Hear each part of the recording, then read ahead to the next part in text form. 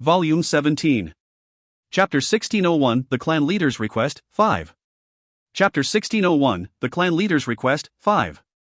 Translator, Endless Fantasy Translation Editor, Endless Fantasy Translation. Gu Ruoyun was mildly surprised as she gently furrowed her brows. Come in. Long Yen had previously treated her with mockery and disrespect and had also accused them of hurting the clan leader. Why was he here now? As soon as Gu Ruoyun had answered, the room's door was pushed open. Long Yen stood at the doorway, looking very awkward. He took a deep breath before stepping into the room. What is your business? Gu Ruoyun looked at Long Yen, who was at the door, and asked. Long Yen bit his lips and looked even more awkward. I'm here to apologize. Apologize? Gu Ruoyun raised her brow, and then? Long Yen gathered his courage and raised his head to look at Gu Ruoyun. Because many humans are too wicked, that had resulted in me getting a bad impression towards humans. This was also why I had mistakenly put you into the same circle as those other humans. I want to apologize for my previous behavior. If you really can't let go of your anger, you can hit me and you may also scold me. I'll accept it completely. The men of the Dragon Clan are always ready to take responsibility. If we were in the wrong, we will admit to it. Mistakes should be punished. His handsome face showed a sense of resolution as he spoke every word. All right, Gu Ruoyun paused. I accept your apology. Long Yen paused for a moment as he stared at Gu Ruoyun, puzzled. Aren't you going to hit me? Why should I hit you? Gu Ruoyun looked at Long Yen and slowly replied, I've accepted your apology. If there's nothing else, please leave. She has indeed accepted his apology. However, that does not mean that her impression of Long Yen has changed. She was already being very courteous to him by not chasing him away. Long Yen blinked. He never thought that Gu Ruoyun would be so magnanimous. He had previously treated her in that manner, yet she has accepted his apology? If it had been him, he would certainly not have let it go so easily. Especially since Gu Ruoyun was now an honored guest of the Dragon Clan. No matter what she does, the members of the Dragon Clan would not blame her. In the end, why did she not take advantage of this opportunity to hit him? Is there anything else? Gu Ruoyun frowned and asked when she noticed that Long Yen was standing dazedly on the spot with no intention of leaving. No, there's nothing else. Long Yen returned to his senses, took one last look at Gu Ruoyun and continued, I won't bother you anymore. Once he had said this, he turned around and left, still in a daze. However, because of Gu Ruoyun's magnanimity, a good impression of her was carved into Long Yen's heart. He also suddenly realized that not every human was that hateful. At this moment, several elders were seated around a stone bed in a stone-walled room at the clan leader's mansion. One of the elders spoke up, Long Xian, why have you summoned us here? Say it straight. Let me tell you the truth, I was behind the clan leader's poisoning. Long Xian looked at the elders who were seated before him and made the shocking reveal. What? The crowd heard this and was instantly enraged. Long Xian, why did you do such a thing? Don't you know how important the clan leader is to the Dragon Clan? Why are you helping the humans to attack the clan leader? What are your intentions? The others had instantly voiced their opinions. Long Xian, I never thought that you would turn out to be this kind of a person. What a waste of the clan leader's good favor towards you. Humph, you Dragon Clan traitor, you dare tell us of your deeds. Aren't you afraid of us informing the clan leader? Long Xian laughed icily as he stared at the elder's furious expressions. Since I've dared to reveal this to you, this proves that I have the power to persuade you to change sides. If you find any errors, ads pop up, ads redirect, broken links, non-standard content, etc., please let us know. Report chapter so we can fix it as soon as possible. Chapter 1602, The Clan Leader's Request, 6. Chapter 1602, The Clan Leader's Request, 6. Translator, Endless Fantasy Translation Editor, Endless Fantasy Translation. Bullshasterisk T. One of the elders could not help but swear. His entire body trembled as he spoke. You Dragon Clan traitor, we will never be on your side even if we were to die. That's hard to say. Long Xian smiled icily. Do you know what's the Dragon Clan's greatest weakness? The Dragon Clan's reproductive abilities are far too low. It's now to a point that we can sometimes only produce one dragon's egg every 20 to 30 years. Otherwise, how could the Dragon's Clan be threatened to this extent? If the Dragon Clan is powerful enough, there would be no need for us to hide in the North Sea. The group looked at each other and temporarily fell silent, as if waiting for the next part of Long Xian's explanation. Not too long ago, I had met a lord. That lord is a pill master and he has promised me that if the Dragon Clan serves him, he would help us to solve our reproductive difficulties. The clan leader knows about this too, but that stubborn old clan leader keeps believing that the Lord harbors bad intentions and that the dragon clan should never fall into his hands. Hence, he had rejected that Lord's offer. The surrounding atmosphere has grown even quieter. The group did not seem as angry as before, and their expressions have slowly calmed down. That old fellow is pig-headed. That Lord simply isn't the type of person to harbor bad intentions. That old fellow has simply gotten used to his existence above all dragons and does not wish to be commanded by others. So, he's doing this entirely for himself and has not put the Dragon Clan's situation into consideration. As long as that Lord can really help the Dragon Clan, what's wrong with serving him? Hence, I had secretly contacted that Lord and agreed to carry out his work. But, one of the elders fell silent for a moment before he asked, "The clan leader has not been unkind to us. It's not too good for us to do this, right?" "Humph. What's bad about it? As long as the Dragon Clan can be strengthened, whatever actions we take are justified." Long Xin scoffed icily. He has long coveted the clan leader's position, how could he let it go now? Lady Gu's medical skills are very powerful as well. Let's plead our case with her, perhaps she can help to solve the Dragon Clan's reproductive ailment. Another elder was still a little hesitant. They simply could not make sense of the need to betray the clan leader. How can this woman be compared to that lord? Let me be honest, Gu Ruoyun is simply no match for that lord. One other point is that Gu Ruoyun is only a physician. Regardless of how powerful her medical skills are, she is only a physician. That lord is different. He's an extremely reputable pill master on the mainland. Tell me, how can Gu Ruoyun ever measure up to him? He's simply in a different class altogether. Is Elder Long Yuan aware of this? The person who had spoken up was the same elder from earlier on. He hesitated for a moment, then continued to ask. That old geezer Long Yuan is the clan leader's lackey. How could we possibly let him know about this? If he finds out, it would be bad for us. This old thing is supported by the clan leader's particular trust in him and has not lacked in his criticisms towards us. I tell you this, that old fart must not find out about this. Otherwise, we will never be able to follow that lord. In the beginning, the group had indeed been very angry, but when they heard the next part of Long Xian's words, everyone fell into a deep silence. The clan leader may have treated them well, but in contrast to the clan leader, the Dragon Clan's reproductive issues were more important. If the Dragon Clan could bear children like humans, how could they not become more powerful? There's one more thing, that lord is very interested in the Dragon King's body, so the Dragon King's physical body must not fall into Gu Ruoyun's hands. However, since the clan leader has promised her, the only way to solve this is to make sure that Gu Ruoyun dies in the Dragon Clan. A murderous intent flashed across Long Xian's eyes as he spoke with a gloomy and eerie voice. If you find any errors, ads pop up, ads redirect, broken links, non-standard content, etc., please let us know. Report chapter so we can fix it as soon as possible. Chapter 1603, Betrayal, 1. Chapter 1603, Betrayal, 1. Translator, Endless Fantasy Translation. Editor, Endless Fantasy Translation. The elder's breathing seemed to have grown faint, as if they were making an important decision. After a long pause, someone finally spoke up amongst the crowd. I believe that what Elder Long Xian said makes sense. Doing this doesn't mean that we are traitors to the Dragon Clan. We will be betraying the clan leader at most. If we do succeed in solving the Dragon Clan's reproductive issues, perhaps the entire Dragon Clan will consider us their benefactors. Hence, I'm willing to listen to Elder Long Xian's orders. The elder who had made that remark looked stern and righteous, as if what he was doing was exceptionally honorable. Long Xian raised the corner of his lips and smiled complacently.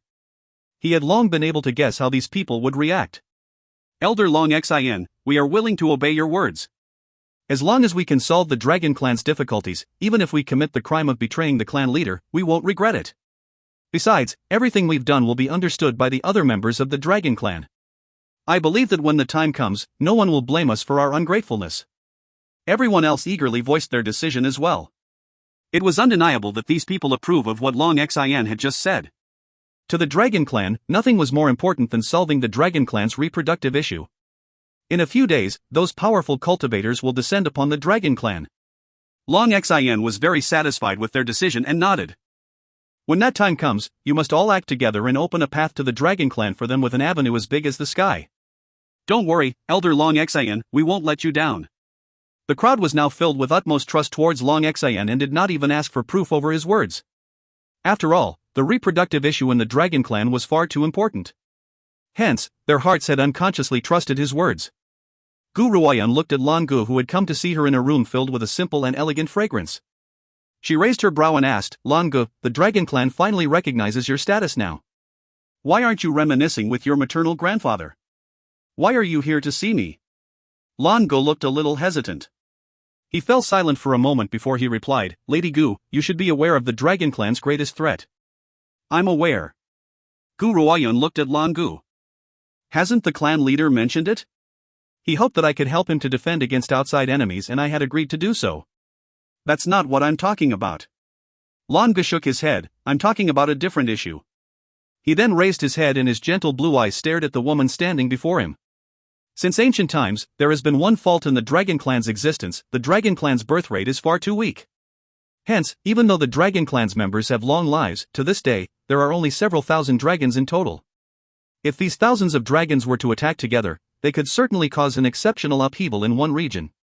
However, one should not forget that the humans on the mainland number around 100 million. In the face of these 100 million humans, the few thousand dragons were not much of a threat. Otherwise, the Dragon Clan would not have been forced into the North Sea. What are you trying to say? Gu Ruoyan raised her head to look at Lan Gu and asked. Lady Gu, I'm your man, and now that I've received my maternal grandfather's approval, I've become my maternal grandfather's only heir. Once I've entered the Dragon Clan will fall into my leadership. By then, I will give the authority of the Dragon Clan to you. Qian Beiyi furrowed his brows, extremely annoyed with Lan Ji's phrase of I'm your man. However, he did not say much in the end but wrapped his arms around Gu Ruoyan from behind. If you find any errors, ads pop-up, ads redirect, broken links, non-standard content, etc., please let us know. Report chapter so we can fix it as soon as possible. Chapter 1604, Betrayal, 2. Chapter 1604, Betrayal, 2. Translator, Endless Fantasy Translation. Editor, Endless Fantasy Translation. Gu Ruoyan ignored Qian Beiyi. She looked at Lan Gu with a forced smile, and Lan Gu gently pursed the corners of his lips.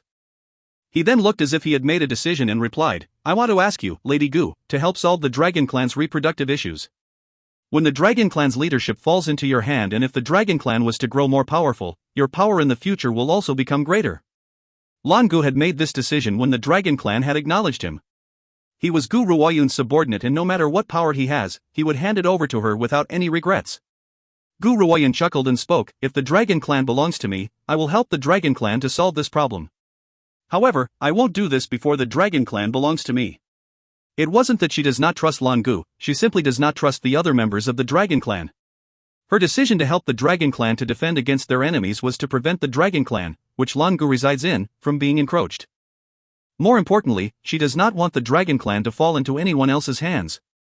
Now that the Dragon Clan was plagued with domestic problems and foreign invasion, if she were to help the Dragon Clan to solve their reproductive issues, the Dragon Clan's power would give her substantial trouble later on. After all, there was a spy within the Dragon Clan. Gu Ruoyan lifted the corners of her lips at the thought of this before remarking calmly, Lan Gu, I'm doing this not because I don't trust you but because there's still a spy within the Dragon Clan. I don't want to make the current Dragon Clan even more powerful now, do you understand? A spy? Lan Gu was shocked and he stared at Gu Ruoyan. Gu Ruoyan changed her position and sat down. She then picked up a teacup and sipped gently before she smiled gently and replied, Do you remember that when we had gone to look for the antidote, the tyrannical sky tiger had presented the antidote to us? At the time, I did not understand why that was. I only understood everything after we had returned to the Dragon Clan. Gu Ruoyan paused at this point. The tyrannical sky tiger had brought the antidote over not by accident. This spy also has some understanding of the art of pill refinement. He knew that the herb wasn't the antidote that you needed and was only similar in appearance to the actual antidote. Also, it would even worsen the clan leader's condition. It was through this matter that I confirmed that there was a spy in the Dragon Clan's midst. Lan Gu fell silent. He knows that whatever Gu Ruoyan had just said was correct. Since she said that there was a spy in the Dragon Clan, there must be a spy in the Dragon Clan. Lady Gu, what should we do? Gu Ruoyan calmly raised the corners of her lips. Only the Dragon Clan can go into the Celestial Dragon Mountain. Hence, that person must be a member of the Dragon Clan.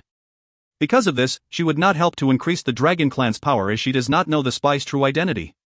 Lan Gu, I've saved the clan leader so that spy must now hate me to the very core. Hence, I won't help you to solve this problem. When that traitor has been rooted out and the Dragon Clan serves only me, I can then help you to solve any issues. Lan Gu looked at Gu Ruoyan and nodded. I understand, Lady Gu. I will always stand on your side no matter what happens. Gu Ruoyun smiled calmly and did not reply. She has every confidence in Lan Gu. Lady Gu, Sir Qianbei. Just then, Long Linger's voice chimed in outside the door and the door was then pushed open. A tender figure flashed into the room as she spoke. The clan leader has requested for you to come to the altar in the rear mountains. I assume that he wants to give you the Dragon King's physical body. Eh? Lan Gu, you're here too? If you find any errors, ads pop up, ads redirect, broken links, non-standard content, etc., please let us know. Report chapter so we can fix it as soon as possible. Chapter 1605, Betrayal, 3. Chapter 1605, Betrayal, 3. Translator, Endless Fantasy Translation Editor, Endless Fantasy Translation. Long Linger was a little shocked to see Lan Gu here. She quickly walked up to him with a grin and her tender little face was full of smiles. Gu Ruoyun does not know why, but she has the feeling that there was a difference in Long Linger's gaze as she looked at Lan Gu. Long Linger's expression seemed to be glowing with an inner light. Could it be that Long Linger has feelings for Lan Gu? Gu Ruoyun stroked her chin as she looked at the two again. However, she noticed that the Long Linger's clear and limpid eyes were filled with Lan Ji's figure. Lan Ji's gentle smile on his handsome features only carried indulgence, not sentiment. Let's go, Xiao Yi.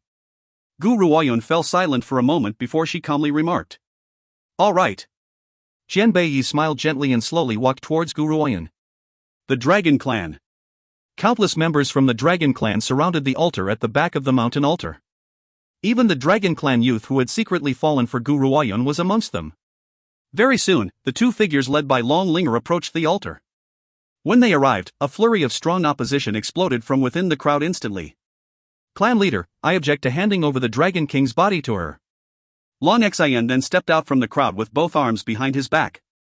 He lifted his chin slightly and looked incomparably arrogant. Long Xian. Long Yuan wrinkled his brows and retorted, I've promised Lady Gu that if the clan leader awakens, he will be the one to make this decision. Now that the clan leader has agreed to lend the ancient dragon's body to Lady Gu, is our dragon clan going to go back on our word? He. Long Xian laughed icily, this dragon clan doesn't belong to the clan leader alone, it belongs to everyone as well. If Gu Ruoyun wants to take the ancient dragon's body, it's possible. However, she must get approval from everyone in the dragon clan. As long as one person disagrees, she would not be able to take the ancient dragon's body. If she has the ability, she should find a way to make each and every one of us agree to her doing. That's right, I agree with Elder Long Xian. The ancient dragon is our dragon clan's faith and he means the world to us. I won't let anyone take him away. Clan leader, these humans cannot be trusted.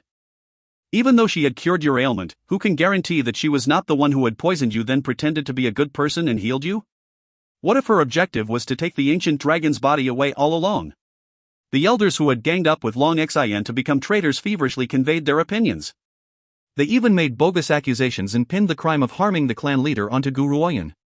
The clan leader's expression grew increasingly ugly until his entire features resembled a dark, gloomy cloud. These people had forced him to reject Lan Ji's return many years ago, just like this. Back then, for the sake of the Dragon Clan, he had given in to their demands. Now, he would no longer let anyone lead him by the nose. Otherwise, he would do something that would cause him to hate himself and feel regret for the rest of his life. Enough! The clan leader bellowed, as the Dragon Clan's leader, this right still belongs to me. Lady Gu, don't worry. Since I've promised you, you may take this ancient dragon's body anytime you wish. No one can stop you.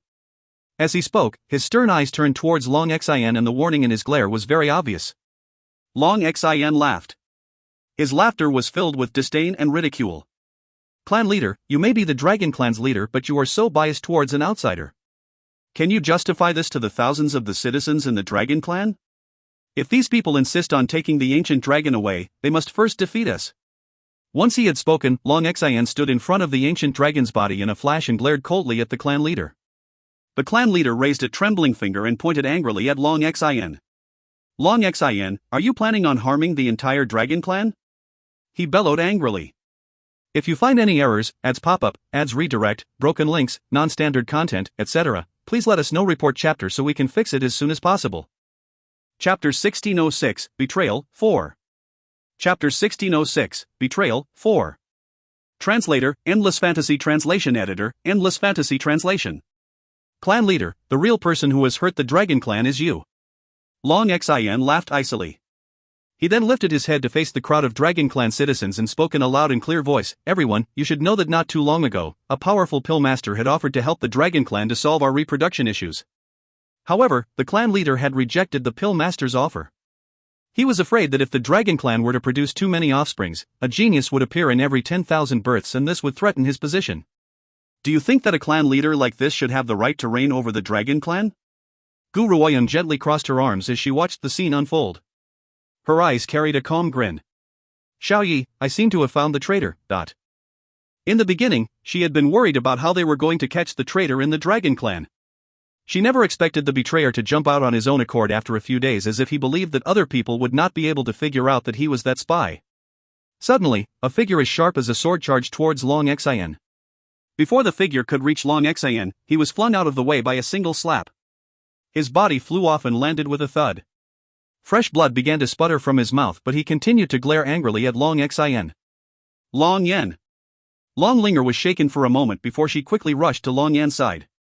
Her eyes turned red as she sobbed, "Are you an idiot? Why did you try to give Elder Long Xian a surprise attack based on your powers?" It was likely that Long Linger never thought that Long Yan would be the first person to attack Long Xian at a time like this. This asterisk shoal. Cough, cough. Long Yan coughed out another mouthful of fresh blood. His entire body was trembling with anger as he spoke. He actually dared to slander the clan leader. The clan leader has always had the Dragon Clan's best interests in heart. If there really was an offer as good as that, he would never have rejected it. If the clan leader had rejected the offer, that proves that the pill master was not worth his trust. I won't allow anyone to besmirch the clan leader. Cough, cough. Long Yan continued to cough out more blood and his complexion became extremely pale. "Idiot, you've overestimated yourself." Long Xian laughed disdainfully as he swept his gaze across Long Yan's body. The way he spoke was as if he did not place any importance upon the latter at all. "Linger, take Long Yan away." Long Yuan then frowned as he stared icily towards Long Xian. "Long Xian, we owe the clan leader a great debt of gratitude. Why are you slandering him in this manner? Furthermore, are you not aware of the clan leader's personality? How could he ever turn his back on the Dragon Clan? Long Yuan, you're the clan leader's lackey." Long Xian's eyes slowly turned towards Long Yuan. The clan leader was clearly in the wrong, yet you insist on standing on his side. "You'll pay for your stupidity. If you're smart, you would choose to stand on my side. Perhaps you might even prevent your name from going down into infamy." Long Yuan smiled indifferently. "I believe in the clan leader." Almost half of the elders were already on Long Xian's side. There was still another half who were still on the fence, but, in the end, they had chosen to trust the clan leader. "Ha, since you've decided to trust the clan leader, you'll regret it very soon." Long Xian burst into laughter. As he was laughing, a Dragon Clan guard rushed and his expression was filled with terror. "Clan leader, something bad has happened. A large group of humans has arrived in the Dragon Clan. They are fast approaching the clan leader's palace." "What?" The clan leader's face drained of color. Under most circumstances, humans could not enter the North Sea, but these people have managed to infiltrate it. This immediately proved that there was a traitor in the Dragon Clan's midst. If you find any errors, ads pop up, ads redirect, broken links, non-standard content, etc., please let us know. Report chapter so we can fix it as soon as possible. Chapter 1607, Betrayal, 5. Chapter 1607, Betrayal, 5. Translator, Endless Fantasy Translation Editor, Endless Fantasy Translation. The clan leader's expression changed from green to white and back again. "Long Xian, you've truly disappointed me. I thought that you had wanted to usurp my position as the clan leader at the very most, but I never guessed that you would actually betray the Dragon Clan and grant entry to those humans." But how could he fail to understand Long Xian's words? It was only at this moment that the clan leader concluded that Long Xian was the traitor. Long Yan, who was in Long Linger's arms, stared at Long Xian with disbelief. His eyes were filled with disappointment and defeat. I had been wrong. I had been wrong to the point of absurdity. He has always believed that everyone in the Dragon Clan was kind and honest and that only humans were vicious and cunning. However, in the end, it was Gu Ruoyan, a human, who had saved the Dragon Clan's leader, and Long Xian, an elder of the Dragon Clan, who had betrayed the Dragon Clan. Long Yan opened his mouth. He felt the urge to curse out loud but realized that he felt a wave of weakness. His entire body collapsed onto Long Linger like soft cotton as his eyes filled with agony. If one's steadfast beliefs that they had held since birth was destroyed, one would feel agony too. Traitor? Long Xin laughed icily. I don't think that I'm a traitor to the Dragon Clan. Everything I've done has been for the sake of the Dragon Clan. In contrast, as the Dragon Clan leader, you've ignored the Dragon Clan's plight for your own self-benefit. Can you still blissfully ignore this? Long Xin then paused before he laughed coldly. Besides, let me tell you one thing, that Lord doesn't just have the ability to help solve our reproductive issues, he holds the Dragon King's soul in his hands. Hence, the Dragon King's physical body naturally belongs to him. The Dragon King's spirit? Gu Ruoyun was shocked. The Dragon King's spirit is clearly in my hands. Why does Long Xin claim that the other person also has the Dragon King's spirit? However, she could confirm that the Dragon King's spirit that she holds was genuine. Upon hearing Long Xin's claim, the elders who had been standing on the clan leader's side began to hesitate. Long Xin, are you speaking the truth? Does the Dragon King recognize a human as his master? The Dragon King is the faith of our Dragon Clan.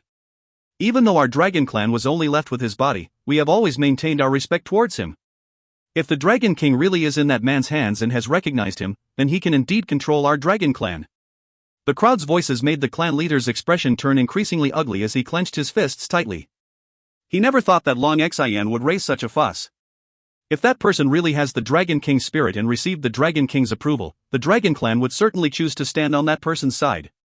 Clan leader.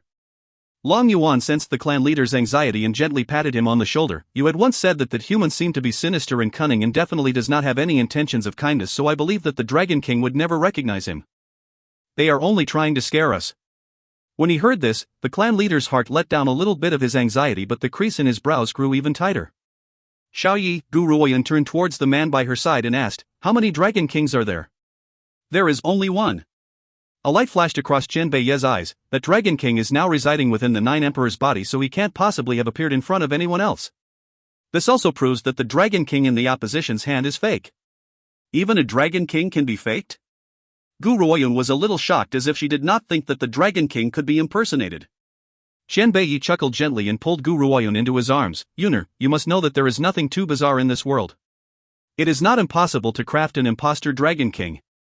If you find any errors, ads pop up, ads redirect, broken links, non-standard content, etc., please let us know. Report chapter so we can fix it as soon as possible. Chapter 1608 Betrayal 6. Chapter 1608 Betrayal 6. Translator, Endless Fantasy Translation Editor, Endless Fantasy Translation. As soon as Chen Beiyi had finished speaking, they saw a group of human cultivators flying at top speed in the sky towards them. These humans carry powerful energy within their bodies. It was obvious that their abilities were not to be looked down upon. Especially the one who was wrapped in darkness leading them. His power was even greater. Ninth transformation? Gu Ruoyan turned her gaze around and she curled her lips into a small smile. Aside from the three great forces in the Dark Earth realm, are there other ninth transformation cultivators? Based on the aura from that man's body, Gu Ruoyan could conclude that he had originated from the Dark Earth realm. Nmem. Chen Beiyi nodded. Some cultivators like to live in seclusion from the world and cannot abide to be discovered. Hence, many believe that ninth transformation cultivators can only be found within the three great forces. However, there are quite a number of ninth transformation cultivators in the Dark Earth realm. Some are old monsters who have lived for 10,000 years. Gu Ruoyun fell silent. Previously, she had believed that she would be able to stand firm on the mainland once she had broken through to the refined state. However, she never thought that there would be so many ninth transformation cultivators in this world. A refined state cultivator's power was nothing compared to a ninth transformation cultivator. Clan leader. Long Yuan's heart pumped furiously and his eyes filled with cautiousness as he glared icily at the humans who had descended from the sky. Both his fists on the side of his body were tightened into a firm grip. Lord Morong. Long Xian's heart leaped and he walked towards the man who was shrouded in darkness. Up until now, Gu Ruoyun had not been able to get a clear view of the man's features. The man ignored the Long Xian's friendly greeting and slowly walked towards the clan leader. His voice was dark and gloomy and the power from his body was so oppressive that it caused others to feel suffocated. Clan leader, we meet again. I wonder if you've reconsidered the matter. Honestly, in contrast to Long Xian, I admire you even more. If you agree to serve me, you can still maintain your position of being the Dragon Clan's leader and I won't treat you unkindly either.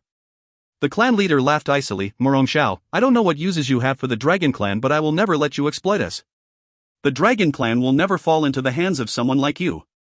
If you want me to serve you, you are certainly dreaming. The clan leader had kept his head raised the entire time he was speaking, as if he refused to lower his head in front of someone like that. Even if he was defeated, he would still maintain his pride as the Dragon Clan's leader. He.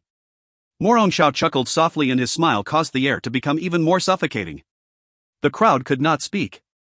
Clan leader, being too proud sometimes brings one no benefits. One should be humble at the right moment and they might even survive. Long Xin has done pretty well in this. Originally, having his name mentioned by Morong Xiao would have been a happy matter, but the obvious disdain in the latter's voice caused the expression on Long Xian's elderly face to freeze. The atmosphere then became extremely awkward again. Long Xian's heart was feeling quite unsatisfied. Aside from the fact that his power was not as great as the clan leaders, how else was he inferior in any way? Especially when it comes to the ability to make discerning judgments. The clan leader would never be any better than him in this aspect. I apologize, I can't find the will to be humble to people like you. The clan leader's face was full of pride and he stared icily at Morong Xiao. What's your purpose in taking over the Dragon Clan?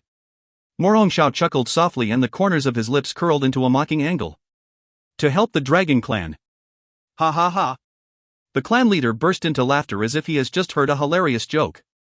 A deep sense of mockery emanated from his eyes. If you find any errors, ads pop up, ads redirect, broken links, non-standard content, etc., please let us know. Report chapter so we can fix it as soon as possible. Chapter 1609, Betrayal, 7. Chapter 1609, Betrayal, 7. Translator, Endless Fantasy Translation Editor, Endless Fantasy Translation.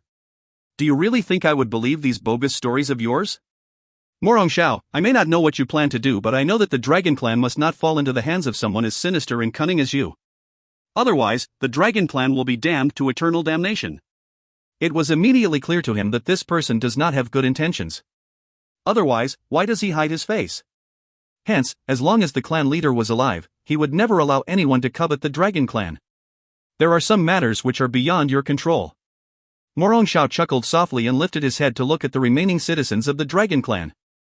His gloomy and eerie voice slowly rang out, Long Xing should have told you about my intentions. Now, let me reassert myself. Follow me and I will ensure that the Dragon Clan will never be marred by your reproductive issues again. The crowd looked at each other, confused. Long Yan instantly panicked at the sight of this and cried out anxiously, you can't listen to this fellow, he doesn't have good intentions. You must trust the clan leader would never hurt us. Silence. The area around the entire altar was silent. The crowd did not seem to hear Long Yan's anxious roars as they continued to maintain their deep thoughts. Morong Xiao laughed complacently. He already expects this conclusion. To the Dragon Clan, their largest problem was their low birth rate. Hence, he has the guarantee that these Dragon Clan citizens would not be able to reject him after hearing this offer. It does not matter that he does not have the ability to solve this problem. It was not that hard to trick these naive dragons. That was right. Morong Xiao does not have the ability to solve the Dragon Clan's reproductive problems. Long Xian had chosen to trust him because of Morong Xiao's 9th transformation powers. The Dragon Clan's most powerful clan leader was only at the late stage of the refined state. If Morong Xiao really wants to attack the Dragon Clan, he would not need to entice them with benefits. He could simply use military force. However, he had poisoned the clan leader first and did not kill him outright because he wanted to make the clan leader yield. Nevertheless, there was one thing Long Xian had not accounted for. Not every citizen of the Dragon Clan would fear great power. They have the spirit known as better to die in glory than to live in dishonor. Morong Xiao wanted the Dragon Clan and alive. This was the reason he had decided to tempt them rather than to wage war on them. The clan leader's expression was now exceedingly ugly. He turned his stern glare at Long Xian, who was hidden behind Morong Xiao. Based on his point of view, if Long Xian had not brought these human cultivators into the North Sea, Morong Xiao could never have entered their territory, but Long Xian, you have betrayed the Dragon Clan. You will definitely suffer a painful death. Long Yuan does not have the clan leader's tolerant nature. He was instantly enraged as he glared fiercely at Long Xian. His glare was like a knife, plunging deep into his opponent's bone to the marrow. Long Yuan, you will regret not standing on our side. Lord Morong's power is very great, you're certainly no match for him. Long Xian laughed coldly as he replied in a disdainful voice. Long Yuan was so angry that he could not speak. His eyes were filled with rage while his entire body trembled with fury. I'll give you one last chance, will you choose to serve me or die by my hand? Morong Xiao gently raised his head and spoke in a cold and eerie voice. You should know the consequences of refusing me. Besides, don't you want to give birth to the Dragon Clan's next generation? I dare to guarantee that only I alone can solve the Dragon Clan's ailment. If you miss out on this chance, no one else can help you. If you find any errors, ads pop up, ads redirect, broken links, non-standard content, etc., please let us know. Report chapter so we can fix it as soon as possible. Chapter 1610, Betrayal, 8. Chapter 1610, Betrayal, 8. Translator, Endless Fantasy Translation Editor, Endless Fantasy Translation. After Morong Xiao had said these words, a gentle giggle could suddenly be heard. Morong Xiao's ears picked up on the giggle. He narrowed his eyes as a cold light flashed across his gaze. Who are you and how dare you laugh at me? Long Xian hurriedly ran in front of Morong Xiao when he heard this and laughed in a flattering manner as he said, Lord Morong, this fellow is the person who had cured the clan leader of his poison. She's a physician. Long Xian then paused before adding, but she's not a pill master. To him, a pill master would have cured the poison using a single pill while this woman had only used silver needles to treat the clan leader. It was obvious that she was only a talented physician and was still a far way from becoming a pill master. Morong Xiao nodded, hinting that he had understood. You had managed to cure my poison. This proves that your medical skills are rather substantial. Do you have any interest in pledging loyalty to me? I can teach you pill refinement. Gu Ruoyun curled the corners of her lips. Teach me? I'm afraid you don't have that privilege. Incomparable savagery. This was Morong Xiao's first impression of Gu Ruoyun. However, he was not angered by Gu Ruoyun's savagery and felt a small sense of admiration instead. When you serve me, you will know if I have that power. All right. Gu Ruoyun laughed. Then let me ask you this, do you know what ails the bodies of the Dragon Clan which has resulted in their reproduction difficulties? Morong Xiao's features froze. The Dragon Clan has had difficulty in reproduction since ancient times. How would he know what really ails them?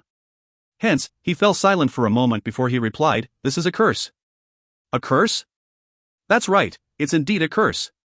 The Dragon Clan has been inflicted by a curse many years ago which has caused their reproductive difficulties.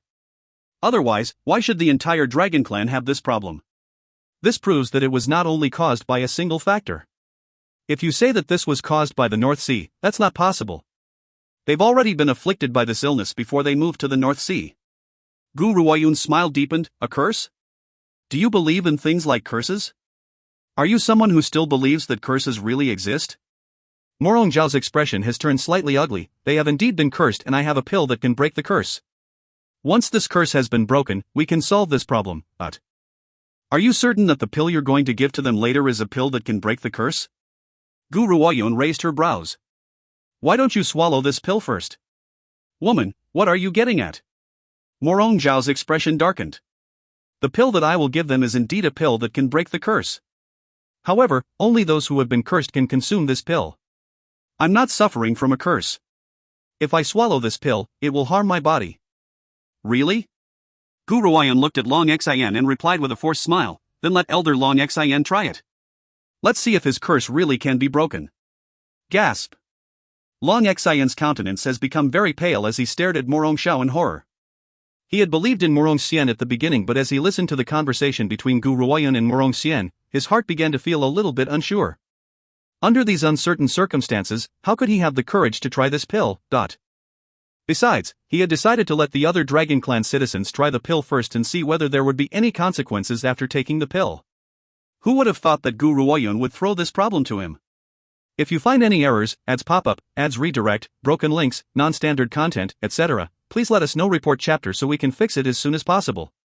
Chapter 1611, Betrayal, 9. Chapter 1611, Betrayal, 9. Translator, Endless Fantasy Translation Editor, Endless Fantasy Translation. Lord Morong, let someone else try the medicine, Long Xian's voice was shaking and even his intonation was quivering. Before he could finish his sentence, he caught the look that Morong Xiao sent towards him and trembled all over. His expression drained of color and he inched his footsteps towards the crowd, afraid that he would be the first to try the pill. The crowd came to a sudden realization when they saw Long Xian's reaction. It looks like even Elder Long Xian was uncertain if this pill could be safe to consume.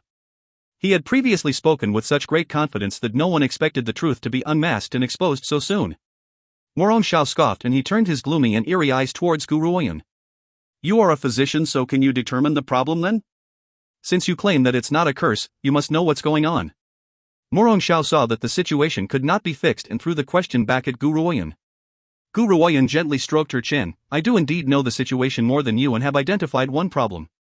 Morong Xiao's expression looked even more unsightly upon hearing the woman's confident voice. What do you think is the cause of the Dragon Clan's reproductive problems then? The problem does not lie within the Dragon Clan nor is it caused by their environment.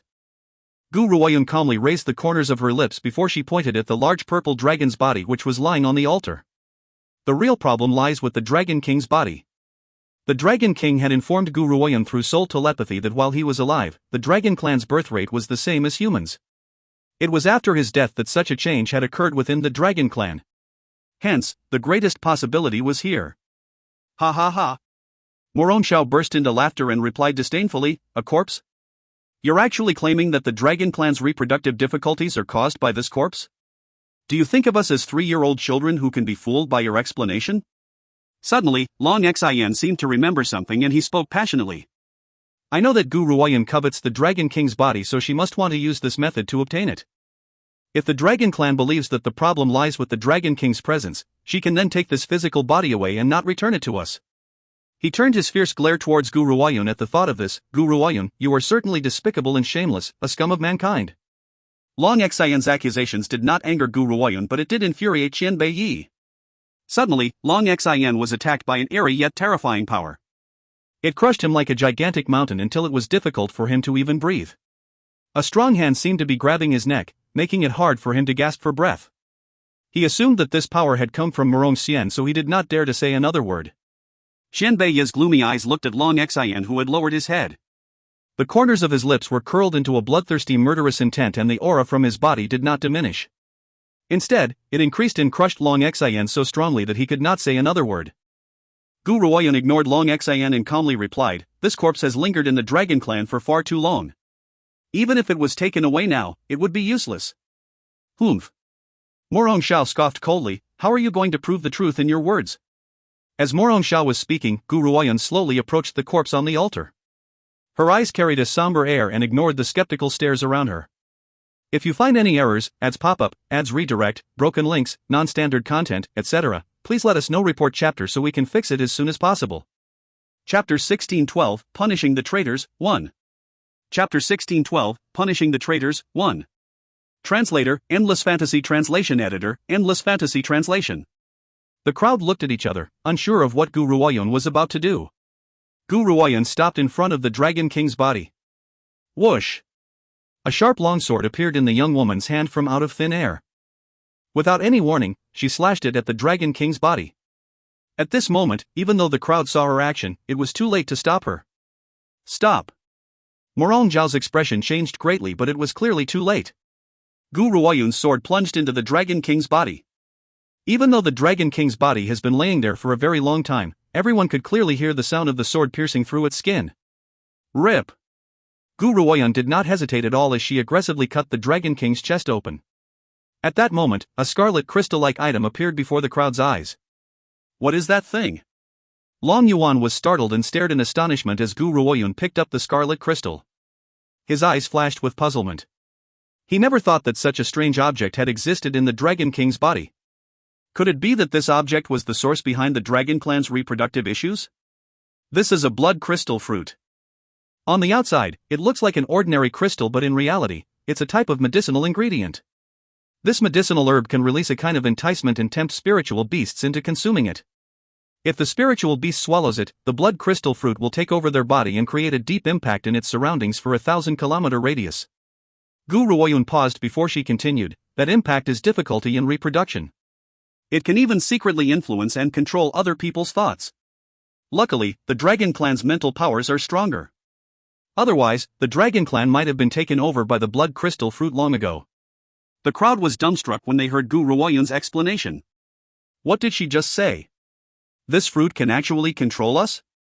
What kind of rubbish are you sprouting? Morong Xiao was enraged. His eyes filled with a stern air, his voice was deep and gloomy as he spoke. What proof do you have that this blood crystal fruit is the cause behind the Dragon Clan's reproductive problems? Gu Ruoyan slowly turned to look at Morong Xiao. I'll stuff this blood crystal fruit into Long Xian's mouth immediately. Once he's dead, do you dare to keep his body by your side? Long Xian's expression froze. Why me, why me? This woman keeps dragging me out time and time again. She clearly doesn't have any good intentions. Long Xian's teeth itched with hatred, but he did not dare to say a word at a time like this. Otherwise, the woman before him might really stuff this scarlet crystal-like fruit into his mouth. If it could even take the Dragon King's life away, what more about me? Would you dare to give it a try? When Gu Ruoyun saw that Morong Xiao had not responded to her question, the smile in her eyes deepened as if she had correctly surmised that Morong Xiao would not have the courage to do so. That was right. Morong Xiao really does not dare to do that. He has heard about the blood crystal fruit before. Coupled with the Dragon Clan's ailment, he also came to the same conclusion as Gu Ruoyun.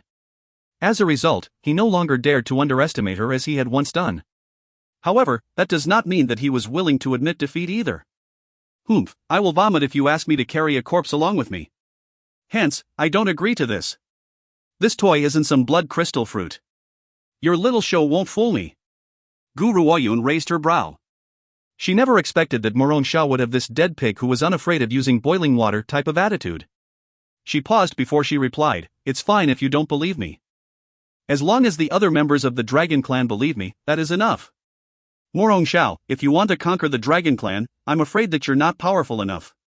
If you find any errors, ads pop-up, ads redirect, broken links, non-standard content, etc., please let us know. Report chapter so we can fix it as soon as possible." Chapter 1613, Punishing the Traitors, 2. Chapter 1613, Punishing the Traitors, 2. Translator, Endless Fantasy Translation Editor, Endless Fantasy Translation. An eerily cold chill emanated from Morong Xiao's body as he stared icily at Gu Ruoyun. The Dragon Clan members had begun to feel suspicious over the things Morong Xiao had said when they saw the scarlet crystal hidden within the Dragon King's body. Furthermore, Morong Xiao had not dared to try Gu Ruoyun's suggestion, causing their suspicions to deepen. Long Xin, what is the meaning of this? Didn't you tell us that this human could help us to solve the Dragon Clan's problem? Why do I find that he has no abilities instead and claims that our Dragon Clan's reproductive difficulties stem from an ancient curse? One elder, who had previously joined forces with Long Xin against a common enemy, instantly switched sides and angrily denounced him. Long Xin's expression has grown increasingly unsightly. It was likely that he does not know why this change has happened. Everyone then began to criticize him one by one. It was obvious that the power Morong Xiao had displayed was not what they had expected. "All of you, shut up." Long Xin finally lost his patience and bellowed furiously, "Lord Morong's powers are unfathomable and there's no need for him to lie to us. This is all that woman, Gu Ruoyun's scheme. She is only a physician while Lord Morong is a pill master, so she's jealous. She has purposely plotted to bury Lord Morong. Why would Lord Morong reject her suggestion out of fear? The Lord simply does not wish for my innocent life to be taken away by a venomous woman like Gu Ruoyun." Long Xin spoke with so much sincerity that if his words were to fall into the ears of the ignorant, they would really believe that Morong Xiao had rejected Gu Ruoyun's suggestion because he does not want Long Xin to be harmed. Morong Xiao had not said a single word.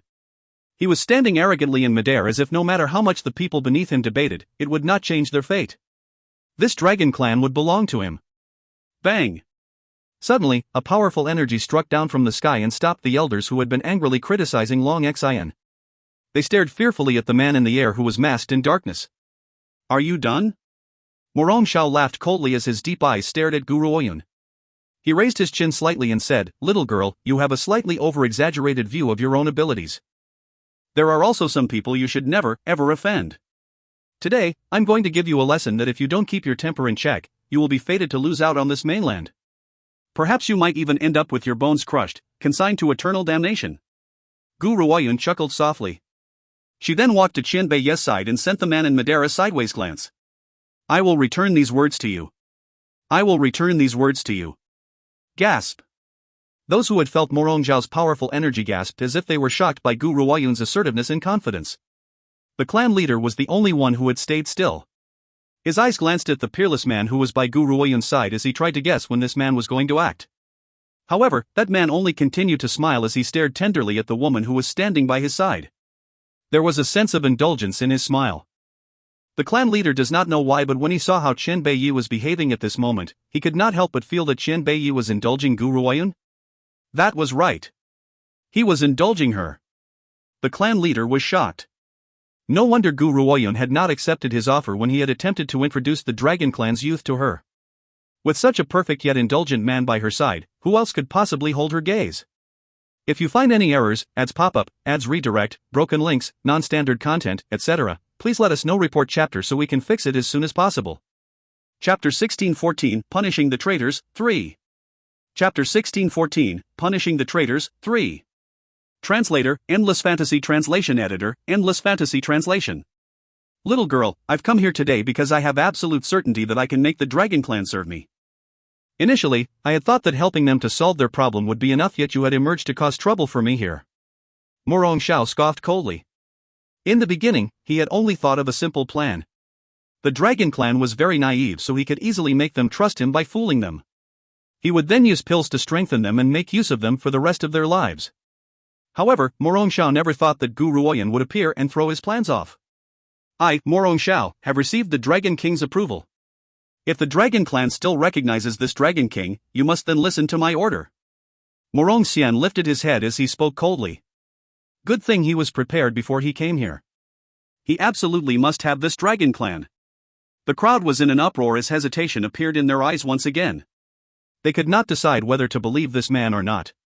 Do you claim that you've received the Dragon King's approval? An elder stepped out and slowly asked, Can you let us see him? Humans and spiritual beasts' souls would be scattered once they died unless they had preserved their spirit in a divine weapon. That was the only way their spirit could remain on Earth. However, that was not the case for a cultivator like the Dragon King. Based on the Dragon King's power, his spirit could still linger in the world of the living even after he had died. Unfortunately, when the Dragon King had passed away 10,000 years ago, his soul had disappeared as well. No one knew where his spirit had gone to, and from then on, no one had encountered him ever again. All right. Morong Xiao nodded when he heard the elder's words. The Dragon King has always been a part of the Dragon Clan.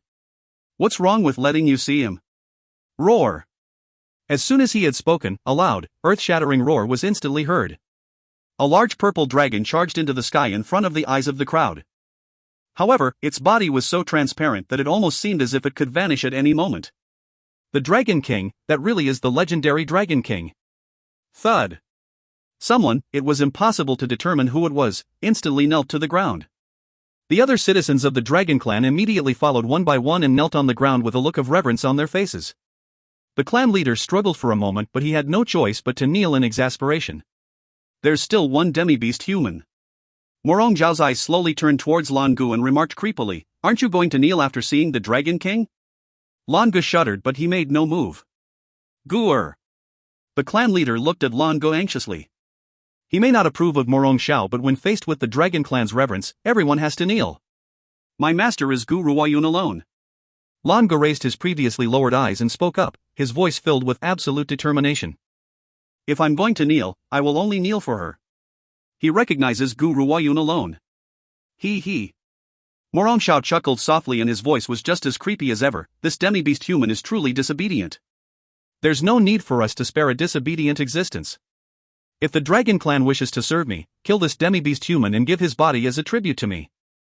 Furthermore, these two humans shouldn't be spared either. I don't want these offals to insult my eyes. The Dragon Clan turned their eyes towards Lan Gu and the others when they heard this. Shut your mouth. The clan leader was enraged and instantly rose to his feet. He then looked at Morong Xiao with stern eyes. So what if you've obtained the Dragon King? A villainous person like you better not think of asking for my loyalty. If you find any errors, ads pop up, ads redirect, broken links, non-standard content, etc., please let us know. Report chapter so we can fix it as soon as possible. Chapter 1615, Punishing the Traitors, 4. Chapter 1615, Punishing the Traitors, 4.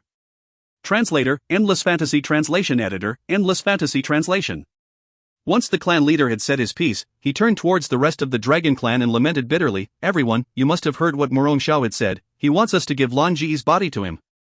Humans have always enjoyed using the blood of demi-beast humans to raise their power, but do we really want to pledge loyalty to a cruel human like him?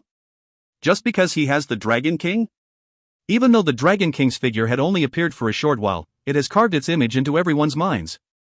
Furthermore, that image really existed. Which was also to say, the Dragon King really was in Morong Xiao's hands. Clan leader, the Dragon King is our faith. Anyone chosen by the Dragon King can't be wrong.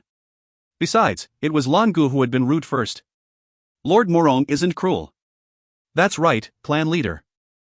We better submit. The Dragon King has recognized him, what right do we have to refuse? The crowd of dragons chattered in succession.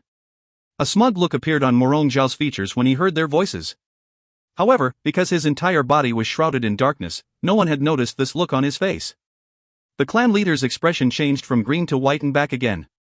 His angered expression soon turned to frustration. Lan Gu instantly felt nervous. He clenched his fists tightly as his blue eyes stared unblinkingly at the clan leader. Many years ago, this was how these people had forced the clan leader to abandon him. Could it be that after so many years, history was going to repeat itself? However, this time, he does not dare to guarantee that he would be able to bear this feeling and that he would not fall apart. Child. The clan leader slowly turned his eyes towards Lan Gu and his stern gaze softened. I, your maternal grandfather, have let you down, but... Lan Ji's lips cracked a bitter smile as if he already knows the clan leader's decision. Looks like history will repeat itself.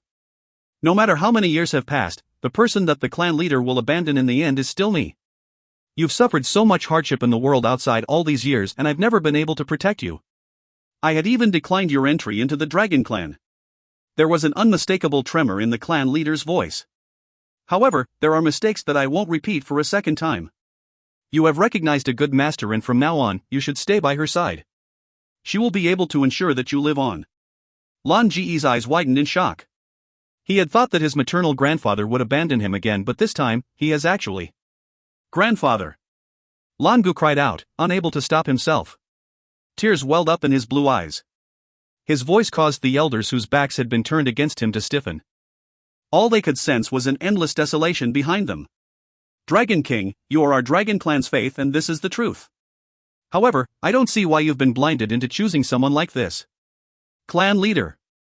The dragons cried out in shock as if they never expected their clan leader to rebel.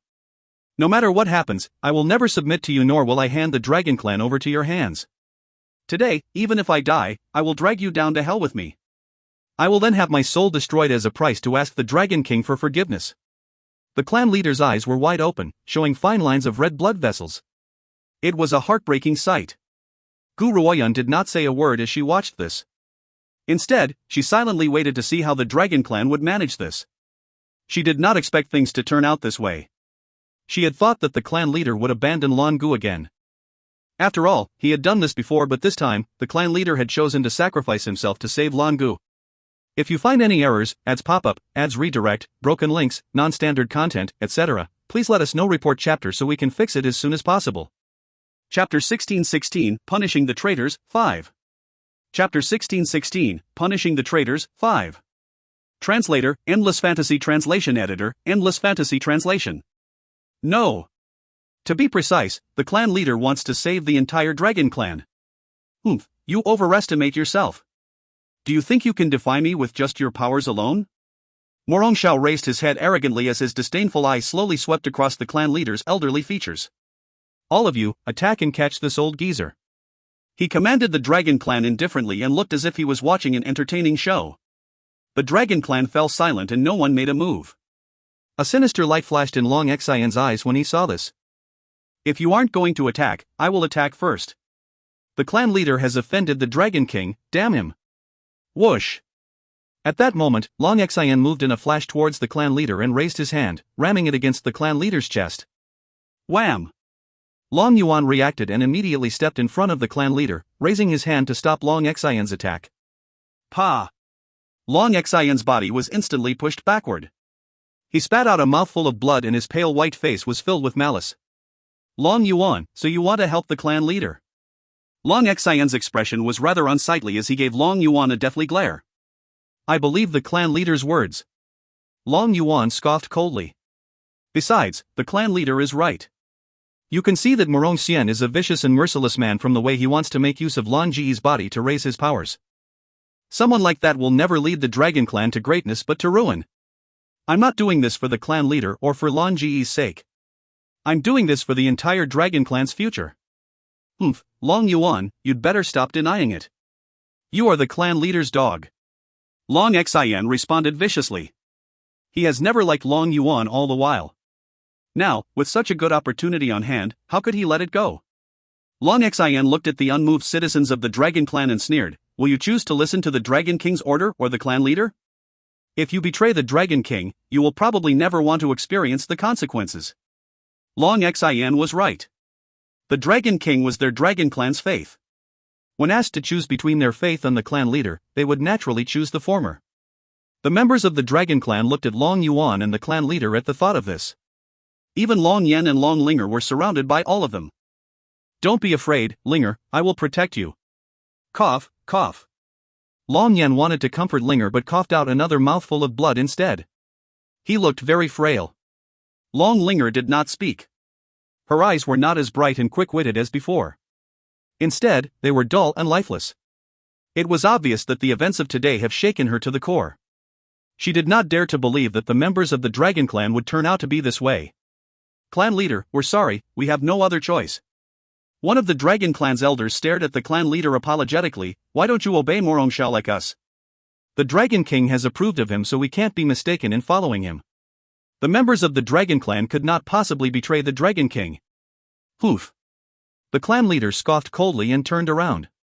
He no longer looked at the members of the Dragon Clan as his stern eyes shot like knives towards the man in the sky. "Do you intend to get us to kill each other?" He. The man laughed coldly. "If you can endure attacking your own Dragon Clan citizens, you may do so now." The clan leader's body trembled and he closed his eyes hopelessly. This fellow was right. He could be cruel to people like Long Xin who had betrayed him, yet he could not do the same to the others who have been misled. Morong Shao knows that the clan leader would never attack these people, and all he needs to do now is to sit down and enjoy the show. If you find any errors, ads pop up, ads redirect, broken links, non-standard content, etc., please let us know. Report chapter so we can fix it as soon as possible. Chapter 16-17, Punishing the Traitors, 6. Chapter 16-17, Punishing the Traitors, 6. Translator, Endless Fantasy Translation. Editor, Endless Fantasy Translation. The Dragon Clan citizens were closing in on the clan leader and the others when someone laughed gently. The light sound tore through the air and broke the anxious atmosphere. This illusion was very well crafted. Even the dragon's roar had such a great aura.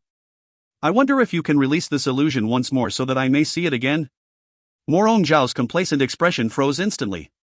His cold eyes turned towards the gently smiling woman beneath him as murderous intent flashed in his eyes. "I don't know what you're talking about." Gu Ruoyun smiled. "I'd like to see this illusionary Dragon King again. I wonder if that's convenient." As she spoke, she had purposely clenched her teeth at the word illusionary. Morong Zhao's expression grew increasingly unsightly. Even the crowd beneath him could sense the eerily cold murderous air from his being.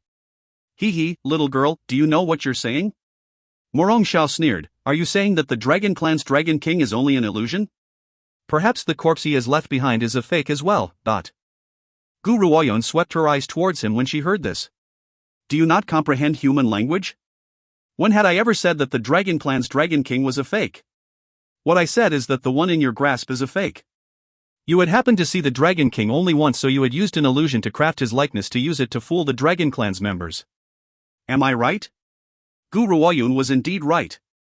This Dragon King was only an illusion and not the real Dragon King. Morong Zhao's features became increasingly ugly because Gu Ruoyun was right. "Little girl, you really are taking the advantage. The Dragon King with me is genuine, yet you dare to besmirch him. If it wasn't for the fact that the Dragon King's spirit had suffered a mild injury and is now nursing his wounds, you would have immediately died by the Dragon King's claws. Let me tell you this, the Dragon King is now enraged after hearing your words, but..." The Dragon Clan's members do not trust Gu Ruoyun's words, so one of them immediately yelled out, "Lord Morong, summon the Dragon King and show her so that she will give up." Morong Shao fell silent. His heart was dismayed that Gu Ruoyun had managed to see through the illusion at first glance. However, he has great confidence in that illusion. Even if he were to display the illusion once again, Gu Ruoyun could never prove anything. Morong Shao nodded at the thought of this. "Since that's the case, I will let the Dragon King see the world again to avoid any dissatisfaction." Roar! Just as he had spoken, a dragon's roar rang out once again. A purple figure then flew across the sky and appeared before everyone's eyes. However, if one were to look closely, they would notice that this dragon's eyes were completely lifeless. There was no light of life in them at all. Even its slithering body was stiff and did not have a large dragon's sinuous movements. "Have you had a good look?" "If you've had a good look, then," Morong Shao laughed coldly and was just about to put the Dragon King away. Suddenly, a greatsword the size of a man suddenly appeared in front of the woman. That greatsword released a terrifying light and made it difficult for the people around it to breathe. At the same time, a purple light flashed and shot across the greatsword. That light charged quickly towards the purple dragon in the sky without any warning. Quick, save the Dragon King, quick! The crowd was shocked by her action and hurriedly cried out when they regained their senses. However, even Morong Xiao, who was nearest to the purple dragon, has just returned to his senses. He was too late to save it and could only watch as the large purple light slashed the illusionary dragon's body. If you find any errors, ads pop up, ads redirect, broken links, non-standard content, etc., please let us know. Report chapter so we can fix it as soon as possible. Chapter 1618, Punishing the Traitors, 7. Chapter 1618, Punishing the Traitors, 7. Translator, Endless Fantasy Translation Editor, Endless Fantasy Translation. What are you doing? The members of the Dragon Clan were thoroughly furious. They glared at Gu Ruoyun with red eyes and looked as if they wanted to chop her to pieces and eat her up. What am I doing? Gu Ruoyun curled the corners of her lips and replied casually, "Can't you see it for yourselves?" Everyone's body froze and they slowly turned around. All they could see was the purple spirit dragon slowly vanishing in the sky after being slashed by the blade. However, that dragon did not seem to be in any pain and its eyes had remained just as lifeless. Just like an illusion? There was another purple dragon in front of the vanishing purple dragon as well. That purple dragon also has the transparent body of a spirit, but it was far more expressive and lively than the one which had vanished. His eyes looked down at the world while the space between his brows carried an arrogant air. What's the meaning of this? Why are there two Dragon Kings? The crowd was shocked, unable to understand this sudden change. Humph. An elderly voice rang from the purple dragon and his tone was extremely proud. This figment of the imagination wishes to masquerade as me? Human, speak. What is your purpose in trying to take the Dragon Clan and my body? Boom. It was like 5 strikes of lightning had just crashed onto their heads. The crowd was shocked when they heard the question posed to Morong Xiao. This is the real Dragon King? That last one was just an illusion? We had been tricked by an illusion. Also, I noticed that it was Gu Ruoyun who had released this Dragon King. No wonder she's been so steady. She has had the confidence of success from the very beginning. The expression in Lan Ji's eyes was a little complicated. She had saved his life once again. He. Morong Xiao chuckled softly. His voice was gloomy and creepy, which caused one to feel terror. Dragon King, you finally appeared. This time, he no longer denied it. Instead, he had admitted that that previous dragon was not the real Dragon King straight away. You've done all of this just to find me? The Dragon King stared domineeringly down at Morong Xiao. His elderly voice carried a sharp, stern tone. No. Morong Xiao shook his head. You alone are not worth my painstaking efforts. I want the Dragon Clan because I lack power. The Dragon Clan's power is great and would have worked out well as servants for me. My intention in taking your body was indeed to draw you out. As long as your body is in my possession, it would be impossible for you to not show yourself. Unfortunately, the conclusion that Morong Xiao wishes for would never come to fruition. When Gu Ruoyun met the Dragon King for the first time, the latter had been imprisoned in a precipitous cliff and was unable to escape. If she had not journeyed to the Dragon Clan, Morong Xiao would never have met the Dragon King even if he had managed to take his body away. Besides, based on a previous conversation between Gu Ruoyun and the Dragon King, one would know that he simply does not care about his own corpse. An attempt to use his body to draw the Dragon King out was simply an indulgence in fantasy. Dragon King, command your Dragon Clan to serve me. Morong Xiao raised his chin and ordered. The Dragon King narrowed his eyes as a cold smile flashed across them. Serve you? On what grounds? Someone like you doesn't have the right to make us submit. Even if my soul was completely destroyed, I will never accept you. This may not be your choice to make. Morong Xiao smiled mysteriously. He then dug a forest green pearl out from his clothes. When everyone saw the pearl, their expression changed. The soul-binding pearl. If you find any errors, ads pop up, ads redirect, broken links, non-standard content, etc., please let us know. Report chapter so we can fix it as soon as possible. Chapter 1619, Punishing the Traitors, 8. Chapter 1619, Punishing the Traitors, 8. Translator, Endless Fantasy Translation Editor, Endless Fantasy Translation. The soul-binding pearl, as the name suggests, was an item which could trap spirits. In the presence of this soul-binding pearl, it does not matter how powerful someone was, what objects they had. If they were locked inside the soul-binding pearl, they would be enslaved forever. At this moment, even the Dragon King's expression showed some change as well. He never expected the opposition to have a soul-binding pearl in their possession. What do you think? Have you decided? Are you going to serve me on your own, or shall I use this soul binding pearl to make you submit? Morong Xiao laughed icily as he stared at the Dragon King with disdain. Let's fight him. As Morong Xiao was threatening the Dragon King, an infuriated voice cried out from the crowd of dragons. That voice drew everyone's attention as they charged, fully on guard, towards Morong Xiao high up in the sky. Morong Xiao stood with his hands behind his back as he stared at the Dragon Clan citizens who were charging towards him. He jeered, "You awful, you're not fit to dirty my hands. Men, catch every single one of them, but don't kill them, I still want them as my subordinates." Yes, Lord Morong. Whoosh! Countless figures emerged from Morong Xiao's back and charged towards the risk-taking Dragon Clan. Each member of the Dragon Clan had strong powers. Unfortunately, the opposition's numbers were far greater and there were still a few traitors amongst the Dragon Clan. Hence, they gradually fell downwind in the fight. Morong Xiao looked at the Dragon King and sneered, "Now it's our turn. If you insist on not making a decision, I will help to make the decision for you." Once he had said his piece, Morong Xiao had held the soul-binding pearl in front of the Dragon King. The soul-binding pearl released a powerful gravitational force and almost sucked the Dragon King's spirit into it. Even though the Dragon King has quite a substantial endurance level, he could not resist the soul-binding pearl's power forever. Just as he was about to be sucked into the soul-binding pearl, a hand landed on his dragon's horn. Power was released from his horn and it helped him to resist the soul-binding pearl's power. Morong Xiao looked at Gu Ruoyun, who had appeared by the Dragon King's side. His eyes darkened, but he did not stop and continued to suck the Dragon King's soul. Roar! A pained roar rang out. That elderly voice was filled with anger and the feeling of unbearable torture. "Little girl, I'd advise you to give up on the Dragon King and save yourself." Morong Xiao cackled as he spoke sinisterly. Gu Ruoyun did not seem to hear his words and continued to send more energy into the Dragon King's body. Suddenly, the soul-binding pearl in Morong Xiao's hand exploded into bits and turned into dust before dispersing in the air. This turn of events shocked Morong Xiao. His eyes filled with astonishment before he slowly turned towards Gu Ruoyun. "You've destroyed my soul-binding pearl?" His voice was particularly sinister as he released a thick murderous intent. "Since you've destroyed my soul-binding pearl, you can go to hell." Boom! A powerful force slammed towards Gu Ruoyun and landed heavily on Gu Ruoyun's chest. It sent her flying several steps away and a trickle of blood dripped down from the corner of her lips. Is this the power of a ninth transformation cultivator? Gu Ruoyun wiped the trickle of blood from the corner of her lips.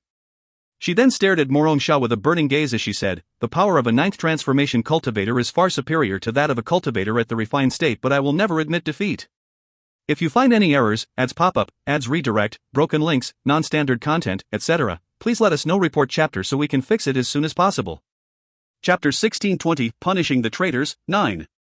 Chapter 1620, Punishing the Traitors, 9. Translator, Endless Fantasy Translation Editor, Endless Fantasy Translation.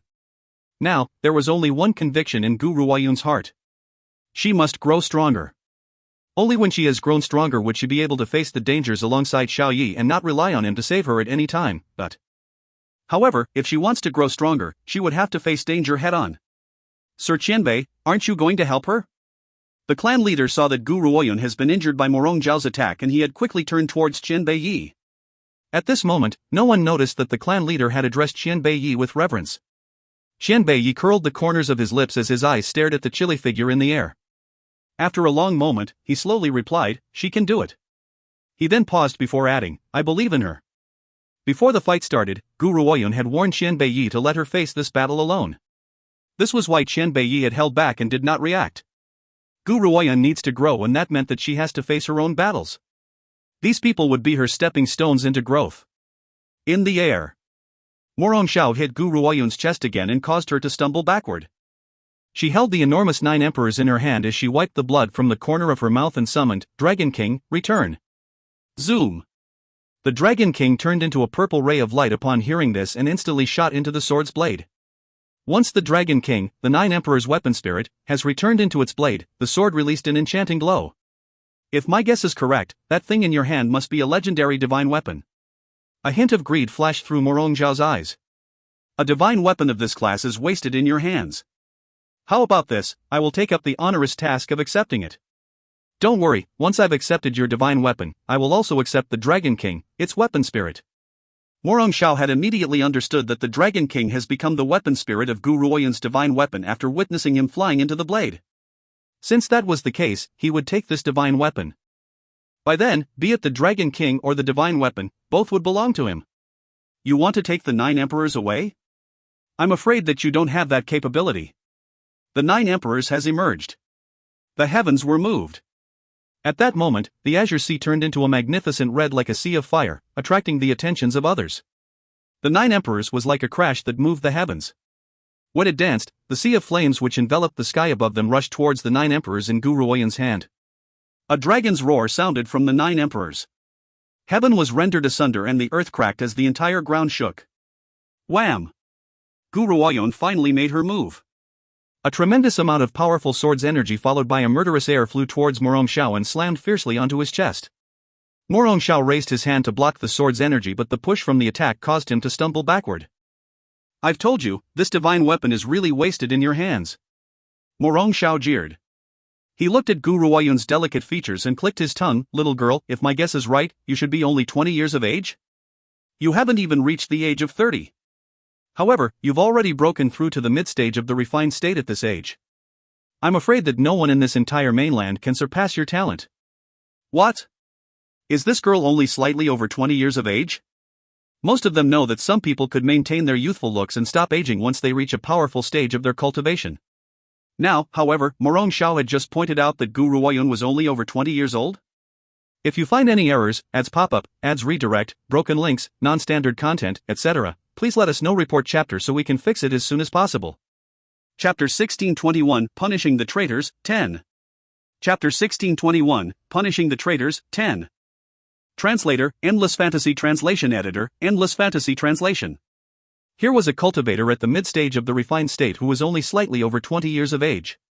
If word about this were to get out, it would generate a sensation throughout the entire mainland. Morong Xiao did not seem to be too concerned about causing such a reaction. He stared sinisterly at Guru Oyen as murderous intent continued to roll off his being. I'm quite reluctant to kill you. I'll spare your life if you serve me. Guru Oyen smiled coldly as she replied, my apologies, even if you wanted to become my slave, I have no wish of sparing you.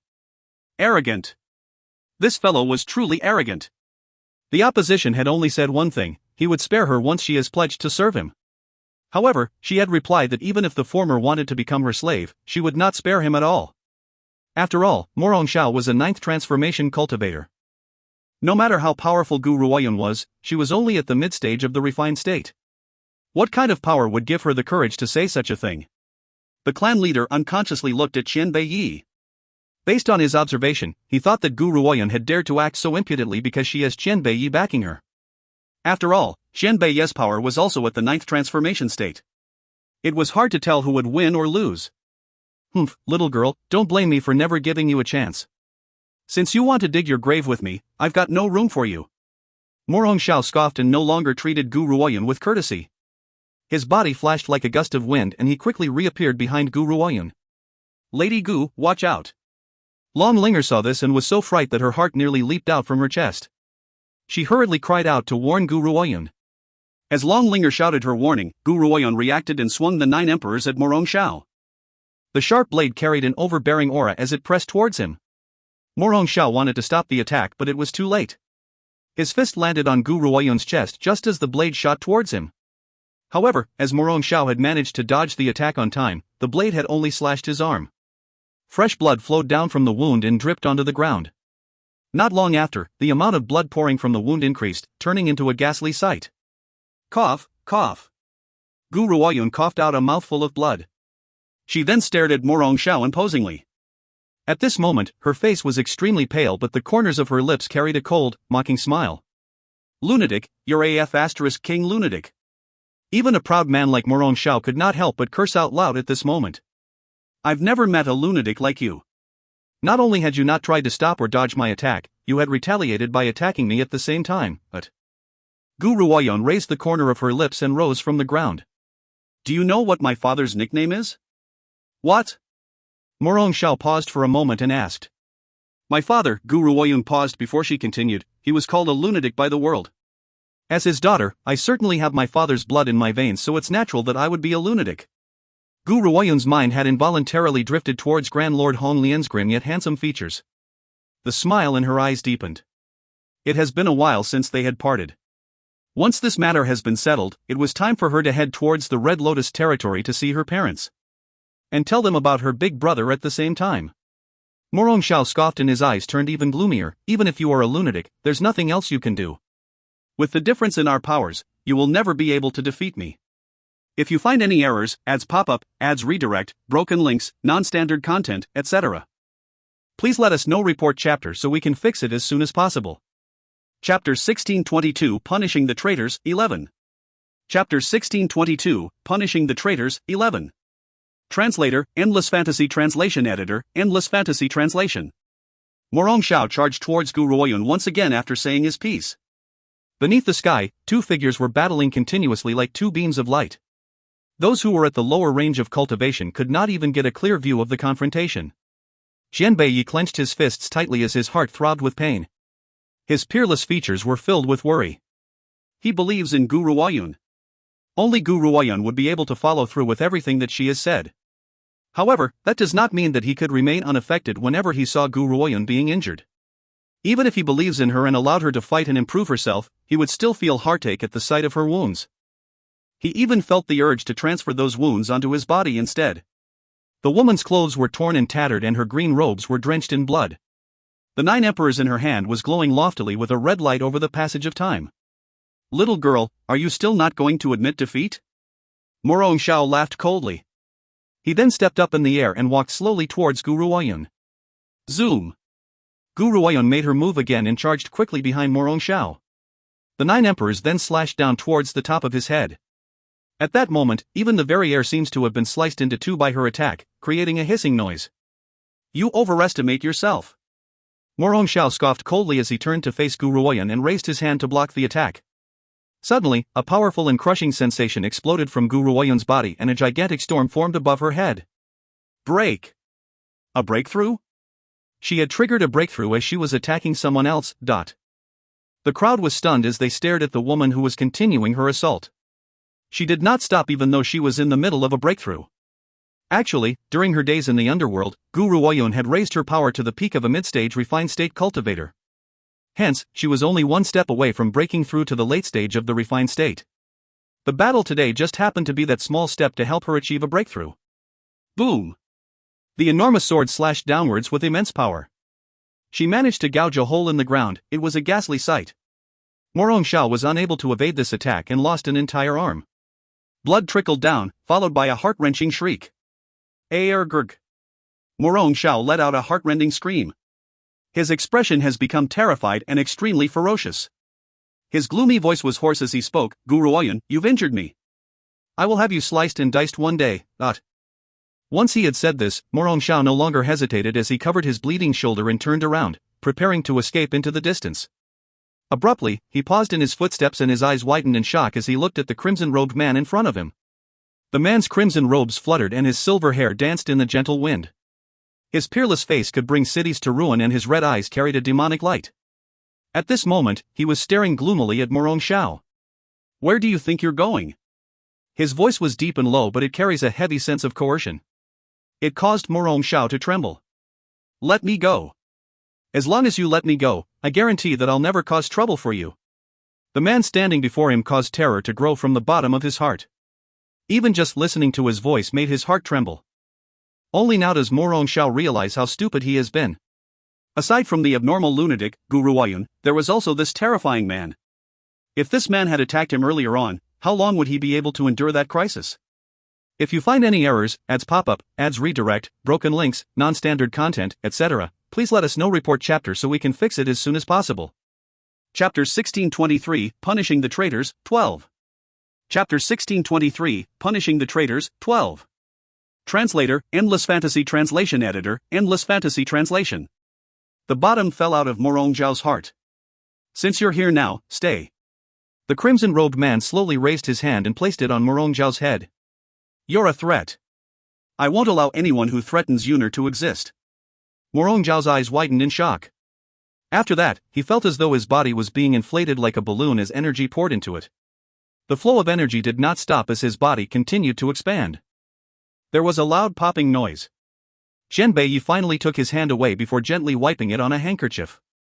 Behind him, Morongjiao's body had exploded into bits and his blood pooled on the ground.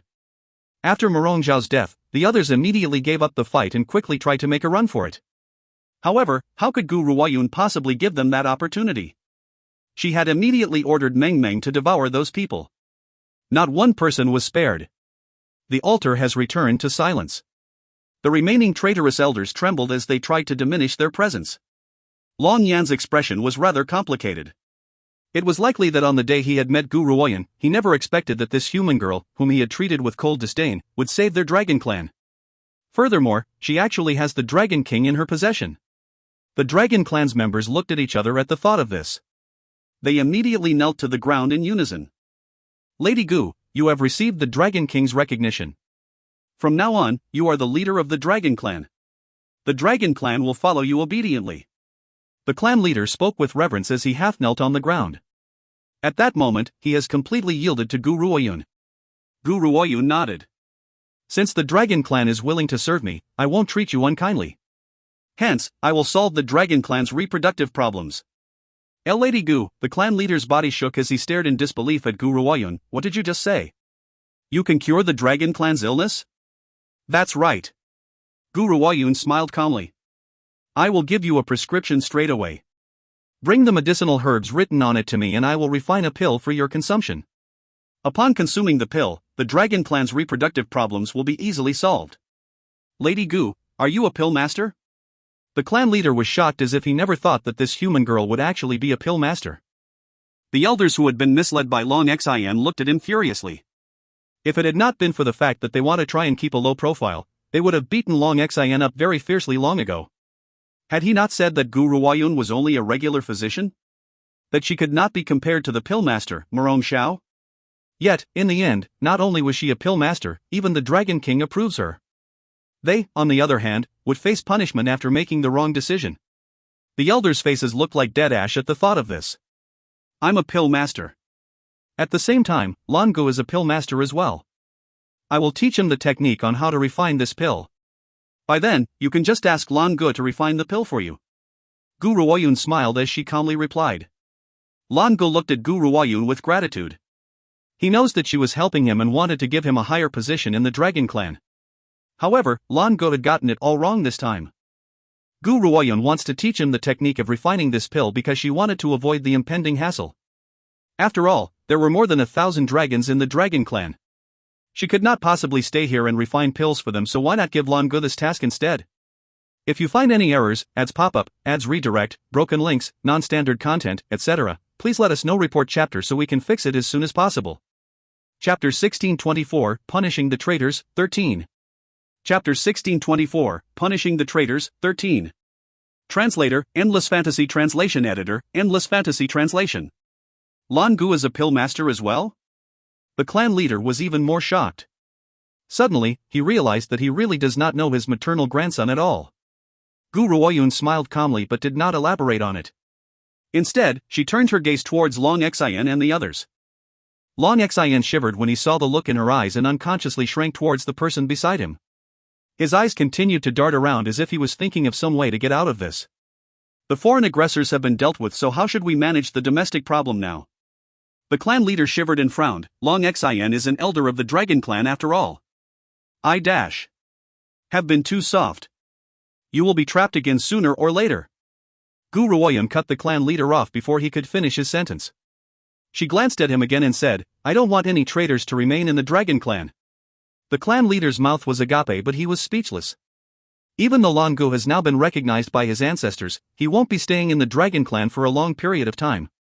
There are still other matters for him to attend to.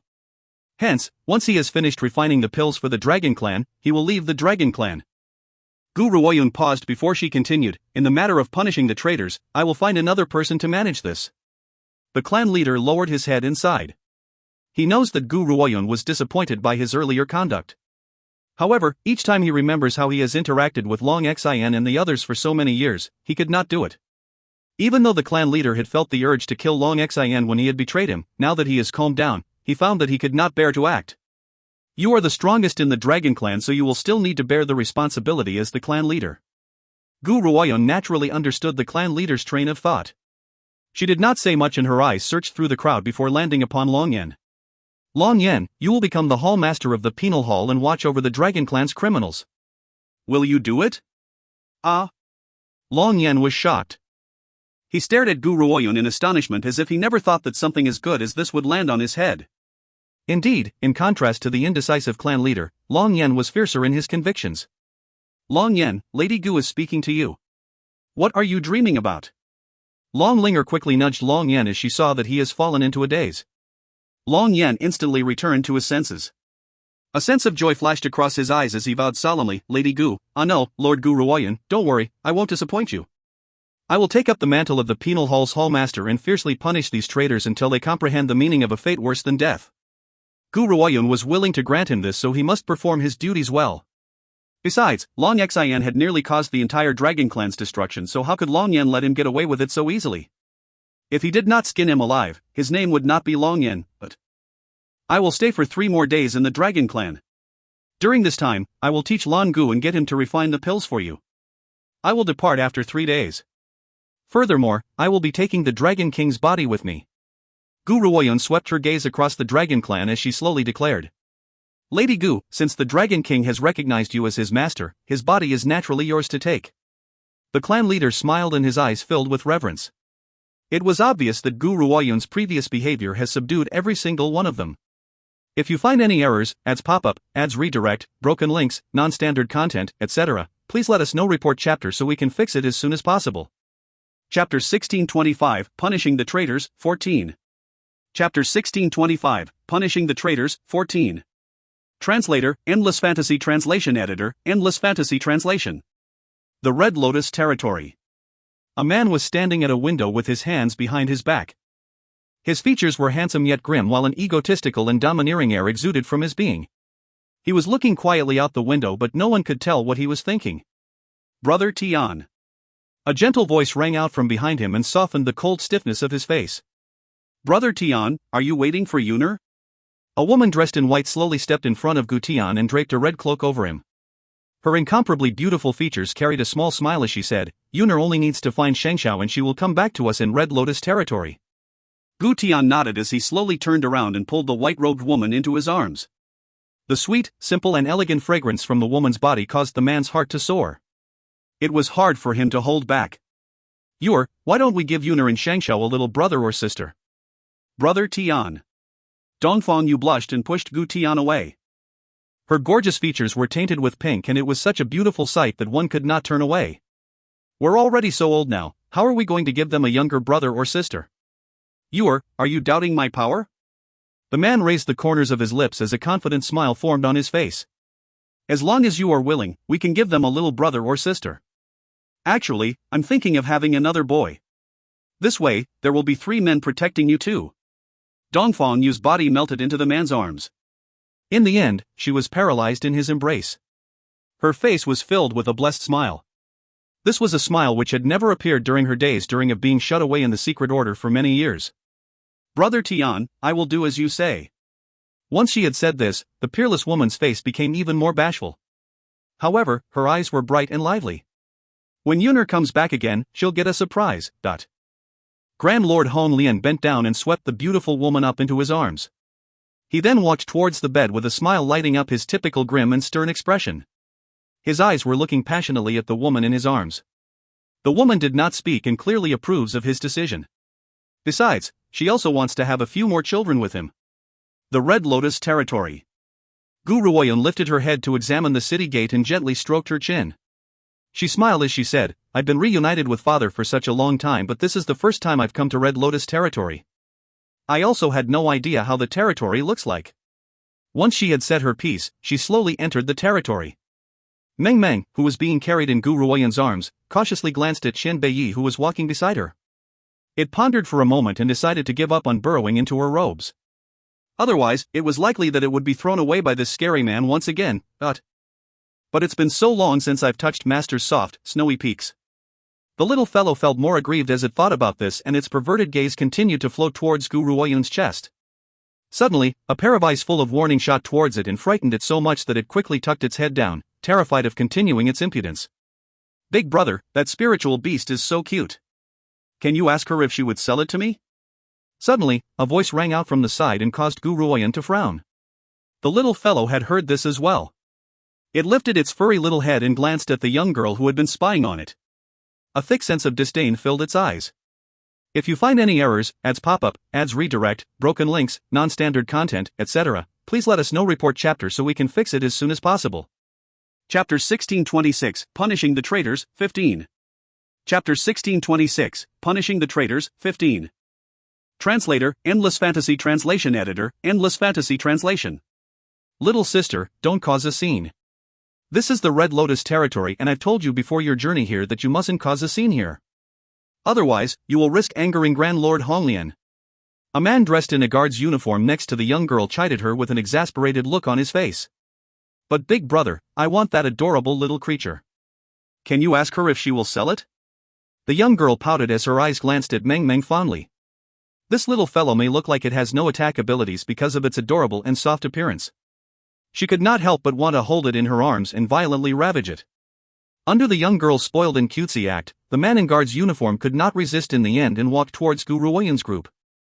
My lady, are you just passing through the Red Lotus territory or are you here to visit someone?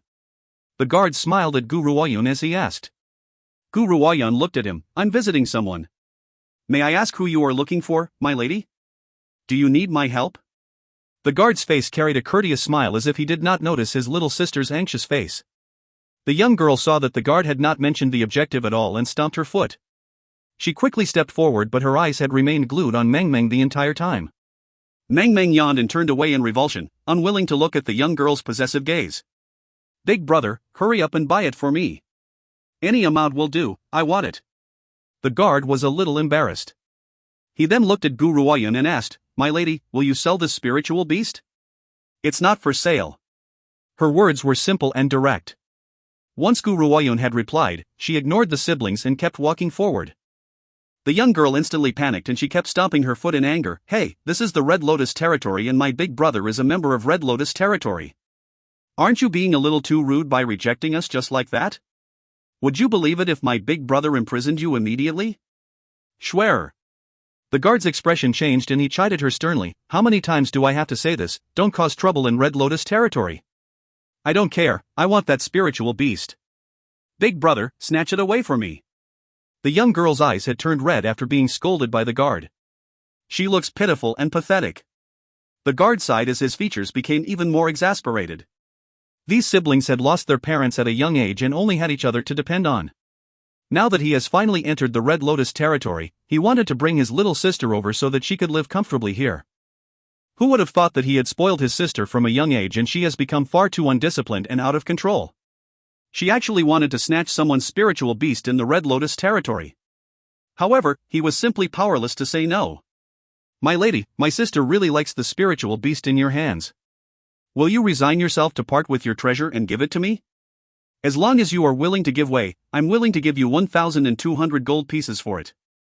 The price of 1,200 gold pieces was enough to buy a storm wolf, so he believed that since he was willing to give this amount of money as payment, this woman should not reject him anymore. Gu Ruoyan paused and the corners of her lips curled into a smile. She tugged Shen Beiye's hand firmly and suppressed the fiery rage in his heart. Xiao Yi, there's no need to bother about them. Let's go. 1,200 gold pieces. These people had dared to give this price? They want to use 1,200 gold pieces to purchase the refined state Meng Meng? It was likely that this amount would not even be enough for a martial king level spiritual beast. If you find any errors, ads pop up, ads redirect, broken links, non-standard content, etc., please let us know. Report chapter so we can fix it as soon as possible.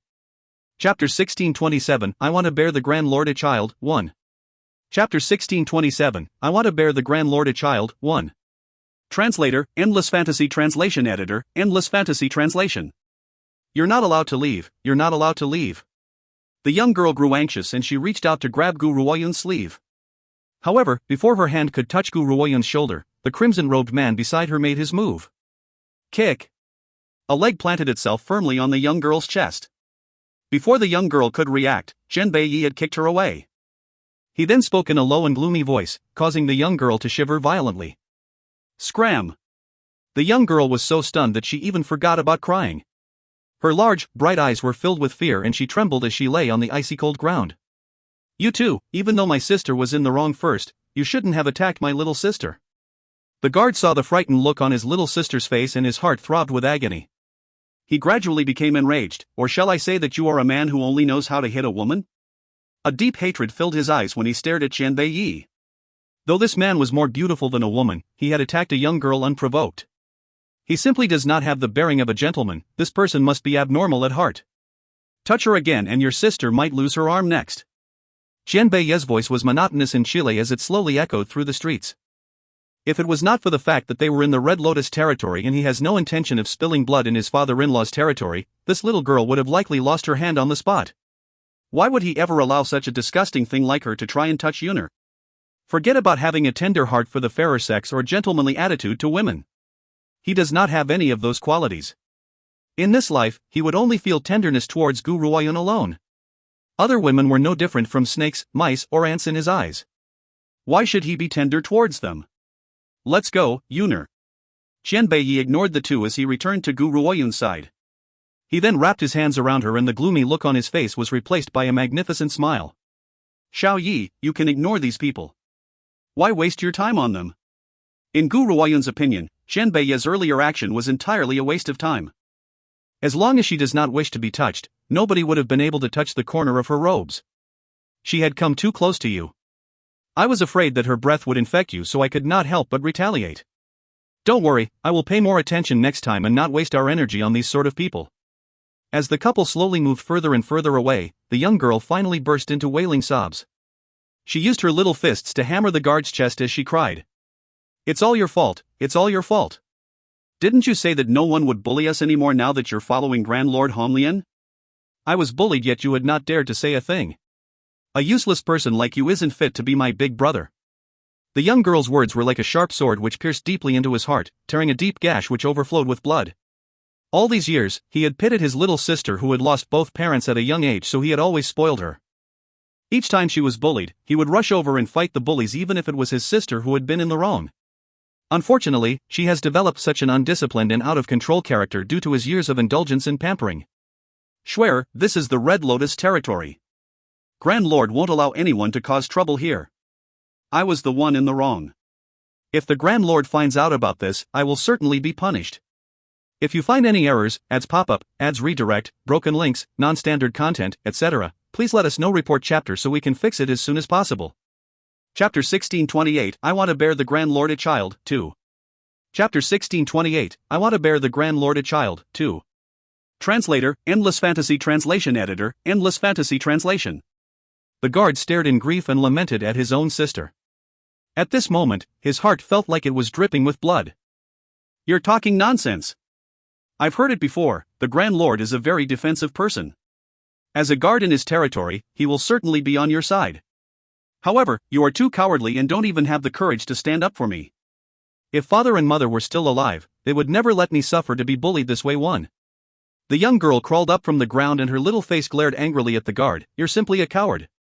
The guard stumbled backward and nearly fell onto the ground. His face carried a bitter smile. All these years, when had he not ended up badly bruised for the sake of standing up for his sister? There were even a few times when he had narrowly escaped being beaten to death. If Grand Lord Honglian who had been passing by had not saved him, he might have been dead by now. As the Grand Lord had saved him and given him a place to stay, he did not wish to cause a fight in the Red Lotus territory. He also does not want to lose the shelter he had acquired with such difficulty. However, this stubborn little sister of his could only see that he did not defend her and neglected to notice when he had been riddled in scars for her sake. Little sister, I. The guard's lips were dry and he wanted to explain, but the young girl cut him off. Big brother, who do you say is more powerful, Grand Lord Honglian or those two? The young girl's eyes darted back and forth as she asked. Grand Lord Honglian, of course. In the guard's heart, the Grand Lord holds the most powerful existence. No one else could be compared to him. Big brother. The young girl raised her head, enlightened, before she replied with determination, I want to bear the Grand Lord a child too. The guard nearly somersaulted head first onto the ground. He quickly grabbed the young girl's shoulders as his face filled with anxiety. Little sister, you must never have these thoughts. The Grand Lord already has a wife. If you want to be with the Grand Lord, that is simply an impossible dream. So what if he has a wife? I never said that I wanted to be his wife, I only want to be his concubine. The young girl's face filled with irritation. Big brother, if you can't protect me, I'll find someone else to protect me. If I become Grand Lord Hong Lian's woman, he will certainly protect me and won't let anyone else bully me. If you still consider me your sister, you will help me. Little sister. The guard's face displayed a bitter smile as he said, "You don't know the Grand Lord at all. His eyes and heart only behold the madam alone, and only the madam can bring a smile onto his face. You are asking for trouble. Besides, I've heard that women who have tried to approach the Grand Lord were punished. Furthermore, the Grand Lord is old enough to be your father." The young girl's eyes continued to dart around. "I don't care that the Grand Lord is old. As long as he is powerful, that will do. Besides, I've heard that the Grand Lord is very handsome and doesn't look old at all. Big brother, didn't you say that he has only one daughter? If I give him a son, I may rise as a result. I might even replace the Grand Lord's wife. How could a powerful man like the Grand Lord not want a son to inherit his legacy? If he only has a daughter, she will be married off sooner or later. In contrast with letting some cheap outsider into his family, why not leave it to his own son?" The guard's eyes opened wide as if he never thought that his little sister would have such thoughts. His face changed instantly. "Little sister, the Grand Lord will not let you come near him. Besides, it's impossible for anyone to replace the madam. If you find any errors, ads pop up, ads redirect, broken links, non-standard content, etc., please let us know. Report chapter so we can fix it as soon as possible." Chapter 1629, I Want to Bear the Grand Lord a Child, 3. Chapter 1629, I Want to Bear the Grand Lord a Child, 3. Translator, Endless Fantasy Translation Editor, Endless Fantasy Translation. "So, big brother, this is where I'll need your help." The young girl changed from her previous rage to a grin and linked arms with the guard. "Doesn't the Grand Lord have a high opinion of you? You can seize the opportunity and slip him a drug. By then, the rice would have been cooked so he can't deny it. Clearly, something isn't right since the madam has never given the Grand Lord a son after so many years. Why wouldn't the Grand Lord want a son? If I bear him a son, the entire Red Lotus territory would become mine. I will then give those two who had bullied me a fate worse than death." A vicious light flashed across the young girl's eyes, giving her pretty little face a sense of malice. The guard was shaken and he narrowed his eyes. "Little sister, the madam is very nice to me as well. Doing this is asking me to betray them. If I really do this, how can I be worthy of their kindness by taking me in?" The young girl scoffed and replied offhandedly, "The person who had saved you was the Grand Lord and has nothing to do with the Grand Lady. Big brother, I'm your little sister. Why are you helping an outsider?" "I don't care, you have to help me. Otherwise, I will die in front of you, I really will kill myself in front of you." When he heard the young girl's threats, the guard's expression became even more heartbroken. Previously, something like this had happened before. His little sister had taken a liking to someone else's spiritual beast and forced him to take it for her. Initially, he had refused to do that, but who would have known that not too long after that, his little sister had attempted to commit suicide. If he had not managed to save her in time, they might be in completely different worlds right now. Therefore, in his helplessness, he had snatched that rather powerless yet exceeding dull and adorable spiritual beast for her. The worst thing was, his little sister had become disinterested in the spiritual beast not too long after and had promptly slaughtered and cooked it too. He understood that if he refuses to help her, this little girl would certainly commit suicide. 3. "Fine 4, I'll help you 5. The guard opened his eyes, which were filled with helplessness. "Grand Lord, I'm so sorry that I'll be breaking my promise and committing treasonous acts against you. However, once I've helped my little sister to fulfill her wish, I will use my death as compensation for my crime." A decision formed in the guard's heart at the thought of this, and he lowered his head to look at the young girl's exhilarated expression. He then smiled bitterly. "Schwer, promise me one thing. If you successfully manage to give the Grand Lord a son, don't trouble the madam or the young lady too much. The madam has always treated me very well, I don't want." "Humph." The young girl scoffed, "If they know what's good for them and listen obediently, I certainly won't cause trouble for them. If the madam commits the crime of jealousy because the Grand Lord has taken me in, I won't spare her. I believe that no matter how much the Grand Lord treasures the madam now, as long as I'm pregnant with his son, the Grand Lord will love me even more. Everyone in the Red Lotus territory knows that Gu Ruoyan was Grand Lord Hong Lian's daughter, but no one knew that the Grand Lord has a son, Gu Shengxiao, as well. However, even if Gu Shengxiao was not his son, it was no one's place to give orders in the Red Lotus territory's matters, but the young girl's wild imagination would soon result in a tragic end. The guard, who had betrayed the Grand Lord Hong Lian in order to help his sister, would not meet with a good end either. Outside Grand Lord Hong Lian's official residence, the two guards at the door saw Gu Ruoyan strolling towards them and quickly stepped forward to stop her. Before they could speak, the green-robed woman slowly said, "Tell Grand Lord Hong Lian that Gu Ruoyan has returned. If you find any errors, ads pop-up, ads redirect, broken links, non-standard content, etc., please let us know. Report chapter so we can fix it as soon as possible." Chapter 1630, I Want to Bear the Grand Lord a Child, 4. Chapter 1630, I Want to Bear the Grand Lord a Child, 4. Translator, Endless Fantasy Translation Editor, Endless Fantasy Translation. Gu Ruoyun? There was not a single person in the Red Lotus territory who was unaware of this name. Hence, when they heard what Gu Ruoyan just said, the two guards were filled with joy and quickly ran into the official residence. "Quick, quick! Tell the Grand Lord that the eldest lady has returned. The eldest lady has returned." As soon as the guard had spoken, two familiar-looking figures rushed towards them before stopping in front of Gu Ruoyan. The woman's white robes fluttered gently and her beautiful features could bring cities to ruin. Her face was lit up with a gentle smile. The man by her side was dressed in red robes and looked handsome and grim. However, his eyes no longer held his usual stern look and were staring tenderly at Gu Ruoyan. "You nur." Dongfang Yu raised her hand and pulled Gu Ruoyan into her arms. Her lily-white hand gently stroked Gu Ruoyan's hair and her voice was filled with unbridled excitement. "You're back, you've finally returned. Come, let mother see if you've gotten any thinner." Dongfang Yu quickly released Gu Ruoyan and observed the woman in front of her in detail. Her beautiful eyes were filled with concern. "Mother, I've returned." Gu Ruoyan lifted her lips into a smile and there was a gentle look in her eyes. Just then, a voice full of jealousy chimed in, "You only look at your mother when you've returned. You didn't even bother to look at your father who was such a big man by your side." The guards of the palace were all astonished. Was this really their strict and grim Grand Lord? At this moment, he was like a small child fighting for affection and one could sense the bitterness radiating from his body. Gu Ruoyan left Dongfang Yu's embrace and walked towards her father. She stood in front of Grand Lord Hong Lian and stretched out her arms to gently hug the man. "Father, your power has grown again." Grand Lord Hong Lian laughed in exasperation. "No matter how much I cultivate, how can I be compared to you, you little abnormality? I assume that your powers have already grown to an awe-inspiring level." Gu Ruoyan blinked. "Father, since you're a big abnormality, I will naturally be a small abnormality. I've inherited my talents from mother in you. Without talented individuals like the both of you, how could I have possibly gained in my cultivation so quickly?" Grand Lord Hong Lian was stumped. He really does not know what to do with this girl. "You must be tired from your journey. I will arrange for you to get a good rest. If there's anything to say, let's discuss it after you've rested." Initially, Gu Ruoyan had wanted to speak to Grand Lord Hong Lian about Gu Shengxiao, but when she heard his words, she swallowed all that she wanted to say and nodded, "All right." Once that was done, Grand Lord Hong Lian sent a maidservant to lead Gu Ruoyan and Qian Beiyi to get some rest. However, he could hardly tear his eyes away from the young girl. Dongfang Yu had been staring fixedly at Qian Beiyi. A glint flashed in her eyes as she observed, "This man's power has increased from the time we had last met. I can't tell what state he's in now." "Oh, that's right.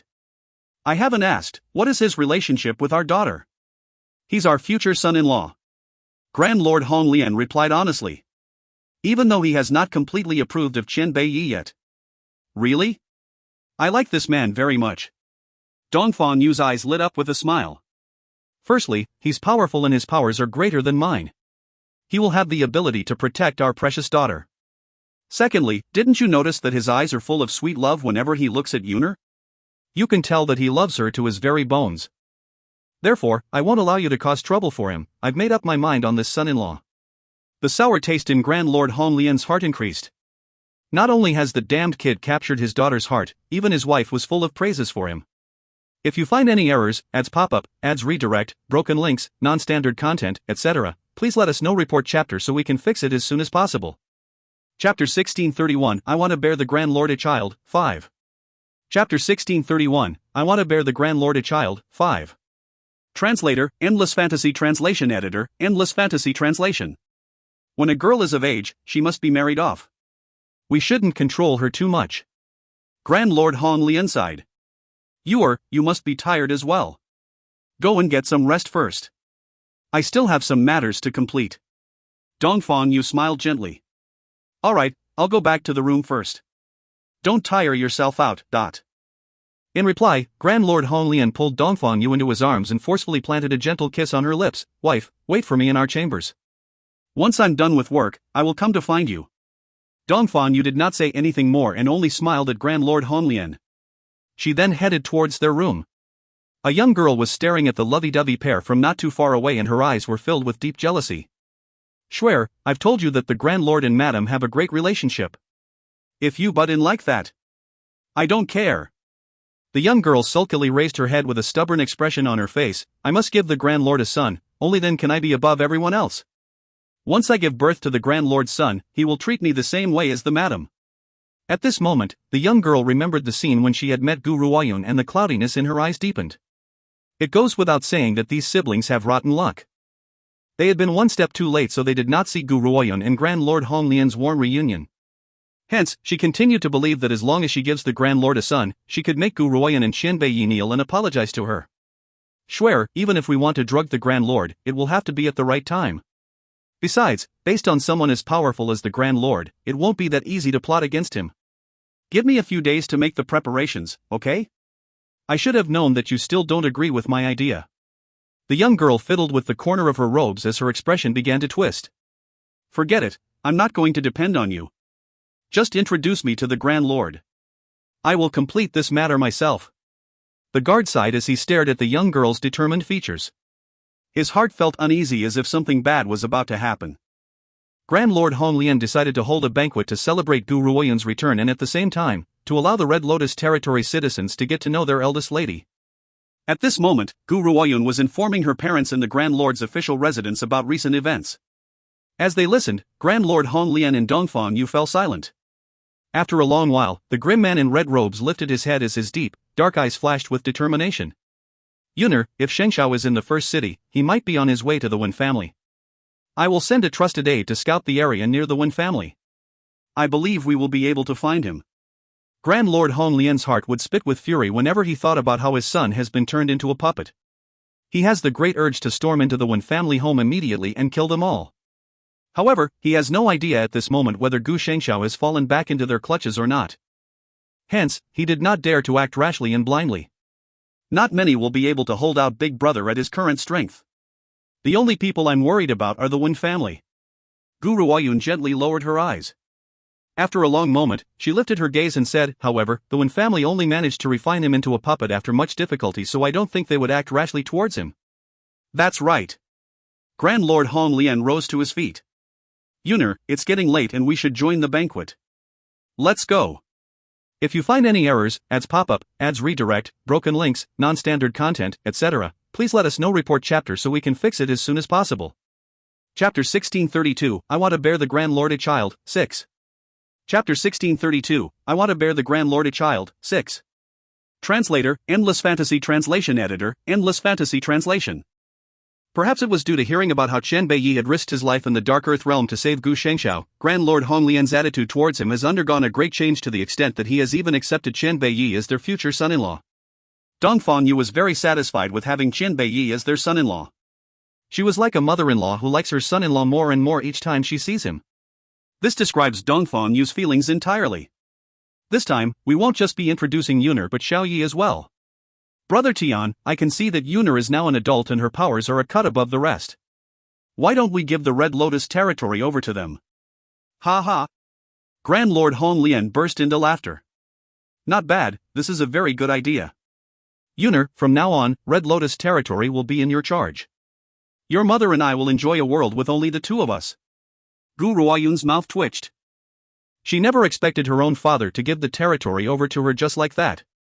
Forget it, wait until Big Brother has returned. You can give the Red Lotus territory to him. I don't want to be tired out with running this territory. That's none of my business, I was going to give the Red Lotus territory to you anyway. If you don't want to be overworked, you can pass it to your brother. Grand Lord Honglian looked like a rascal, and whether Gu Ruoyun accepted it or not, he would shove the responsibility of the Red Lotus territory to her regardless of that. Gu Ruoyun was astonished as she stared speechlessly at the man's handsome and grim features. She looked thoroughly exasperated. Father, you can't be like this. Precious daughter, since the Red Lotus territory is now yours, you shall manage it in the future. Grand Lord Honglian was completely unbothered by her complaints. He patted her shoulder and said, "You can fail however you like in the future. Come, we shall join the banquet now." It was a very dark night. At this moment, the Grand Lord's official residence was shining with light. Maidservants were bustling about nonstop, busy with work. The crowd in the hall kept looking out the door. Their eyes were filled with anticipation.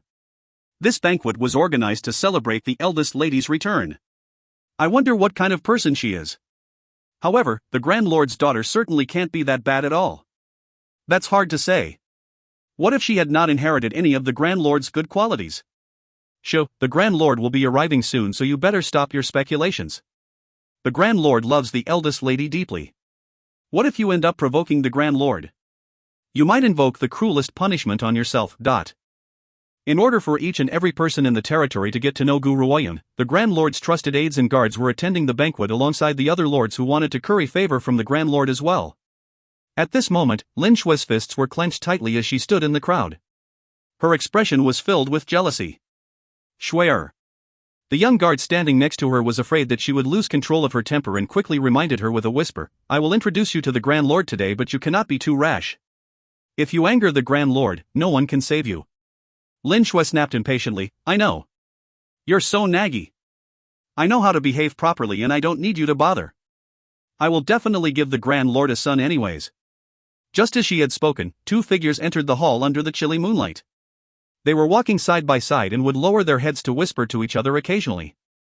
They looked particularly warm and sweet. They were followed by a young man and a woman. One of the women was dressed in green robes. Her features were pristine and delicate, bearing a striking resemblance to the Grand Lady. There was a gentle smile in her clear and cold eyes. She was carrying a furry little animal in her arms. It looked so adorable that one immediately wishes to reach out and stroke its soft fur. If you find any errors, ads pop up, ads redirect, broken links, non-standard content, etc., please let us know. Report chapter so we can fix it as soon as possible. Chapter 1633, I Want to Bear the Grand Lord a Child, 7. Chapter 1633, I Want to Bear the Grand Lord a Child, 7. Translator, Endless Fantasy Translation Editor, Endless Fantasy Translation. That little beast sensed the crowd's attention and raised its head to sweep its eyes across all four corners of the hall. When it noticed that there were many beautiful women present, it became excited. That was right, it was indeed excited. Its eyes narrowed pervertedly at those women's lovely curves. Such a vulgar expression should never have appeared on this adorable little face. Next to the green-robed woman was a silver-haired man who was dressed in crimson robes. His features were so incomparably beautiful that they could bring cities to ruin. His red eyes carried a gloomy light and only displayed a smile when he looked at the woman by his side. His smile had caused everyone in the room to abandon their souls. "It's them." Lin Shui recognized Guru Oyen, who had followed Grand Lord Hong Lian at first glance. "Why is it them? Why have they arrived with the Grand Lord to the banquet? What is their relationship?" The young guard did not reply as his eyes stared fixedly at Guru Oyen. Gradually, a sense of understanding appeared in his gaze. "When I had first seen this woman, I had thought that she looked familiar, but I couldn't figure out why. Now, I can see that she resembles the madam. If my guess is correct, she must be the madam's daughter." Lin Shui's features turned pale in an instant as her eyes filled with astonishment. She never thought that the woman she had run into on the street not too long ago would turn out to be Grand Lord Hong Lian's rumored daughter. Lin Shui gritted her teeth at the thought of this as her eyes filled with dissatisfaction. "Shui'er, forget it. You better stop this squabble with the eldest lady. The Grand Lord has always been very protective of her. If he finds out about your attitude, he will never spare you." The guard still wanted to give his final advice. However, Lin Shui was annoyed with his manner of address. "Whose eldest lady is she? From which sect? I refuse to acknowledge this eldest lady. You don't need to say anything more either." "Shui'er." The guard panicked and he quickly looked around. When he realized that no one had taken notice of them, he continued to chide her, "Stop causing trouble. Will you only be satisfied when you've destroyed yourself? Big brother, if I don't bear the Grand Lord's child, I will truly destroy myself." Lin Shui's expression was full of determination. "In your opinion, is a daughter or a son more important to a man?" The guard was silenced. There was no need to answer such a question. In any man who was concerned with succession, a son would always be more important than a daughter. Someone like the Grand Lord should not be deprived of descendants. Otherwise, the entire territory will be given away to an outsider. When I've given birth to his son, his daughter will then lose all of his love. There was a sense of hatred in the young girl's eyes. Big brother, do you know that I really hate those two for humiliating me in public? Especially that silver-haired man. It's a pity that he has such a peerless face but would attack a woman unprovoked. Men who raise their hand against women should all die. The guard was shaken as if he never thought that this small dispute would bring about such a bone-deep hatred within his little sister. Hence, I must give birth to the Grand Lord's son. Once I've had a son with the Grand Lord, this damned girl will be forced to call me her mother and would have to rely on me for survival. By then, she must fawn over me. Otherwise, I will make the Grand Lord chase her out of the house. If you find any errors, ads pop up, ads redirect, broken links, non-standard content, etc., please let us know. Report chapter so we can fix it as soon as possible. Chapter 1634, The Brainless Lin Shui, 1. Chapter 1634, The Brainless Lin Shui, 1. Translator, Endless Fantasy Translation Editor, Endless Fantasy Translation. At the Grand Lord's official residence. As Gu Ruoyun was chatting with the Grand Lord in Dongfangyu, a man dressed in a guard's uniform led a young girl towards them. Grand Lord, this is my sister, Lin Shui. I have purposely brought her here so she could pay her respects to you. The guard's voice interrupted their conversation and caused the Grand Lord to frown slightly.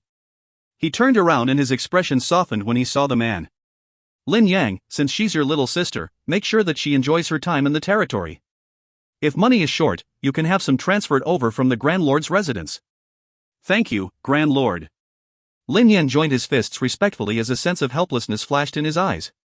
The nicer the Grand Lord was to him, the more guilty he felt. Grand Lord. Lin Shui did not bother to consider the situation as she smiled adoringly. Shui thanks you for granting us your favor. However, Grand Lord Hong Lian had only said those things to appreciate Lin Yang's hard work. To Lin Shui, the Grand Lord's words had become warped into his favor towards her. She had even addressed herself as Shui. All right, you may take your leave. The Grand Lord frowned. He had not even looked at Lin Shui the entire time. Once he had finished speaking, he turned his gaze back to Dongfangyu. Shui. When Lin Yang noticed that Lin Shui's eyes were still clinging onto the Grand Lord's figure, he panicked over being found out and quickly tried to drag her away. Unfortunately, Lin Shui was used to being willful, so how could she possibly be willing to listen to Lin Yang's words? She raised her cup and walked towards Gu Ruoyun. Eldest lady, I have indeed offended you today on the street. I should not have indulged in fantasies and tried to buy your spiritual beast. However, you were right in having someone punch me. Allow me to express my sincere apologies. The young girl looked arrogantly at Gu Ruoyun, who was seated next to Grand Lord Honglian. Her words displayed an obvious sense of her own naivety and insensibility as she painted Gu Ruoyun as someone with a heartless attitude. Though Lin Shui was the one who had taken a liking to Gu Ruoyun's spiritual beast first, Gu Ruoyun was the one who had allowed that silver-haired man to attack her. How could Lin Shui possibly tolerate this slight? When Grand Lord Honglian, who had been chatting with Dongfangyu, overheard Lin Shui's words, he finally raised his head and turned to look at that pretty and young face. Did you just say that Yuner had hit you? When the young girl noticed that the Grand Lord's attention was now on her, her heart leaped as she hurriedly replied, Grand Lord, the eldest lady is not to blame for this. It was Shui's fault, please don't blame the eldest lady, Grand Lord. What gave you the impression that I was blaming Yuner? Grand Lord Honglian raised his domineering brow. His arrogant black eyes flashed sharply as he continued, I merely find it strange. Who has given you such great courage to have the audacity to distort the truth in front of me? As he spoke, he turned his glare towards Lin Yang and his voice was stern. Lin Yang, I previously had a lot of admiration for you. I even had intentions of training you, but you have a little sister like this. You've been a great disappointment to me. Lin Yang's expression drained of color. He knows that he had lost his place in the Red Lotus territory all because his little sister had caused trouble in front of the Grand Lord. Grand Lord, I have done wrong. Lin Yang lowered his head and quickly apologized. He then quickly pulled the young girl's arm with a face full of anxiety. Shui, stop causing trouble and come with me. If you find any errors, ads pop up, ads redirect, broken links, non-standard content, etc., please let us know. Report chapter so we can fix it as soon as possible. Chapter 1635, The Brainless Lin Shui, 2. Chapter 1635, The Brainless Lin Shui, 2. Translator, Endless Fantasy Translation Editor, Endless Fantasy Translation. Initially, Lin Yang had wanted his little sister to make a good impression on the Grand Lord. However, who would have thought that this little girl lacked any sort of common sense and would slander the eldest lady in front of the Grand Lord? Knowing the Grand Lord's protective attitude, he would never spare them now. Grand Lord. Lin Shui shook her hand from Lin Yang's grip. There was a stubborn look on her pretty and pampered features as she said, "Grand Lord, I'm not twisting the truth. I'm only apologizing to the eldest lady knowing that I've done wrong." Slap. A clear sound rang out in the hall, silencing the crowd. Everyone was staring in shock at the devastatingly beautiful woman who was standing in front of Lin Shui. Lin Shui was stunned and she stared at Dongfang Yu in astonishment. She could not believe that the madam had the audacity to slap her in front of so many people. Does the madam not fear disapproval from the people of the Red Lotus territory? It was obvious that Lin Shui has attached too much importance to herself. The people of the Red Lotus territory watched out for their best interests and followed the Grand Lord obediently. They would never object the Grand Lord and his wife's decisions. You've hit me? Lin Shui's eyes turned red. The left side of her face was now very badly swollen and she felt wronged. She sobbed as she said, "Madam, even though you are the Grand Lord's wife, you can't simply hit others." Schwerer. Lin Yang's heart clenched as he forcefully grabbed her arm and scolded with an ashen face, "Come with me quickly. The madam is not someone whom you can afford to offend. Lin Yang, let her stay." Dongfang Yu blared at Lin Yang icily as she commanded coldly. Even though Lin Yang wants to drag Lin Shui away, he was unable to move under Dongfang Yu's coercion. His eyes filled with a deep horror. He regretted it. He regretted that he had failed to discipline his sister properly, and he also regretted listening to her and bringing her here in the first place. "You said that my daughter had hit you?" Dongfang Yu's eyes slowly turned towards Lin Shui and she smirked, "I understand my daughter's personality very well. Usually, she wouldn't even pay any attention to someone like you, much less look at you. Was that not the case?" When the two had their dispute in the street, Gu Ruoyan had not even looked at Lin Shui at all. If Lin Shui had not tried to grab Gu Ruoyan, Zhen Beiyi would not have been provoked to attack her. Hence, when Lin Shui heard what Dongfang Yu had said, the hatred in her heart thickened. Isn't she only the Grand Lord's daughter? She can only have that conceited attitude by riding on the Grand Lord's reputation. Sooner or later, I will give birth to the Grand Lord's son and replace her. You feel unwilling to give in, don't you? Dongfang Yu looked at Lin Shui with a sneer. Let's not mention who had wronged who first. Let's say that my daughter has indeed hit you. If you had not done something that she could not tolerate, she would never have struck you. Even if that wasn't the case, what can you do? My daughter can strike whomever she wishes. If she wishes to kill someone, I will help her to do that. Who are you to have the audacity to feign a pitiful look and win compassion? Don't think that I'm ignorant of the fact that though you may look like you're apologizing, you have been belittling my daughter in every word you've said. Now, it isn't just my daughter who has struck you, I've struck you too. What are you doing to do about it? The uninhibited dominance in Dongfang Yu's words shocked Lin Shui to the core. She could only stare dazedly at Dongfang Yu. I thought that you would be reasonable, I never thought. Reasonable? Suddenly, a grim laugh burst out from the side. The crowd watched as Grand Lord Hong Lian slowly rose to his feet. The space between his brows was filled with arrogance and his voice was incomparably domineering. In this Red Lotus territory, anything my daughter and wife says is reasonable. If you find any errors, ads pop up, ads redirect, broken links, non-standard content, etc., please let us know. Report chapter so we can fix it as soon as possible. Chapter 1636, The Brainless Lin Shui, 3. Chapter 1636, The Brainless Lin Shui, 3. Translator, Endless Fantasy Translation Editor, Endless Fantasy Translation. The implication behind the Grand Lord's words was that no matter how many transgressions his wife and daughter may commit, they would never be in the wrong, but this was the benefit of having power. As long as one has power, everything they say would become reasonable. Those who were powerless could only follow their rules. In contrast to Dongfang Yu's slap, Grand Lord Hong Lian's words were like a bucket of ice-cold water which has been dumped on Lin Shui's head, causing her entire body to feel an icy chill. She even lost the will to look at the Grand Lord. Lin Yang, remove her from our presence. From now on, I don't ever want to see her again, and don't let her bother my daughter either. Dongfang Yu's voice was incomparably icy and lacked the warmth she had when she was speaking to Gu Ruoyan. Furthermore, pack your things tomorrow and leave the Red Lotus territory. Dongfang Yu's voice caused Lin Yang's body to freeze up. He then crumpled to the ground with a thud and knelt down. His face was extremely pale as he spoke. Madam, I have sinned, I was not strict enough in disciplining my little sister. I won't make such a mistake again. Please, madam, consider my loyalty and forgive me this once. A lack in strict discipline? While it's true that you did not discipline her enough, are you aware of your real mistake? Dongfang Yu lowered her head and stared coldly at the man who was kneeling before her before speaking indifferently. Your biggest mistake was to bring her here in front of us despite knowing that she has a dispute against my daughter. This proves that you place no importance upon my daughter. Lin Yang, you are quite a talented and very hard-working person, so initially, we had planned to train you well. Unfortunately, you've disappointed us. Lin Yang hung his head in shame. He knows that this time, he has committed a mistake which he could not take back. The Red Lotus territory does not need people who disrespect my daughter. Dongfang Yu raised her hand and laughed icily. Initially, the Grand Lord and I were planning to announce the handover of the Red Lotus territory to my daughter's control at the end of the banquet. However, to prevent any more arrogant people from disrespecting her, I will now make the announcement. Dongfang Yu has a cold and distant character and was not the type of person to lose her temper. Obviously, Lin Shue's actions have thoroughly angered her this time. Gu Ruoyun was her reversed scale. Also, she had failed to protect Gu Ruoyun for over 20 years, so how could she possibly allow anyone to bully her now? Hence, she has to set an example so that no one would dare to cross her. Lin Shue stared shakily at Dongfang Yu as her body trembled. The Grand Lord wants to give the Red Lotus territory to his daughter? Was this not equivalent to giving his legacy to an outsider? Truly, the lack of a son means that he will only ever work for others. Having had no son must have been the Grand Lord's greatest agony. Shuer, let's go. When Lin Yang saw that no one in the crowd was on their side, he quickly dragged Lin Shui out the door.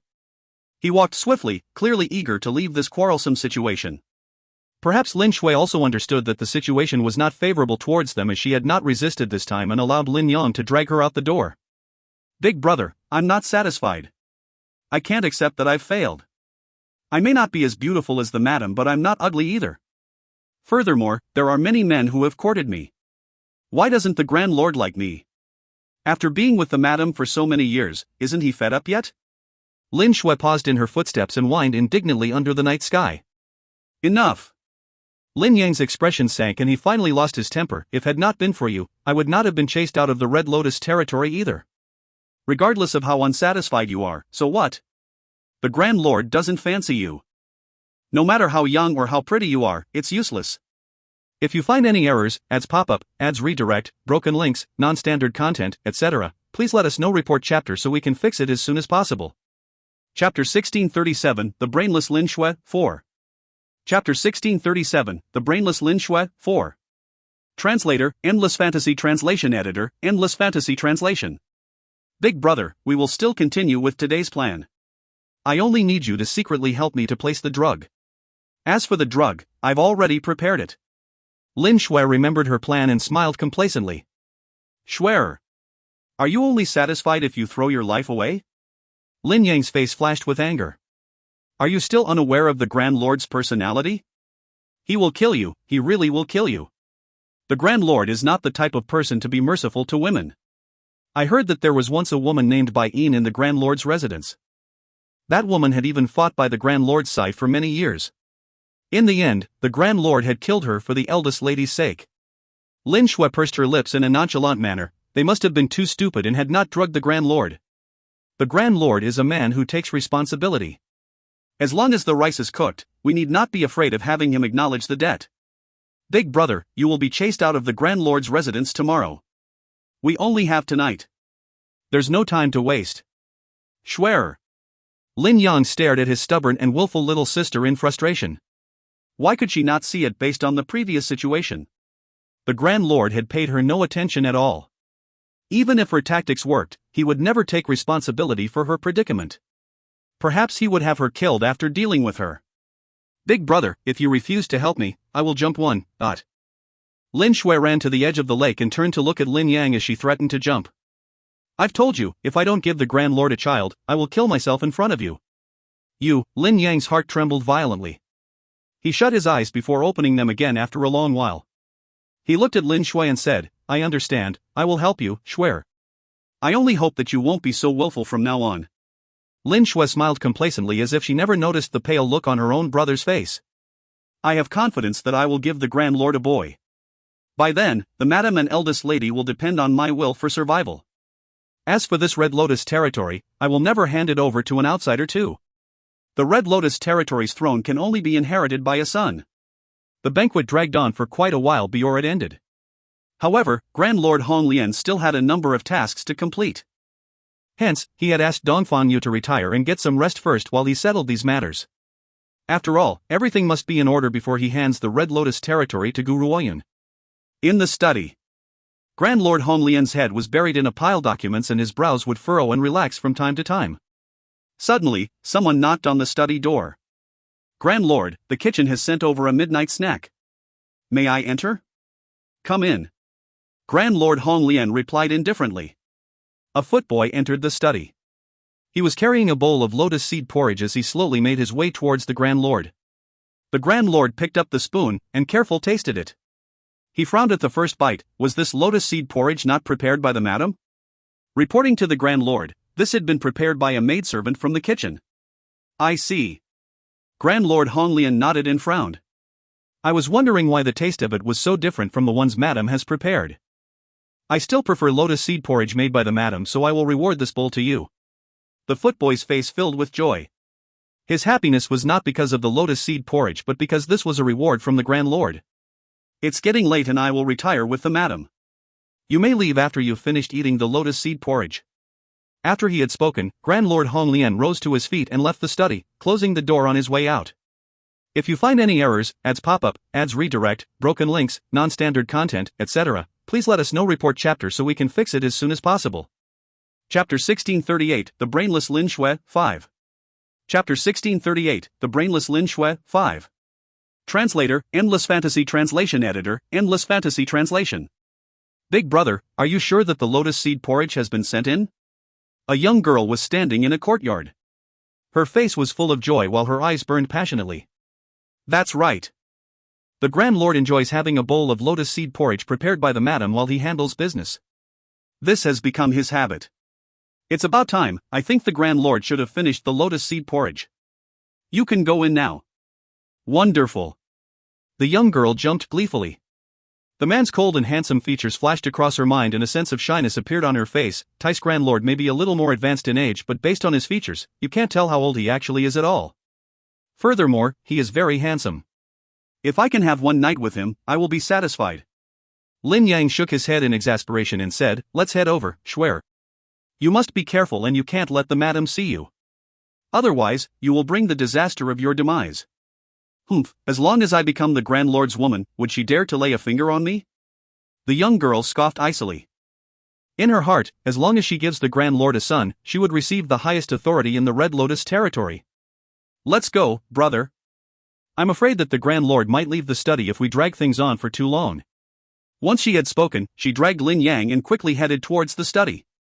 At this moment, the footboy who had just finished the lotus seed porridge was blowing out the candles in the study when he staggered and nearly stumbled to the ground. He quickly crawled to his feet and felt an incomparably burning sensation throughout his entire body. He needs to find someone to violently let it out. Creak! The room's door was pushed open and the scent of a woman's fragrance rushed towards him. It caused the footboy to lose control and charge towards her, pushing the young woman who had entered the study onto the ground. Aya, the young girl cried out in a delicate and pretty manner. There was an obviously bashful tone in her voice. You're so rough. Lin Shui did not expect someone as cold as the Grand Lord to be so crude when it came to matters like this. Besides, he even has the foul-smelling scent of sweat. When he pressed his lips against hers, the stench of bad breath assailed her and almost caused her to puke. At this moment, there was no light in the room and the night sky was so dark that if one reaches out their hand, they would not be able to see their fingers. Hence, Lin Shui was unable to see that the person who had pushed her onto the ground was not the Grand Lord but the Grand Lord's footboy instead. After an unknown amount of time, Lin Shui felt as if her body was being torn apart from the agony and could not help but cry out very loudly. To anyone who was unaware of the situation, they would think that she was being raped. Help! Someone! Save me! The Grand Lord is raping me! Lin Shui wailed as she cried out. However, because the person on top of her had been drugged, his mind was in a blur and he did not hear her wailing. Therefore, he continued to put all his energy into his exercise. This was the effect that Lin Shui had wanted. She wanted Dongfang Yu to witness everything the Grand Lord was doing to her with her own eyes. This way, that arrogant woman would be so furious that she would leave. Perhaps then there would be no need for Lin Shui to become a concubine but she would be made into his legal wife instead. In his chambers, the Grand Lord was being affectionate with Dongfang Yu when the room's door burst open and a guard rushed in. However, the guard was stunned when saw what the Grand Lord and Dongfang Yu were doing. Get out! The Grand Lord's voice was deep and low, but it was thick with murderous intent. It frightened the guard so much that he shivered and threw himself down on the ground and knelt with a thump. He no longer dared to look at the two at all. If you find any errors, ads pop up, ads redirect, broken links, non-standard content, etc., please let us know. Report chapter so we can fix it as soon as possible. Chapter 1639, The Brainless Lin Shui, 6. Chapter 1639, The Brainless Lin Shui, 6. Translator, Endless Fantasy Translation Editor, Endless Fantasy Translation. Madam, Grand Lord, I didn't mean to disturb you. Please forgive me, Madam and Grand Lord. The guard's forehead was drenched in sweat. The guard Lin Yang's little sister, Lin Shui, is now bawling and making trouble in the study. She claims that the Grand Lord is raping her. Only the heavens know how much courage it took for the guard to spit out those last two words. I really don't know what's wrong with that woman, Lin Shui's brain. Isn't the Grand Lord in the middle of conjugal love with the madam? How could he separate his body to rape her? Get out! Grand Lord Hong Lian's eyes darkened as he roared angrily. This time, the guard did not dare to linger. He was so frightened that he wet himself as he scurried out. Once he had left, Grand Lord Hong Lian helped to dress Dongfang Yu. His eyes were no longer grim and cold but were filled with tenderness. Let's go, Yuer. Some people just can't live in peace on their last night. If I'd known about this, I would have chased them away a lot sooner. Dongfang Yu rolled her eyes at him. Isn't it you who's the cause of this disaster? I think Lin Shui wants to become your woman, that's why she has made such a fuss. Unless we kill her, even if we chase her away tonight, she will use other means to seduce you. Grand Lord Hong Lian sighed. I hope we don't bother our precious daughter's rest. She had arrived in the Red Lotus territory after much difficulty, yet she still has to deal with people like that. I have truly misjudged things that year by allowing Lin Yang to enter the Red Lotus territory. This time, even if they want to leave, it won't be that easy. Grand Lord Hong Lian had initially intended to let them off with just a warning, but now that they have caused such a ruckus, his heart was filled with murderous intent. As Grand Lord Hong Lian and Dongfang Yu had received the news, Gu Ruoyun was also awakened by the guard who gave the report.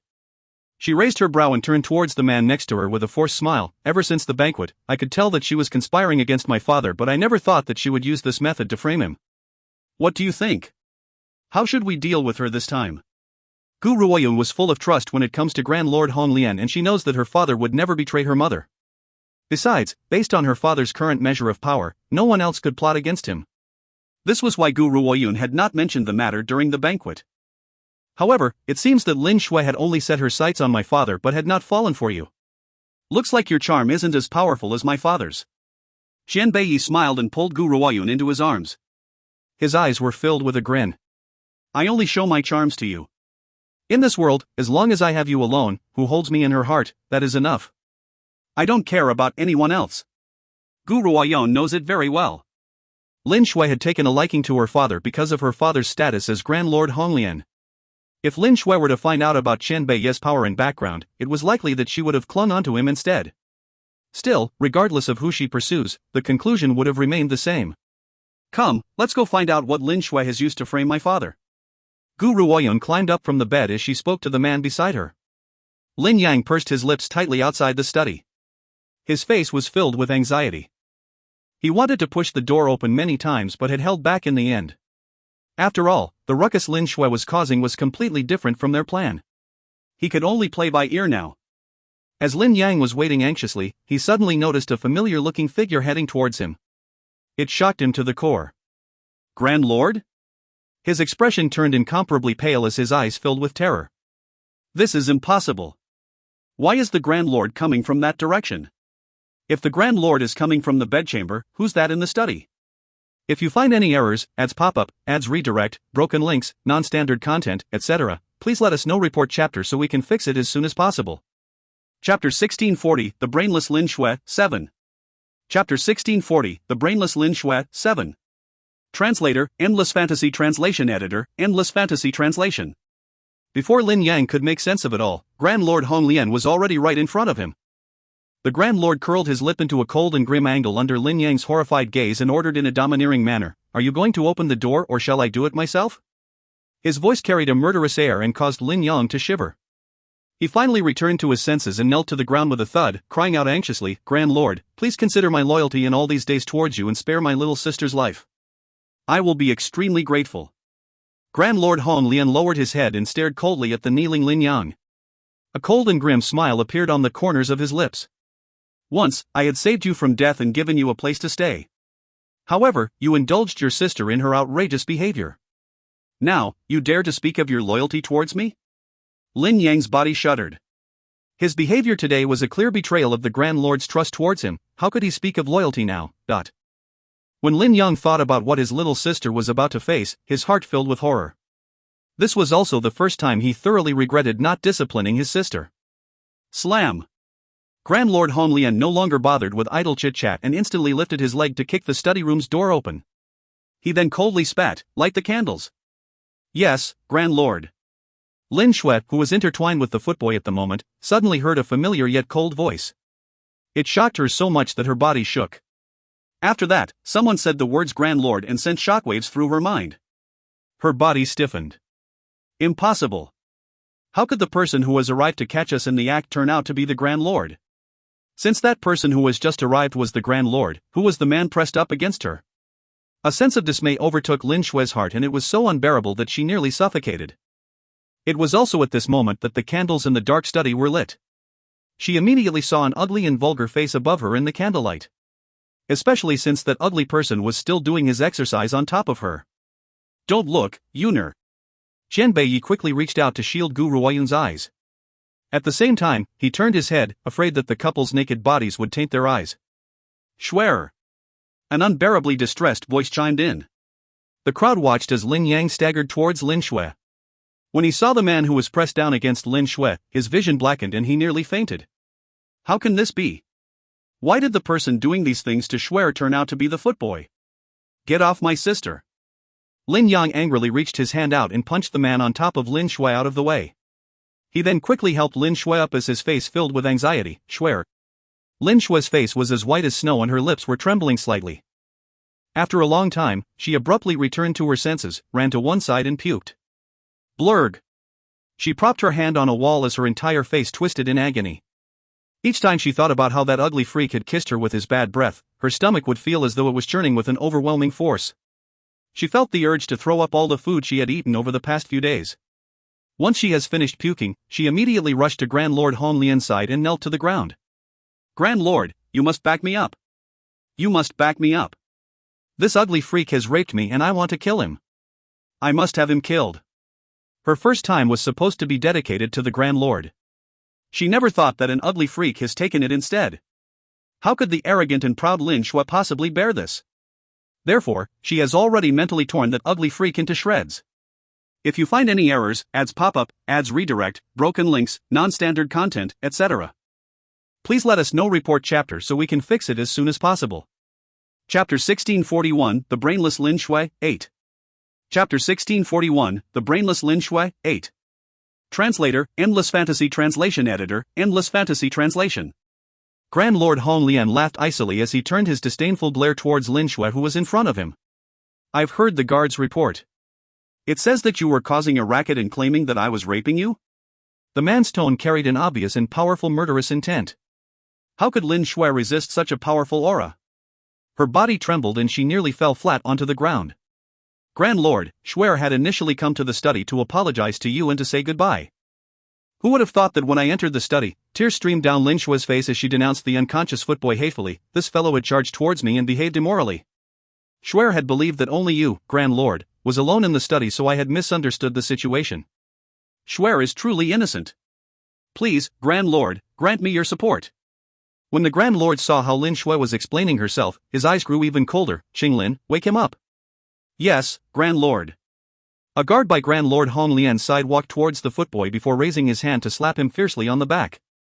The footboy finally woke up. At that moment, the effects of his drug have worn off, but his previous actions with Lin Shui was still fresh in his mind. It caused the footboy's face to change and he quickly crawled towards the Grand Lord and kowtowed fiercely. Grand Lord, please spare my life. I had eaten the lotus seed porridge that you had rewarded me with and I don't know what came over me, but I felt as though my entire body was on fire. It was also at that time when Miss Lin Shui had walked in. She then stripped me of my clothes and cried out your name, Grand Lord. She even said that she wanted to have your child. When I heard those words, I lost all my senses and this had happened. The footboy had not heard Lin Shui call the Grand Lord's name, nor did he hear her saying that she wanted to give birth to the Grand Lord's child. However, he knows that this explanation was the one which would be the most beneficial towards him. Pushing the blame onto others was not something that Lin Shui alone was well versed with. "You're spouting nonsense." Lin Shui's expression changed greatly and she pointed angrily at the footboy. "It was you who had forced yourself on me regardless of whether I agreed to it or not, yet you dare to make bogus accusations. Grand Lord, you must support me. Someone like this should be hacked to pieces and left without a whole corpse." As both sides were blaming each other, Gu Ruoyan pushed Qianbei's hand away and slowly walked towards the study table. She picked up the empty bowl and put it near her nose, sniffing it gently. "What is it, Yuner?" Grand Lord Hong Lian turned towards Gu Ruoyan and asked.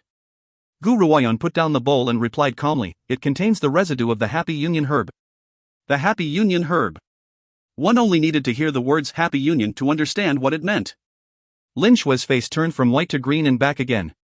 Suddenly, she lashed out and charged towards Gu Ruoyan as if she had gone mad. "Schwerer!" Lin Yang's face drained of color as he quickly wrapped his arms around his out-of-control sister. "Stop causing trouble. Will you only be satisfied once you've caused your own death, Adot?" Since Lin Shui was unsuccessful in seducing the Grand Lord, perhaps she might have gotten away with only a small punishment. However, if she touches the eldest lady, knowing the Grand Lord's protectiveness, he would give her a fate worse than death. "Gu Ruoyan, USL*T, you're afraid that I would snatch the Grand Lord away. You're scared that I would give birth to a son and take your position away." Lin Shui thrashed about in Lin Yang's arms as she shrieked like a madwoman, "You are a ruined woman, you're going to take the Grand Lord's power and marry another man. That's equivalent to using the Grand Lord to feed this gigolo. You are a leech who lives off him to feed an outsider. What right does a woman like you have to command the Red Lotus territory? I want to bear the Grand Lord's child and fight with you for the entire territory. If you find any errors, ads pop up, ads redirect, broken links, non-standard content, etc., please let us know. Report chapter so we can fix it as soon as possible." Chapter 1642, The Brainless Lin Shui, 9. Chapter 1642, The Brainless Lin Shui, 9. Translator, Endless Fantasy Translation Editor, Endless Fantasy Translation. Lin Yang wanted to reach out and cover Lin Shui's mouth. Obviously, it was too late now. The young girl had quickly spewed those words in one breath. She had not given him the chance to react at all. Gu Ruoyan was not enraged. She only gently raised the corners of her lips as she looked at Lin Shui with a forced smile. Gigolo? Was she talking about Qianbei? However, Xiao Yi does indeed have very fair and beautiful features. Thump! Suddenly, a large hand reached out from the side and lifted Lin Shui high up into the air before violently slamming her against the wall.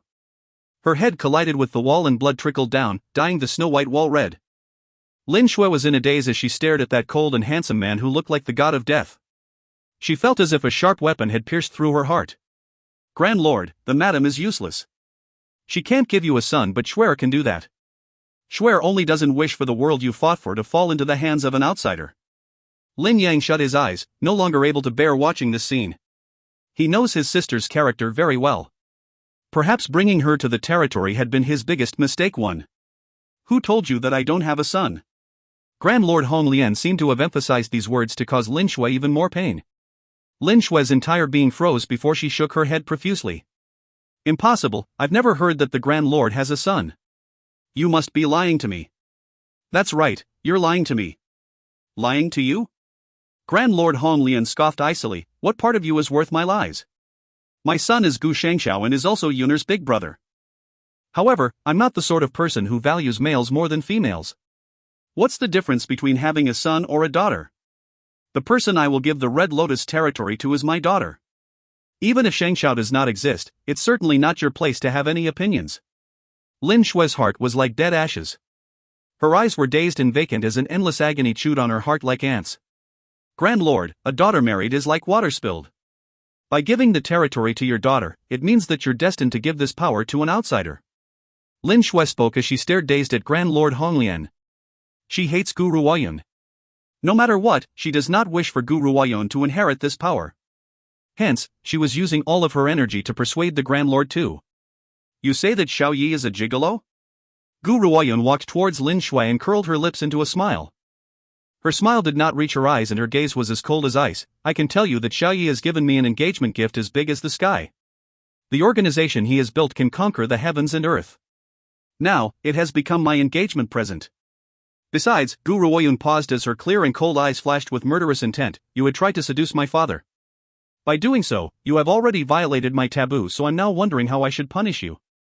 Lin Shui was dumbstruck. Did this woman just say that her man has given her an engagement gift as big as the sky? That this engagement gift could conquer the entire world? Impossible. That's simply impossible. An arrogant woman like her would only attract pretty boys with no powers who wish to exploit her. Truly powerful cultivators would never have given her a second look.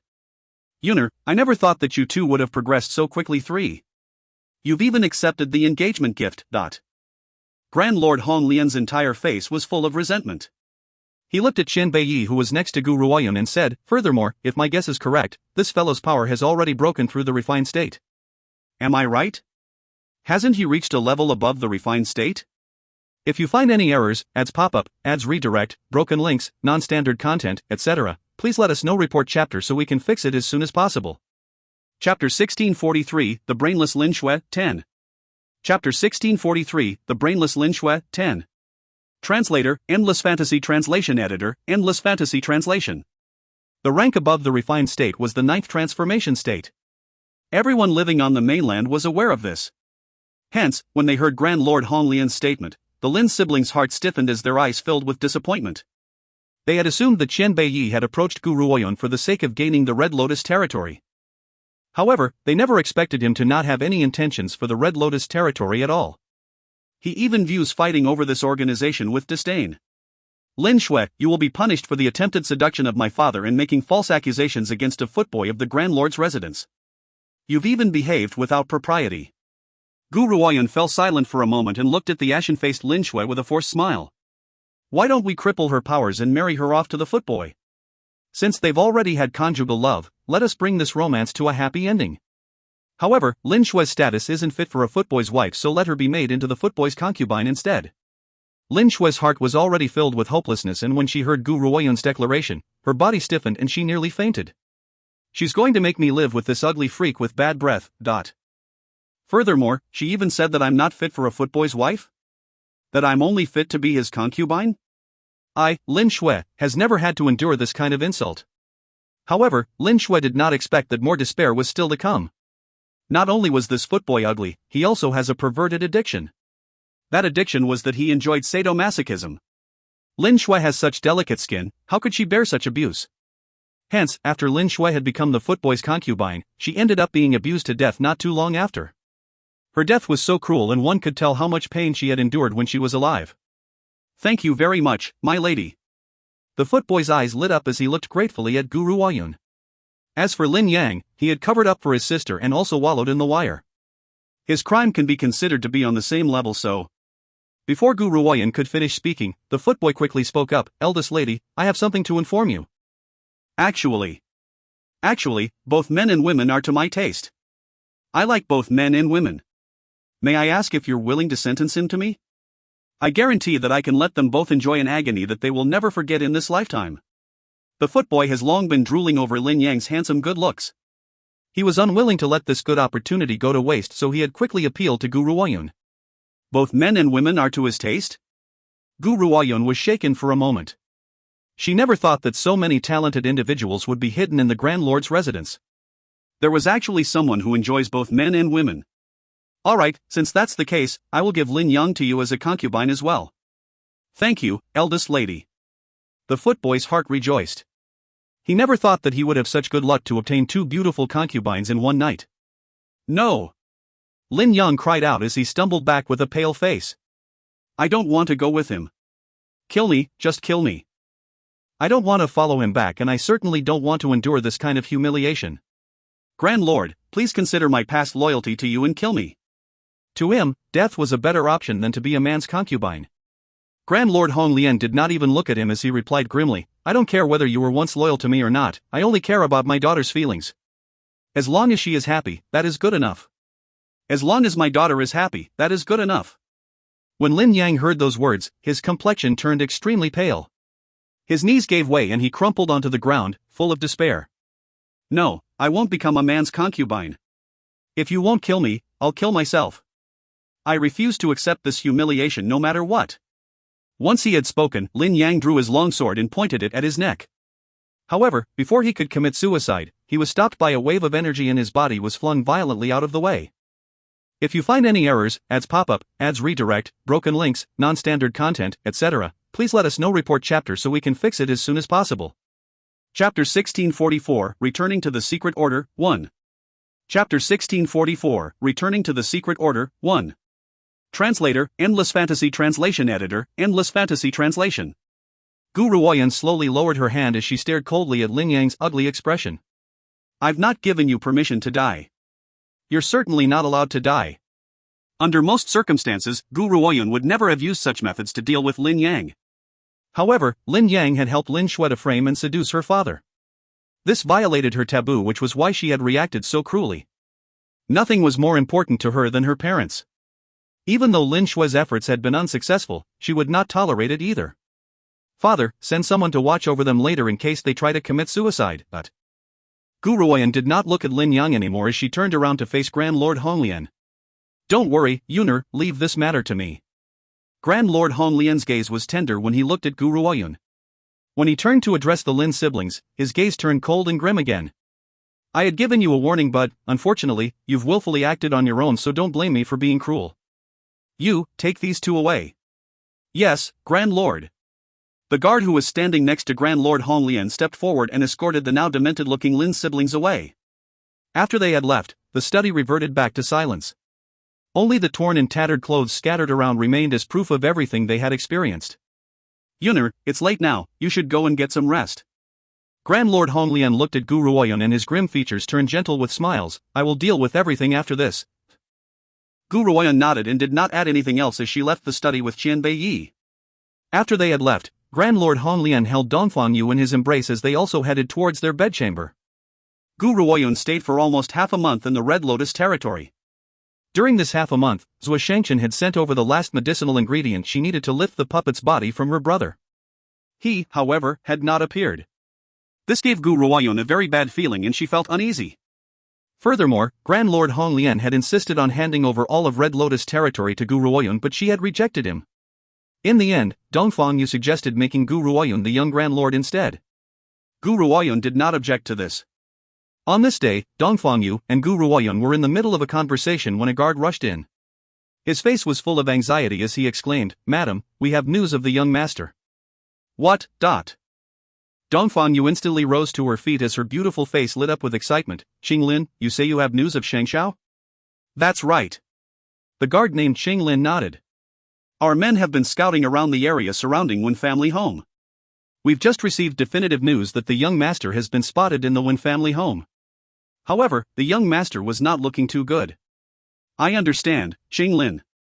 You may take your leave. Dongfang Yu took a deep breath to suppress the eagerness in her heart.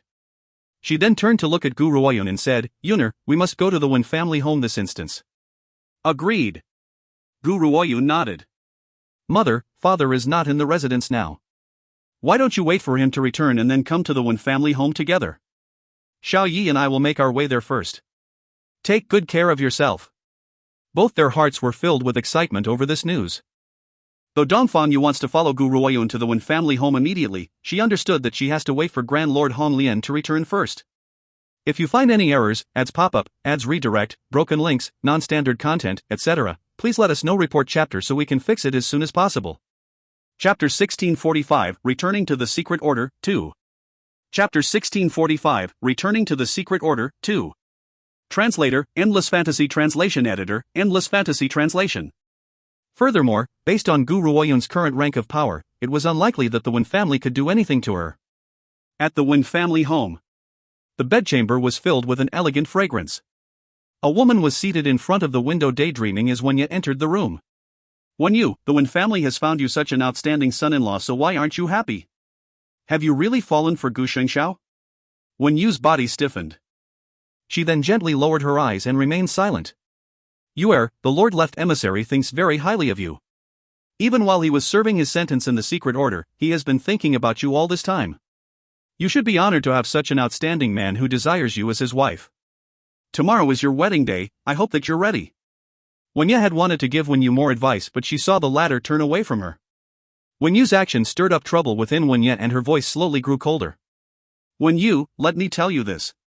You must marry him even if you don't want to. What's so great about that kid, Gu Shengxiao? He's now nothing but the Wen family's slave. As a slave, how can he be fit for you? The Lord Left Emissary is different. He's a member of the Secret Order, and you should know the Secret Order's position very well. Marry him, and from that moment on, the Wen family's fortunes shall rise as well. But a few months ago, Wen Ye had encountered Gu Ruoyun during the Secret Order's assessment. While they were going through the assessment, Wen Ye had relied on the Left Emissary's protection to cause trouble for Gu Ruoyun. Despite all that, that woman had still managed to successfully enter the Secret Order and had also received the Sacred Beast's approval. However, Wen Ye does not place any importance on Gu Ruoyun. So what if she had been lucky enough to receive the Sacred Beast's approval? At the end of the day, she was not a permanent member of the Secret Order. Otherwise, the Order Master would not have allowed her to leave the Secret Order. Unfortunately, Wen Ye had no idea that when Gu Ruoyun had left the Secret Order, she had also taken the Sacred Beast with her. If Wen Ye had known about this, she might never have dared to trouble Gu Shengxiao again. She was also unaware that the Secret Order's Sacred Lady was Gu Shengxiao's mother, Dongfang Yu. But how could the Left Emissary be compared to the Secret Order's Sacred Lady? You the Wen family has nurtured you for so many years. Could it be that we've brought up a thankless wretch? Now, our Wen family has been disastrously hurt, and the Morong family is also constantly causing trouble for us. If you don't marry a member of the Secret Order, it would be difficult for our Wen family to stand firm on this mainland. Wen Yu pursed her lips but did not reply. She no longer has any kindred feelings towards her so-called family. All that was left was a boundless hatred. Now, for their own sake, they want her to marry a man she does not love? Wen Yu felt like laughing. She laughed out loud coldly but did not say anything else, as if Wen Ye had not existed. You had helped to sneak Gu Shengxiao away once. At that time, I had known that you must have fallen for him. Otherwise, why would you risk danger and help him to escape? However, who would have thought that Gu Shengxiao would be so stupid as to give himself up? Now, he's in our hands. As a puppet, the Wen family can make him do anything, and he has no way to refuse. If we asked him to kill himself, he would kill himself. If you want Gu Shengxiao to live, you better get married like a good girl.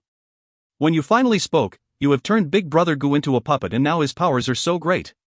Why don't you get him to settle all your problems? Why must I marry the Left Emissary? If you find any errors, ads pop-up, ads redirect, broken links, non-standard content, etc., please let us know. Report chapter so we can fix it as soon as possible. Chapter 1646, Returning to the Secret Order, 3. Chapter 1646, Returning to the Secret Order, 3. Translator, Endless Fantasy Translation Editor, Endless Fantasy Translation. Wen Ye's expression changed. She then softened her tone and continued, Wen Yu, you're a member of the Wen family as well, so you understand the art of puppet making. Gu Shengxiao's willpower is far too strong, so even though we've refined him into a puppet, he's now only in a half-controlled state. However, you must understand that based on our Wen family's abilities, it's only a matter of time before we gain full control of him. Therefore, you must marry the Left Emissary or Gu Shengxiao will not survive. Besides, Wen Ye sneered and continued, as a slave, Gu Shengxiao cannot attack his master. If the Wen family tries to kill him, he can't fight back. Are you certain that you want to watch him die? Wen Yu took a deep breath. She knows that Wen Ye has found her weak spot. Gu Shengxiao was her weak spot. I will marry him. Those words seemed to have taken all of her energy to say and caused her body to droop and nearly collapse on the ground. If you had listened obediently in the first place, wouldn't we be done with the matter already? Wen Ye's voice turned warm and gentle again. Tomorrow is your wedding day. I hope that you will make the preparations today. After that, Wen Ye left the room, leaving Wen Yu to stare out the window and daydream all on her own. Tears were streaming down Wen Yu's beautiful face, and she lifted her hand to gently wipe them off. Her pale face was full of despair and agony. Big Brother Gu, I don't want to marry anyone but you, but I can't act of my own free will now. I will marry the Left Emissary for your sake, and I will live well. Only then will they stop giving you trouble. Still, you really are quite silly, Big Brother Gu. You had clearly managed to escape that day, yet you've come back to this place. I know that you had wanted to raise your power level to save your sister, and the only way you can receive an instant increase in power was to be turned into a puppet. So, I had chosen to support you then. I know that whatever decision you've made, it would be the right one. Big Brother Gu, I really wish I could see you again one last time. You are so outstanding, so brave, so perfect. Those handsome yet cold features floated into her mind's eye. When you smiled, but her smile was very sad and her eyes carried a tragic air. However, she understood that she could not possibly see him again in this lifetime. Is this the one family home? Gu Ruoyun paused on the street as she stared at the bright red banner with the word happiness on one family gate in front of her. She raised her brows. Is someone getting married in the one family? Hee, don't you know, miss? A passerby overheard Gu Ruoyun's words and kindly explained to her, it's the one family's second young lady, Wen Yu's wedding day. Wen Yu's intended is a man with unmatched qualities. Have you heard of the secret order? She's getting married to the secret order's left emissary. TSK. I really don't know what kind of luck the Wen family has run into to be able to receive the favor of a member of the secret order. The Wen family's marriage sedan has just left, likely on its way to the secret order. Initially, not many people had known about the secret order's existence. However, the secret order has appeared before the eyes of the world ever since the assessment. The first city's citizens could be excused for being ignorant when it comes to the four great protectors, and they could also be excused for not knowing the governor's identity. However, all of them were familiar with the meaning behind the words secret order. If you find any errors, ads pop up, ads redirect, broken links, non-standard content, etc., please let us know. Report chapter so we can fix it as soon as possible. Chapter 1647, Returning to the Secret Order, 4. Chapter 1647, Returning to the Secret Order, 4. Translator, Endless Fantasy Translation Editor, Endless Fantasy Translation. The secret order was an existence that even the governor has to give way to. Since the Wen family's daughter has managed to marry into the secret order, this shows that they have run into good fortune. Vermilion Bird, Azure Dragon, White Tiger, and Black Turtle, come out. Gu Ruoyun coldly gave the order after the passerby had spoken. Whoosh! At that moment, 4 rays of light emerged from her body and turned into a pair of handsome men and beautiful women who stood in front of Gu Ruoyun. Destroy all this. Crush the Wen family home and find my big brother. Yes, master. The 4 instantly charged towards the Wen family home once they had received Gu Ruoyun's command. With one shot of dragon's flame, the Wen family home's door was smashed into 2. Lady, do you want to dig your own grave? The passerby jumped with fright from Gu Ruoyun's action and quickly exclaimed, I've said it very clearly. The Wen family's daughter is marrying the secret order's left emissary, and this family will rise as a result. Even without this, the Wen family are certainly not people that anyone can offend. Gu Ruoyun ignored the passerby as she walked through the Wen family home's smashed gate. At the same time, countless Wen family guards rushed out from the gate to surround Gu Ruoyun and the others. They bellowed, you have some nerve to dare cause trouble in the Wen family home. Do you want to die? Qian Beiyi gently raised the corner of his lips and pulled Gu Ruoyun into his arms. His bloodthirsty yet demonic red eyes swept across the guards as he asked, where's Gu Shengxiao? The lead guard did not bother to answer Qian Beiyi's question and sneered, there is no Gu Shengxiao in the Wen family. By daring to cross the Wen family, you're digging your own graves. Be good and surrender if you want a less painful death. Perhaps we might even leave you with whole corpses. You, on what grounds do you have to stand in my way? The Vermilion Bird laughed icily as a sinister look flashed through her adorable doll-like features. Oh, there's a little brat as well? I never thought that kids nowadays would turn out to be so savage and have the audacity to threaten us. Go to hell. Zoom. As the guard spoke, he saw the Vermilion Bird's tiny body flash towards him and was soon face to face with him. She reached her little hand into his chest, and when she took it out, her tiny hand was holding on to a still beating, bright red heart. The guard trembled. He then looked at his chest, which now has a hole. His eyes opened wide before he slowly collapsed onto the ground. Now, who else dares to call me a little brat? The Vermilion Bird raised her brow while her voice carried a sense of dominance. It's likely that your ancestors weren't even born when I was born. The sights I've seen are far more than you'll ever experience in a few lifetimes. Of course, the people I've killed in this lifetime can probably be piled into a mountain. On what grounds do dogs and awful like you have to cause a ruckus in front of me? During this period of time, the 4 divine beasts' powers have grown substantially. They managed to vanquish all the guards in one breath. Azure Dragon, Vermilion Bird, and Black Turtle, you can clean things up. I will find and bring Gu Shengxiao here. The White Tiger, Yunyao, looked at her companions as she spoke with a serious look on her face. All right, you go. We'll clean everything up very nicely here. Not even entrails shall be left. The Azure Dragon's gaze landed upon Yunyao. There was a sense of tenderness in his eyes. When Gu Ruoyun noticed this, she stroked her chin and asked with a grin, Xiaoyi, shouldn't we organize the matter between the Azure Dragon and the White Tiger? If you find any errors, ads pop up, ads redirect, broken links, non-standard content, etc., please let us know. Report chapter so we can fix it as soon as possible. Chapter 1648, Returning to the Secret Order, 5. Chapter 1648, Returning to the Secret Order, 5. Translator, Endless Fantasy Translation. Editor, Endless Fantasy Translation. Those two?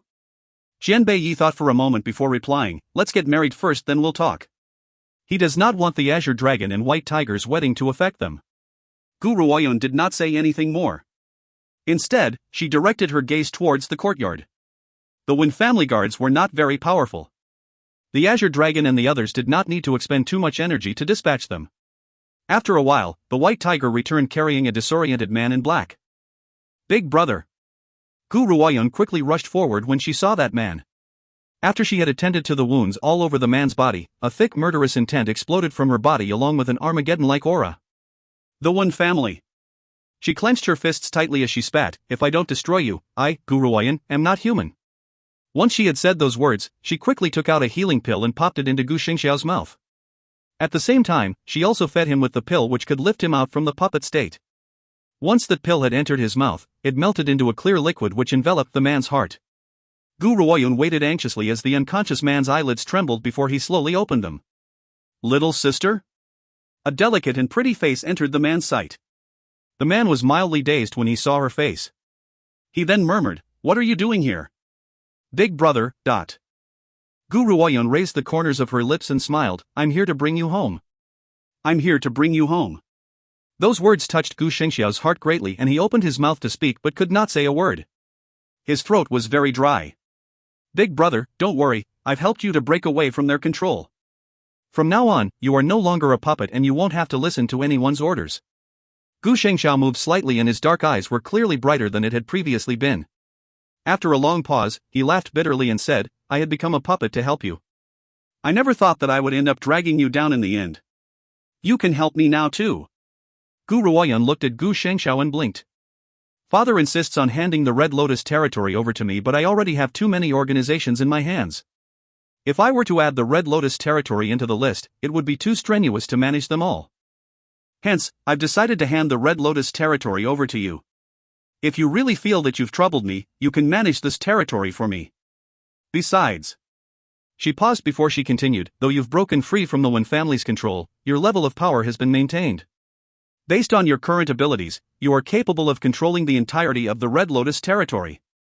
Gu Shengxiao looked at Gu Ruoyun and nodded, all right. He would never refuse his sister's request. Furthermore, Gu Ruoyun frowned. Zhou Shengxian seemed to have run into some trouble after helping us to find the medicinal herb. The last medicinal ingredient had been sent over by someone else to the Grand Lord's residence. Under regular circumstances, he would have personally sent it over and joined us to come to save you, but he never showed up. Based on my observation, that evildoer Zhou Shengxian must have run into some trouble. Brother, I want to go look for him. If Zhou Shengxian really has run into some trouble, it would have been because of her. She could not just stay idle on this. Let's go together. Gu Shengxiao was stunned for a moment when he heard Zhou Shengxian's name. He then continued to speak, but before that, there's one more thing I need to do. What is it? Little sister, do you still remember what I had told you? When you of the Wen family had saved me once? She was the one who had risked danger to help me escape the Wen family. Now, she is being forced by the Wen family to marry the Secret Order's left emissary. I can't just abandon her. After all, she has helped me before.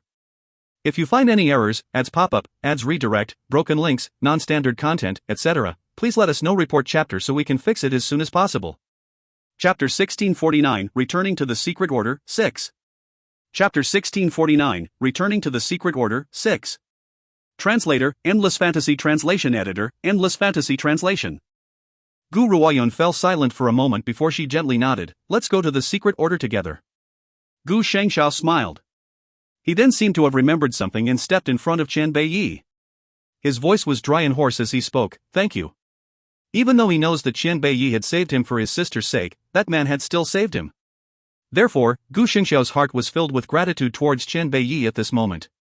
You are Yun'er's brother and my older brother-in-law. No matter what it is, I only did what I was supposed to.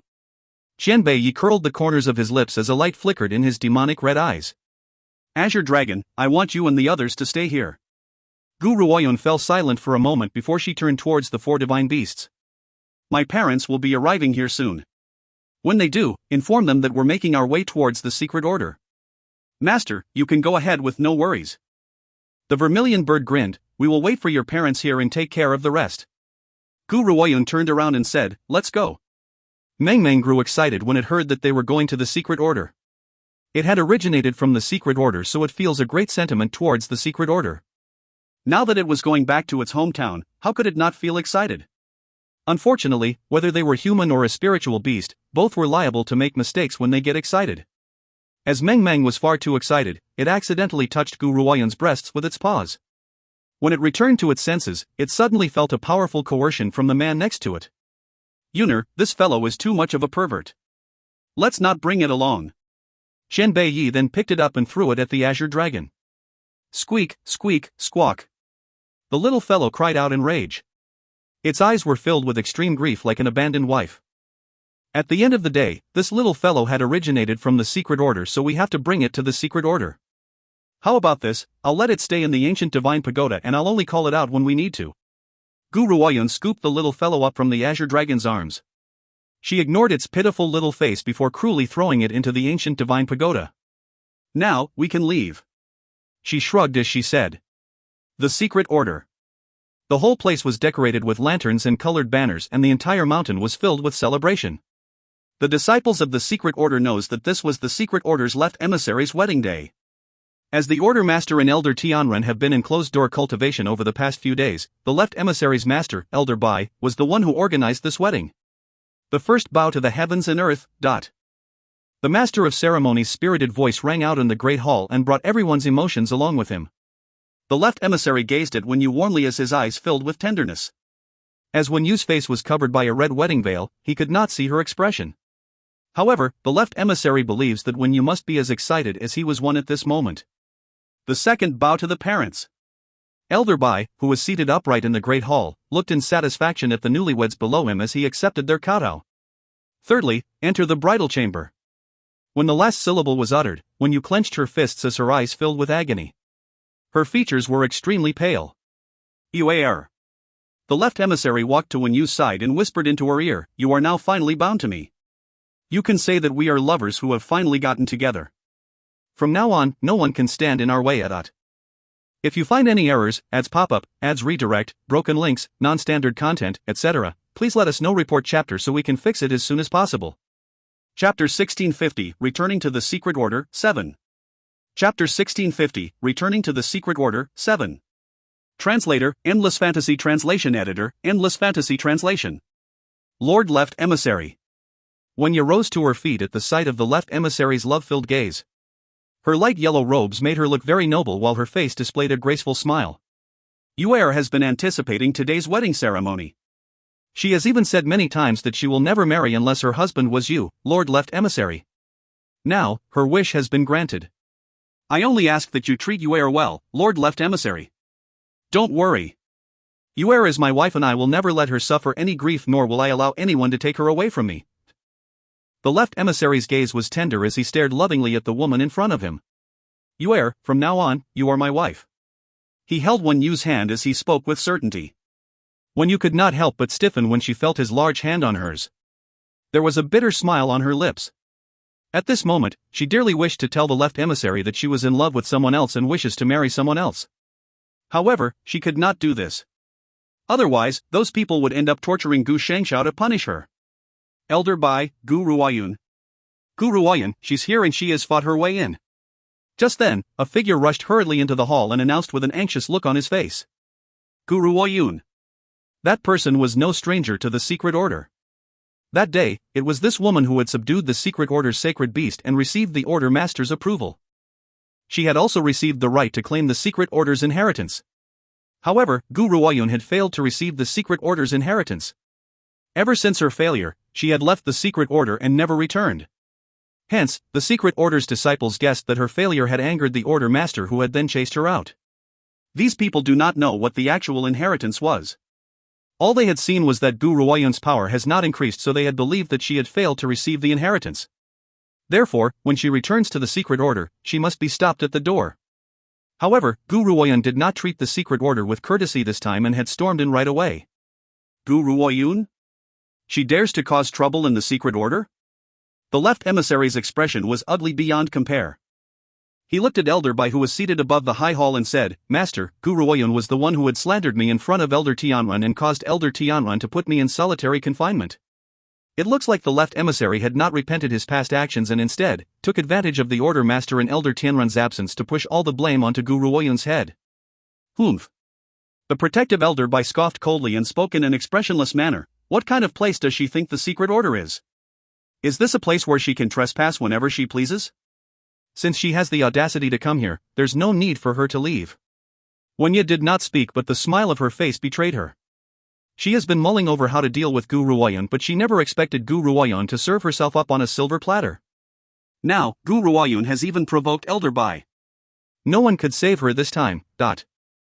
As Wenya was deep in her thoughts, she saw a familiar figure coming into view outside the great hall. This sight caused her smile to grow even wider. Wenya shifted her gaze to look at the people accompanying Guru Oyun. Her eyes flashed with surprise when she saw the peerlessly beautiful man by Guru Oyun's side. Such a gorgeous, peerless-looking man was a rare sight in the world nowadays. Lastly, she noticed the black-robed man behind Guru Oyun and her pupils narrowed. If you find any errors, ads pop-up, ads redirect, broken links, non-standard content, etc., please let us know. Report chapter so we can fix it as soon as possible. Chapter 1651, Returning to the Secret Order, 8. Chapter 1651, Returning to the Secret Order, 8. Translator, Endless Fantasy Translation Editor, Endless Fantasy Translation. What's Gu Shengxiao doing here? Wenya's expression changed. Her eyes filled with shock and she could not stop herself from crying out. That can't be right. The aura on Gu Shengxiao's body isn't right. Has he broken out of his puppet state? That's impossible, that's definitely impossible. There isn't a single person in this world who can lift a puppet from its state. Big brother Gu? Wenyu was shaken when she heard Wenya cry out. She quickly pulled the red veil off her head and stared directly at the black-robed man who had just entered the great hall. Is Big Brother Gu here to save me? A pleasant feeling, one which she has never felt before, emerged. Tears formed in her eyes as she stared at Gu Shengxiao with excitement. Are you Gu Shengxiao? The left emissary shifted his gaze from Guru Oyun to Gu Shengxiao, who was the last to enter. Wanya told me that you had romantically ensnared Yuer like a toad lusting after a swan's flesh. You actually fantasized about having her. Yuer likes me, but you've complicated things by harassing her and causing trouble for her. Don't you have any shame? The left emissary's eyes turned red when he saw his love rival. He had even forgotten about picking a fight with Guru Oyun as he continued to glare fixedly at Gu Shengxiao. Are you certain that her heart belongs to you? Guru Oyun gently raised the corners of her lips into a fake smile as she looked at the left emissary, who was still unable to comprehend the situation. Whoosh! Wenya's expression has turned as white as a sheet. Never in her wildest imagination would she have thought that Guru Oyun would arrive here with Gu Shengxiao. After all, Gu Shengxiao was the only bargaining chip she has to threaten Wenyu with. If she lost that bargaining chip, she would never be able to control Wenyu. Of course. The left emissary laughed coldly. He then turned towards the woman next to him and his gaze softened. Yuer, don't be afraid. With me around, these people can't hurt you. As he spoke, the left emissary reached out and tried to hold Wenyu's small hand. However, once the left emissary's hand touched Wenyu, the latter flung it off fiercely and smacked his hand away. The left emissary was shocked. His hand froze on the spot as he stared at Wenyu in astonishment. You. Gu Shengxiao's appearance caused Wenyu's courage to return. She turned to the left emissary and spoke very clearly, Left emissary, I don't love you. Nor do I wish to marry you. I don't love you. These words crashed like a stroke of lightning on a clear day and stunned the left emissary. His eyes were filled with astonishment as he stared at Wenyu in disbelief. You're joking with me, right? Your older sister had told me that you've only ever loved me while it was Gu Shengxiao who had harassed you and tried to force you to marry him. Older sister? Wenyu burst into disdainful laughter. What kind of older sister is she? Ever since my childhood, I've never had any position to speak of in the Wen family. I've even suffered beatings, scoldings and humiliation. My older brother was forced to leave the first city by these people and his whereabouts are now unknown. If you had not expressed your interest in me, the Wen family would never have stopped beating me and the wounds on my body would never have healed. She seemed to remember the torture she had endured and shut her eyes in agony.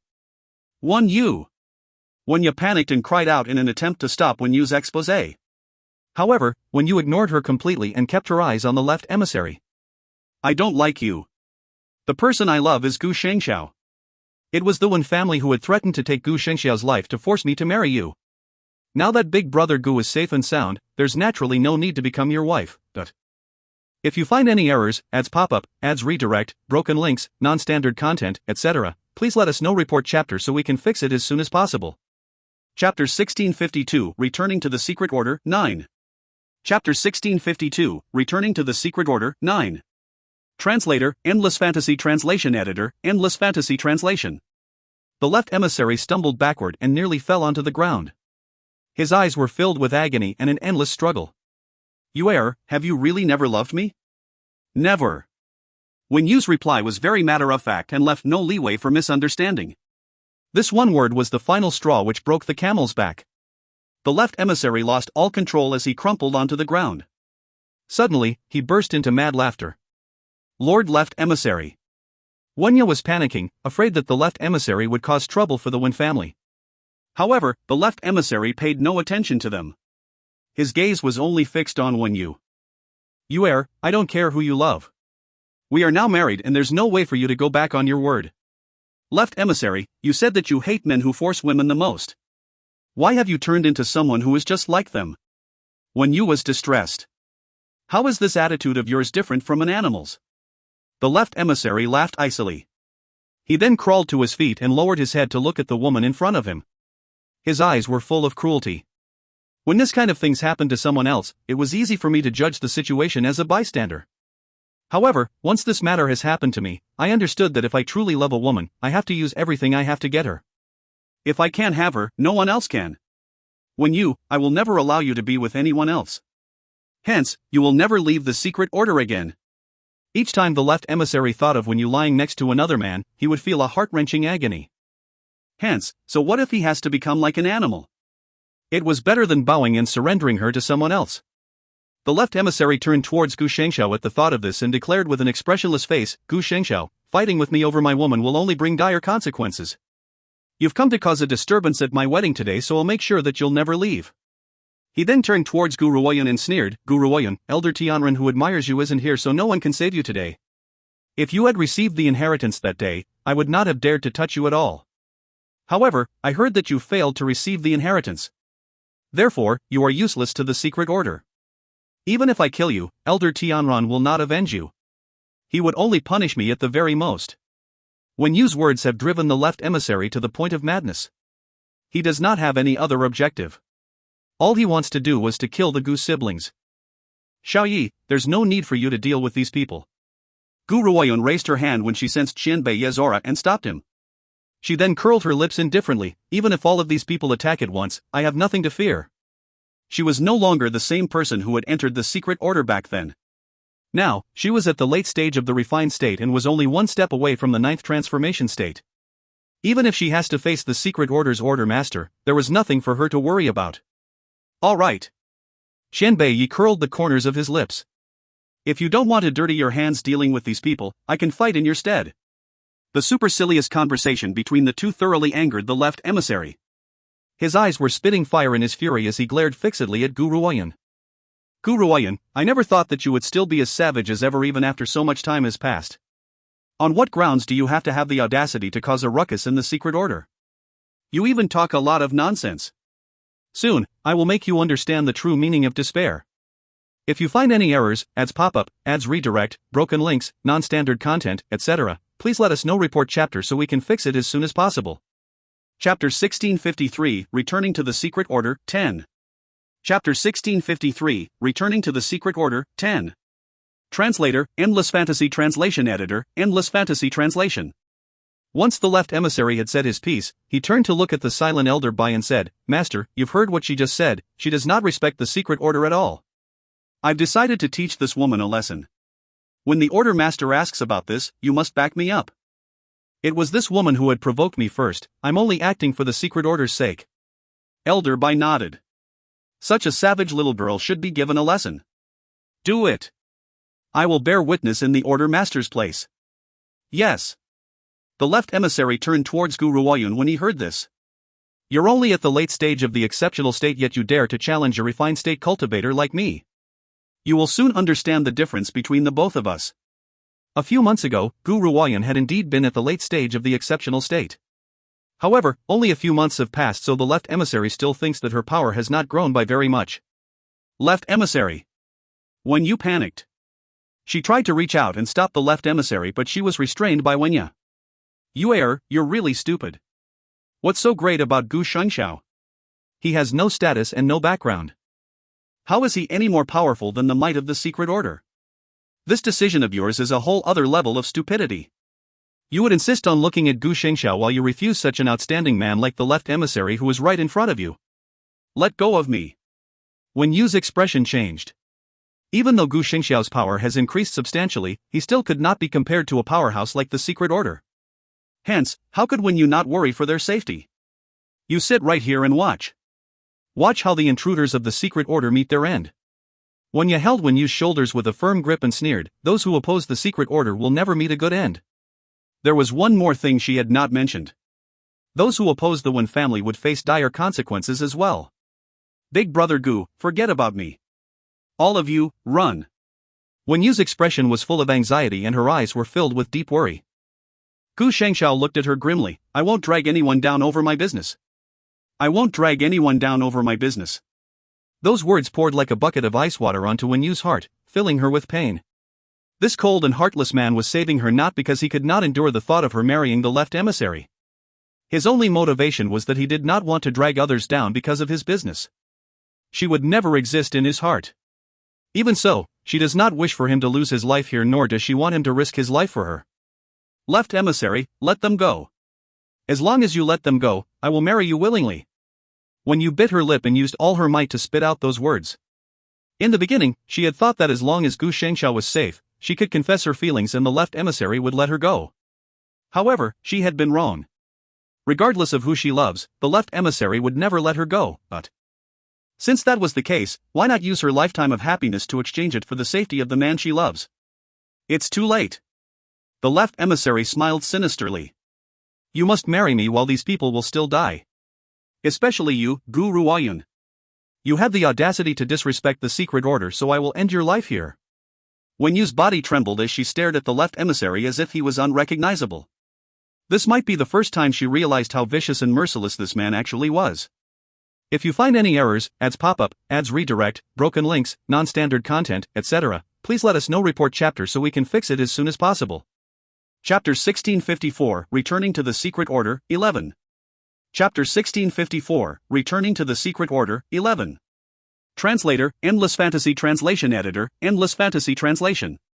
Gu Ruoyan, do you dare to fight me on your own? The left emissary looked at Gu Ruoyan with a gloomy look on his face and asked coldly. Fight you on my own? Gu Ruoyan raised the corners of her lips haughtily as her eyes danced with a grin. What a waste of time. The left emissary looked very smug when he heard this. He knew that Gu Ruoyan was lacking in power, which was why she does not even have the courage to fight him on her own. However, just as he was feeling very pleased with himself, the woman's chilly voice rang out again. Why don't the secret order's members attack me all at once? Crash. Her aggressive and egotistical words were like a stroke of lightning which crashed into the crowd, exploding them into confusion. What does she mean by the secret order's members attack me all at once? Was she unaware of how powerful the secret order was? Forget about the elders who were at the late stage of the refined state, even the disciples of the secret order would be strong enough to drown her to death with their spit. Yet she actually dared to spout such arrogant words? The left emissary was struck dumb for several seconds before he returned to his senses. He then let out an angry roar and charged towards Gu Ruoyan. Gu Ruoyan, you can go to hell. His features were extremely sinister. His mind has been entirely brainwashed by rage and he had lost all sense of rationality.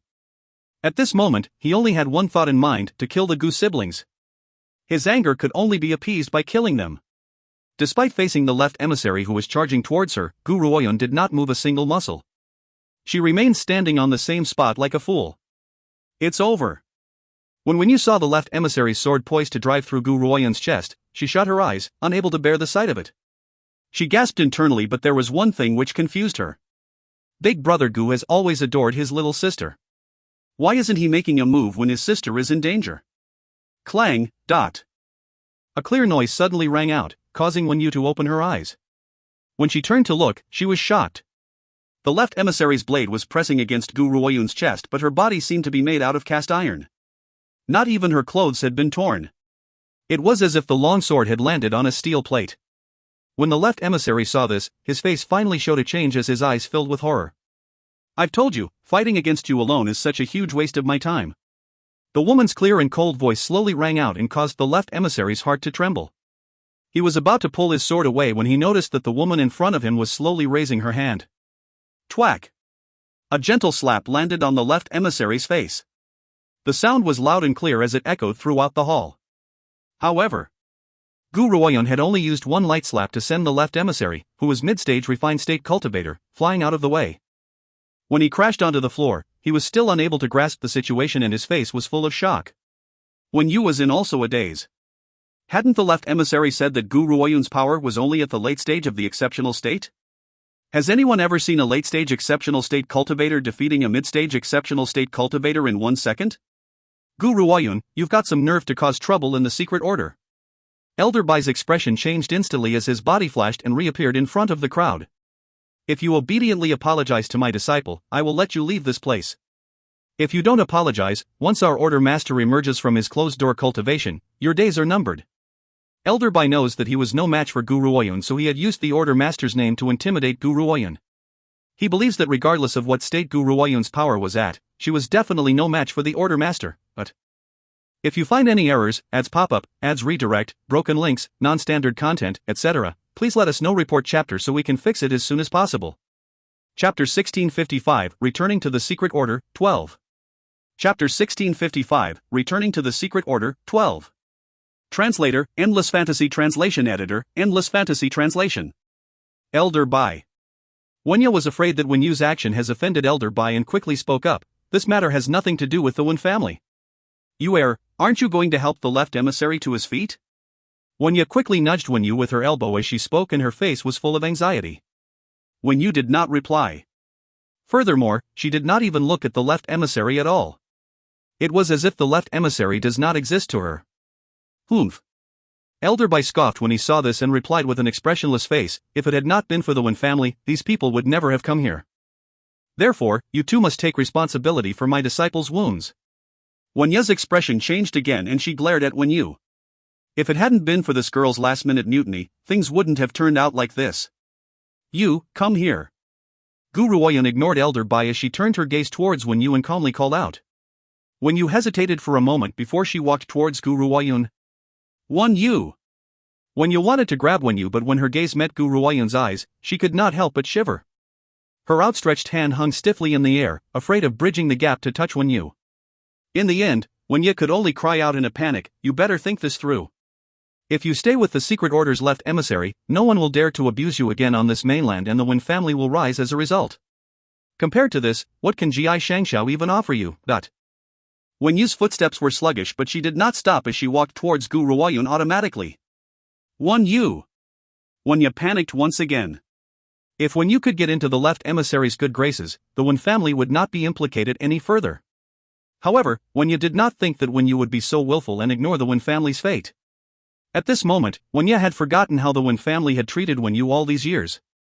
After being tortured by the Wen family for so many years, why would Wen Yu feel any sentiment for the Wen family? Gu Xingxiao's father is only the Grand Lord of a small territory while his mother has no background or status. I can't believe you are foolish enough to abandon the left emissary and choose him. Wen Yu clenched her fist, still insistent on dishing out her final piece of advice. However, Wen Yu was now face to face with Gu Ruoyun. Does the Secret Order want to come at me all at once or open a path for me to leave? Gu Ruoyun swept her indifferent gaze across the crowd as she spoke in a cool voice. If it was not for the fact that Meng Meng was the Secret Order's sacred beast, she would not possibly be able to leave as easily as this. Elder Bai's eyes darkened. You've hurt my disciple, do you plan on leaving just like that? He had dug his own grave. Gu Ruoyun's voice was just as chilly as ever, but it amplified the rage in Elder Bai's heart. Humph. Since you've arrived in the Secret Order, why leave so soon? Do you really think that the Secret Order is a place where you can come and go as you please? Our Order Master is nearly done with her closed-door cultivation. Once she comes out, we'll have a conclusion. My apologies. Gu Ruoyun raised her eyebrows and shot him an indifferent gaze. I don't have that much time to waste here. If you don't open up a path, I will use my power to make all of you to give way. Many secret order disciples have blocked her way out behind her. She would not be able to leave this place unless she uses brute force to blast that blockade away. Attack! Catch every single one of them. Elder Bai's face sank as he ordered coldly. So what if this woman has great power? There are so many of us in the secret order, why should we need to fear her?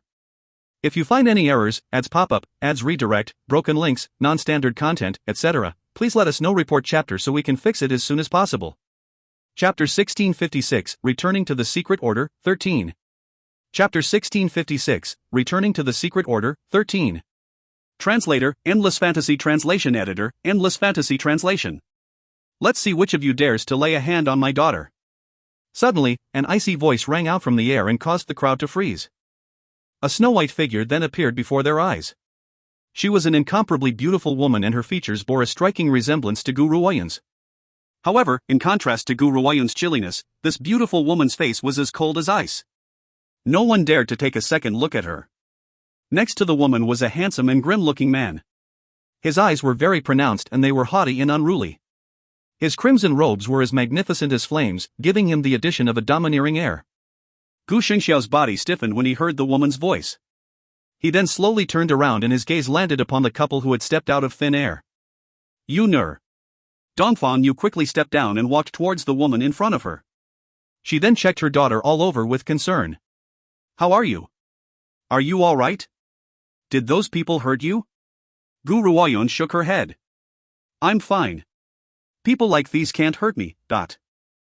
Dongfang Yu then turned her beautiful eyes to look at the black-robed man next to Gu Ruoyan.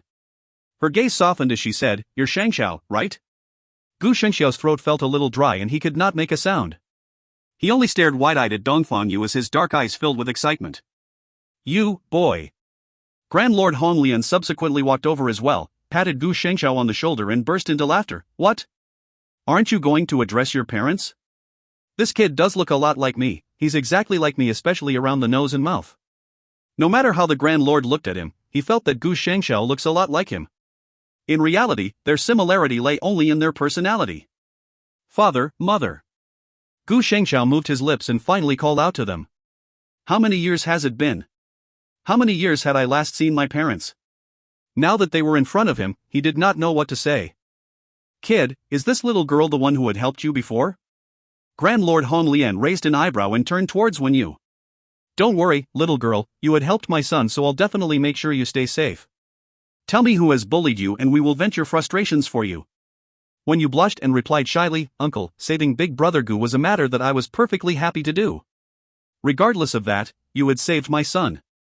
We should help you out.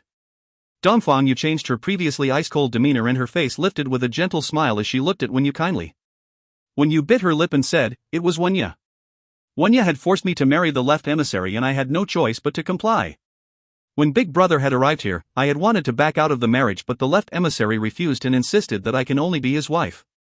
Tears welled up in Wen Yu's eyes as she recalled the grief she had suffered during these past few days. It was a good thing that the hard times were now over and good times were just beginning. Not only has Big Brother Gu arrived, but his parents had also appeared as well. Mother. Gu Ruoyan walked towards Dongfang Yu's side and smiled. Wen Yu had agreed to marry the left emissary to save Big Brother. She had even agreed to stay married to the left emissary so that we could escape. Isn't this forced prostitution? Grand Lord Honglian raised his brow and looked at Wen Yu coldly. Also, we still have debts with the Wen family that were left unsettled. Now, it's about time that we make them pay. If you find any errors, ads pop up, ads redirect, broken links, non-standard content, etc., please let us know. Report chapter so we can fix it as soon as possible. Chapter 1657, Returning to the Secret Order, 14. Chapter 1657, Returning to the Secret Order, 14. Translator, Endless Fantasy Translation Editor, Endless Fantasy Translation. Wen Yu's expression changed. She sent Wen Yu a fierce glare before placing her attention on Grand Lord Honglian and his wife. I do admit that based on the Wen family's current state, I'm afraid that we won't be able to fight against you. However, you must remember one thing. This is the Secret Order's territory. There's no need for me to act this time as the members of the Secret Order won't let you off either. As Wen Yu was speaking, she failed to notice that the Secret Order's elders who were about to attack just a moment ago were all in a daze. Even Elder Bai did not speak as if he had been struck dumb. You are. The left emissary crawled to his feet and wiped the blood from the corner of his lips. He stared at Wen Yu, heartbroken. I've devoted my heart to you, yet you would treat me this way. Do I not have any place in your heart? Do you still want to leave with Gu Shengxiao? Alright, I will fulfill your wish. Soon, the members of the secret order will kill all of you and throw you into unmarked graves. That way, you'll be together forever. Based on the left emissary's status in the secret order, he had never seen Dongfang Yu before. At his current state, he did not notice the peculiar looks on the secret order's elders. You want to kill us and throw us into unmarked graves? Dongfang Yu laughed. Her smile did not reach her eyes and her beautiful gaze was icy. Elder Bai, is that so? She slowly turned her gaze towards Elder Bai as her voice dripped with cynicism. How dare you? You actually have the nerve to speak to my master in this manner. Whack! Before the left emissary could finish speaking, he was slapped in the face so hard that he was dizzy for a moment. It took him a while to regain his bearings. The grand hall was instantly silenced. Some of the crowd who did not understand the situation turned to look at Elder Bai, clearly unable to comprehend the situation at hand. Master? The left emissary was shaken as he stared at Elder Bai in shock. Why had you? Apologize. Apologize immediately. Elder Bai's expression was ice cold and he spoke in a firm voice. Quickly, apologize to her. Master. Apologize if you don't want to die. No one knows how terrified Elder Bai felt. He was stunned when Dongfang Yu had appeared and he never expected her to turn out to be Gu Ruoyun and Gu Shengxiao's mother. No wonder he felt as though Gu Ruoyun had looked somewhat familiar. She has that kind of connection to the sacred lady. What a joke. Previously, Wenya had even claimed that Gu Shengxiao's mother had no status or background. If the sacred lady has no F***king status or background, how does the rest of us on the mainland live? Master, can you tell me why I should apologize? The left emissary took a deep breath and asked stubbornly. Not only had he lost his wife today, he has even been beaten up by Gu Ruoyun. Why should he be the one to apologize now? A scholar prefers death to humiliation. I won't apologize. I'm going to beat you to death, you little animal. Elder Bai slapped the left emissary right across his face, flinging him out of the way. His expression was entirely enraged. Do you not like the fact that I've lived for so many years and you want to F***king cause my early demise? You little animal, little B** starred, of all the women you had to fight over, you had to snatch Gu Shengxiao's woman away? Elder Bai was trembling with rage. He no longer cared about the shocked look in the left emissary's eyes as he walked towards Dongfang Yu. Great sacred lady, you've returned? Everything which had happened earlier on had been a misunderstanding. It was all a misunderstanding, but... If you find any errors, ads pop-up, ads redirect, broken links, non-standard content, etc., please let us know. Report chapter so we can fix it as soon as possible. Chapter 1658, Returning to the Secret Order, 15. Chapter 1658, Returning to the Secret Order, 15. Translator, Endless Fantasy Translation Editor, Endless Fantasy Translation. Great Sacred Lady? Boom! Those words were like a bolt of lightning on a clear day and struck everyone in the area dumb. This gorgeous woman in white robes was the Secret Order's legendary Sacred Lady? Heavens, they were just about to attack the Sacred Lady's children. This time, even if the Order Master were to emerge, she might not even protect them. Sacred Lady? Impossible. The left emissary has suffered a heavy hit. His face changed color and his lips turned white as he trembled gently. The Gu siblings are the Sacred Lady's children? This is impossible, definitely impossible. Suddenly, he seemed to remember something and turned towards the sluggish Wenya. Wenya, USL*T, this is all your fault. Didn't you tell me that the Gu siblings have no background? This is all your fault. His hand gripped fiercely around Wenya's neck and began to strangle her. If it had not been for this SL*T, I would not have offended Gu Ruoyun. Hence, this is all her fault. Wenya choked for air as she stared pleadingly at Wenyu, asking for help. Wenyu turned away when she saw Wenya's pleading eyes and did not spare her another glance. If it had not been for Wenya, she would never have had to suffer so much torment. Wenya was in despair. Her hands fell limply to her side and swung gently in the air. Her eyes rolled back and her tongue lolled out. The left emissary's grip grew tighter and tighter and the sound of her breathing slowly disappeared. Gu Ruoyun did not say a word. It was likely that she also never suspected that Dongfang Yu was the Secret Order's Sacred Lady. No wonder Elder Tianyi had taken such good care of her when they had first met. He had done so not because she had accepted the Secret Order's inheritance but most likely because of Dongfang Yu. Elder Bai, your disciple has insulted my daughter. Shouldn't you give me an explanation for this? Great sacred lady. Elder Bai laughed bitterly and gently closed his eyes. He then opened them again and they were filled with determination. I will cripple him of his power and chase him out from the secret order. Elder Bai knows that this was the best conclusion. If the sacred lady were to dole out the punishment personally, this little animal's life would cease to exist. As for me, Elder Bai paused and continued, I will cripple myself of my own powers as well and leave the secret order. Master, no. The left emissary's features drained of color. I don't want to become a good-for-nothing, Master. Wham! Elder Bai raised his hand and slammed it violently upon the left emissary's chest. At that moment, a powerful energy was channeled into the left emissary's chest. His body was flung aside and he spat out a mouthful of blood as his face turned even paler. Elder Bai's hand slowly landed on his own chest. Just as it has happened with the left emissary, Elder Bai gathered his energy into his chest and destroyed his chi center. Blood poured out from his mouth and his legs crumpled heavily on the ground. Master! The left emissary felt the power leaving his body. His eyes filled with fear and he murmured weakly. Sacred lady, I had not been strict enough in disciplining my disciple. As a result, this little animal had crossed you and had offended your daughter. Hence, I have destroyed my chi center as punishment. Please forgive me, sacred lady. Dongfang, you did not even spare them a glance as she replied emotionlessly, you can leave now. Thank you, sacred lady, for sparing our lives. Elder Bai joined his fists before he strenuously got back onto his feet. He then walked towards the left emissary who was still collapsed on the ground.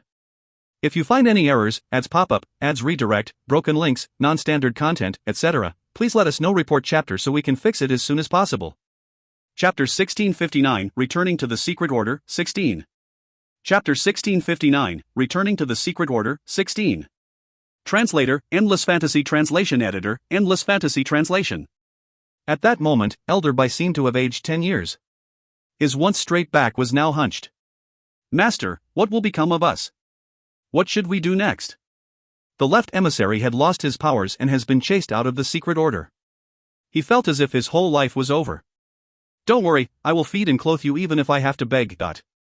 Elder Bai bent down and helped the left emissary to his feet. They then slowly walked step by step out the door. Their footsteps were very unsteady and the left emissary, who was still being supported, looked as if he would collapse at any moment. The left emissary's heart was sour. If it had not been for me, Master would never have been dragged down to this level. Elder Bai is really adaptable to the circumstances. Grand Lord Hong Lian stared at the two as they left and laughed coldly. He then said, if this were anyone else, forget about crippling themselves. Even if someone else had crippled him, he might not be able to continue living. Grand Lord Hong Lian was unconcerned whether those two would return to cause trouble for them. Two crippled cultivators were completely insignificant. Aside from doting on his disciples, there isn't much of an issue with Elder Bai. However, he had destroyed his entire life because he had doted on his disciples. He understood that if he does not cripple himself, I would never have let them leave this place alive. Dongfang Yu's eyes grew cold. Therefore, he had made a pretty good decision. Brother Tian, we're done here and we should go. My master isn't here either, so there's no need for me to linger. The master she had mentioned was the secret order's order master. Gu Shengxiao furrowed his brows and turned towards Wenyu. Are you willing to come with us? The Wen family has been destroyed and Wenyu was dead. Aside from the master of the Wen family who had journeyed to the governor's palace and escaped the attack, there was no one else left in the Wen family. Hence, Wenyu naturally has nowhere to go. Therefore, Wenyu quickly nodded when she heard Gu Shengxiao's invitation and her eyes filled with gratitude. Big brother Gu, thank you, everyone, for saving me. Gu Shengxiao wanted to say something more but was afraid that his words might cause Wenyu to misunderstand. In the end, he shut his mouth and said nothing. The straight-tempered Wenyu was used to his coldness and did not mind his silence. Come, let's return to the Red Lotus territory. If there's anything else to say, we shall discuss it once we've returned to the territory. Grand Lord Hong Lian held Dongfang Yu's body as his crimson robes shot into the distance. Let's leave as well. Qian Beiyi gently wrapped his arms around Gu Ruoyun's body as his demonic red eyes gleamed with a smile. His eyes have only ever beheld her existence. Gu Shengxiao watched as the four of them sped into the distance. He then looked at Wenyu and frowned. You can follow along on your own. 1. Oh. 2. Wenyu replied obediently as she followed behind Gu Shengxiao. To her, as long as she could gaze at Gu Shengxiao from a distance, she was satisfied. even if that man does not love her. 3. The Red Lotus territory was located near the first city, so the group had reached their destination within a day. When they had returned to the Grand Lord's residence, Gu Ruoyun revealed her next objective. Yuner, you want to journey to the deserted snowlands? Grand Lord Hong Lian was shaken and he knit his brows. What do you want to do in the deserted snowlands? Father, a friend of mine had journeyed deep into the deserted snowlands to find the sorcerer's enchantment blossom to help me refine the celestial puppet pill that broke Big Brother out of his puppet state. This friend had sent someone else to bring the sorcerer's enchantment blossom to me, but he was nowhere to be found. Perhaps he has run into some issue the deserted snowlands and was unable to return as a result. Hence, I must look for him. If you find any errors, ads pop-up, ads redirect, broken links, non-standard content, etc., please let us know. Report chapter so we can fix it as soon as possible. Chapter 1660, Returning to the Secret Order, 17. Chapter 1660, Returning to the Secret Order, 17. Translator, Endless Fantasy Translation Editor, Endless Fantasy Translation. Zhou Shengchen had gone to the deserted snowlands for Gu Shengxiao's sake, so Gu Ruoyun could not stand idly by no matter what. Yuner, you must think this through thoroughly. Though he had obtained the sorcerer's enchantment blossom, that does not mean that he would still be in the deserted snowlands. Are you sure that you still want to go there? I can start to search for him there. Besides, I have a hunch that evildoer, Zhou Shengchen, has encountered some trouble in the deserted snowlands. Her hunch was very strong and it compelled her to take action. Grand Lord Hong Lian sighed. Since that's the case, you should go. However, you must take care of your safety in everything you do. But even though Gu Ruoyun's powers have risen to great heights, Grand Lord Hong Lian still worried for her safety and had to remind her. Little sister, let me come with you. There's no need. Gu Ruoyun shook her head. Big brother, it's been difficult for you and our parents to reunite. You should stay back and keep them company. Don't worry, I'll be back soon and help you to bring Zhou Shengchen back. The last part of his sister's words caused Gu Shengxiao to frown. He did not understand what she was talking about. What had she meant by help me bring to Zhou Shengchen back? Zhou Shengchen had indeed run into danger for my sake and I do want to save him, but the meaning in Gu Ruoyun's words seemed to indicate that Zhou Shengchen was my man. How is that possible? Zhou Shengchen and I are both men. How could the former be my man? Gu Shengxiao laughed weakly in exasperation when he thought of this. Alright, I shall wait for you here. I'm tired. I'm going back to my room to rest. Xiao Yi is waiting for me in the room. Gu Ruoyun yawned and spoke lazily. Yuner. Dongfang, you seem to remember something. She took Gu Ruoyun's hand and smiled gently. I think Xiao Yi isn't too bad at all. Once you've returned from the deserted snowlands, let's get your marriage settled. Gu Ruoyun was startled. She had once promised Qian Beiyi that they would get married once her family has been reunited. Now, her family has indeed been reunited and they shall hold the wedding ceremony. The man was standing in front of a window in the room. A gentle breeze stirred the air and his silver hair fluttered in the wind. He seemed to sense a familiar aura from behind him and stayed still, allowing a pair of hands to embrace him from behind. Xiao Yi, once we've returned from the deserted snowlands, let's get married. The woman's words caused Qian Beiye's body to stiffen one. He then raised his hand and pulled Gu Ruoyun into his arms before gently stroking the woman's hair with his fingers. I've waited for this day for a very long time. Qian Beiyi stared gently at the woman in his arms. 10 years ago, when I had opened my eyes and seen you, I had already decided that it has to be you and no one else in this lifetime. Gu Ruoyun gently pursed her lips. Perhaps their meeting 10 years ago has resulted in this inseparable love and friendship in this lifetime. Xiao Yi, out of all of the most fortunate incidents that year, nothing exceeds meeting you. Gu Ruoyun leaned against Qian Beiye's body as her face lifted into a happy smile. You have given me too much in this lifetime and it's difficult for me to reciprocate. Who told you that it would be impossible for you to reciprocate? Qian Beiyi smiled as he held Gu Ruoyun.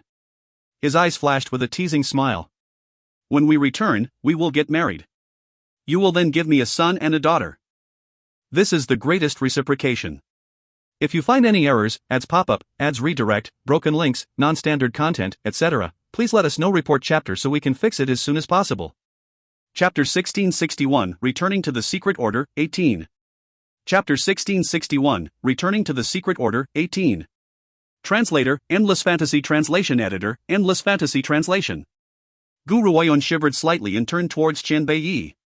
By the way, Xiao Yi, ever since Zixi had helped me to unlock the gate to the Dark Earth realm, he's gone into a deep sleep and has not awakened since.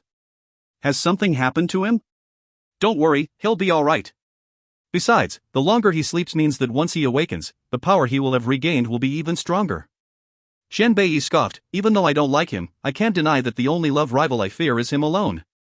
Xian Bei has never paid much attention to the other men who had swarmed around Gu Ruoyun's side. Zixi was the only love rival that he fears the most. Zixi had accompanied Gu Ruoyun the longest, and there was even a lifetime contract between the two. He was powerful and his looks were startlingly good. How could Xian Bei not worry when there was such a man by Gu Ruoyun's side? It was a good thing that the person Gu Ruoyun had chosen in the end was him one.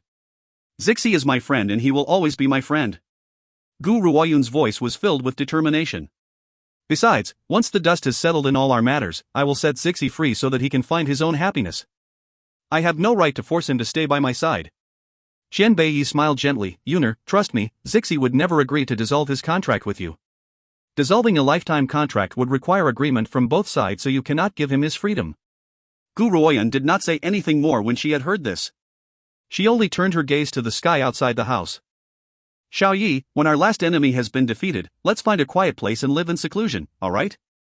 At this moment, Gu Ruoyun could not help but remember the little village which had taken her in as well as the simple and honest villagers. Unfortunately, she had dragged those villagers down and they had been massacred. Alright. Xian Bei did not think too much of it and agreed to Gu Ruoyun's request.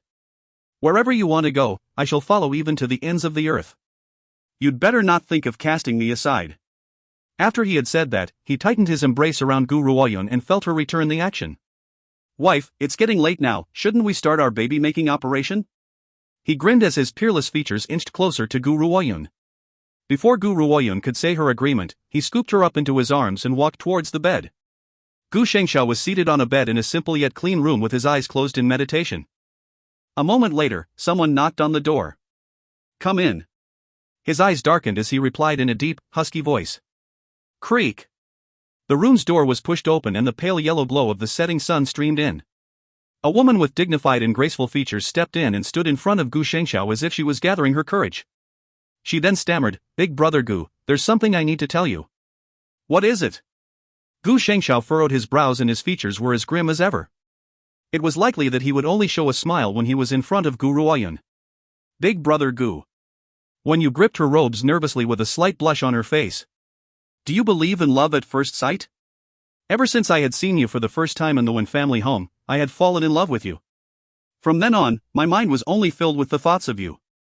I know that I may sound wanton, but I really like you. Even though you've treated me coldly, my feelings for you won't change.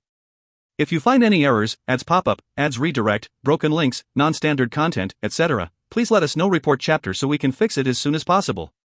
Chapter 1662, Returning to the Secret Order, 19. Chapter 1662, Returning to the Secret Order, 19. Translator, Endless Fantasy Translation Editor, Endless Fantasy Translation. Gu Shengxiao stared at Wenyu in surprise. He knows that Wenyu loves him, but he never thought that someone as timid as her would have the courage to confess her feelings to him. Wenyu. Gu Shengxiao furrowed his brows. To you, I have no other feelings aside from gratitude. If there was no love, there was no love. He was not the type of person who would give someone false hope. Since he does not like Wenyu that way, he would admit it openly so she could find her own ending. Perhaps Wenyu has already anticipated his answer as her eyes only showed disappointment and no other emotion. I know, big brother Gu. Actually, I had known from the start that you would never like me. Previously, I had thought that you won't accept me because my surname is Wen. Now, I understand that I had never been in your heart. Wenyu took a deep breath and continued, however, I have no regrets. At least I've told you my true feelings. She was not an inflexible person. If the opposition does not like her, she does not want to entangle herself too much. Big brother Gu, may I become your little sister? Wenyu lifted her head and looked at Gu Shengxiao as she said, though I can't be your wife, I still want to be your relative. I know that I cannot be compared to your blood relatives, but as long as I can call you my brother, I am happy. Gu Shengxiao thought for a moment before nodding.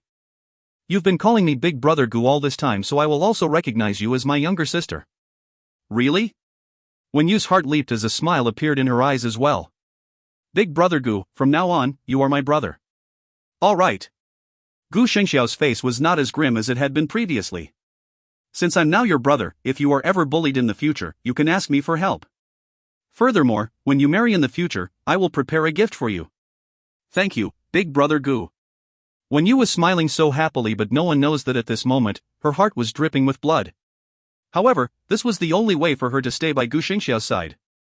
It was still better than being unable to see him. She was content with the way things were. If there's nothing else, you'd better go back and rest. I want to continue my cultivation. Alright, Big Brother Gu. When Yu's smile looked very happy as she looked at Gu Shengxiao and said, Big Brother Gu, I'm really happy to have met you in this lifetime. After speaking, she did not give Gu Shengxiao the chance to reply as she turned around and left the room, shutting the door behind her.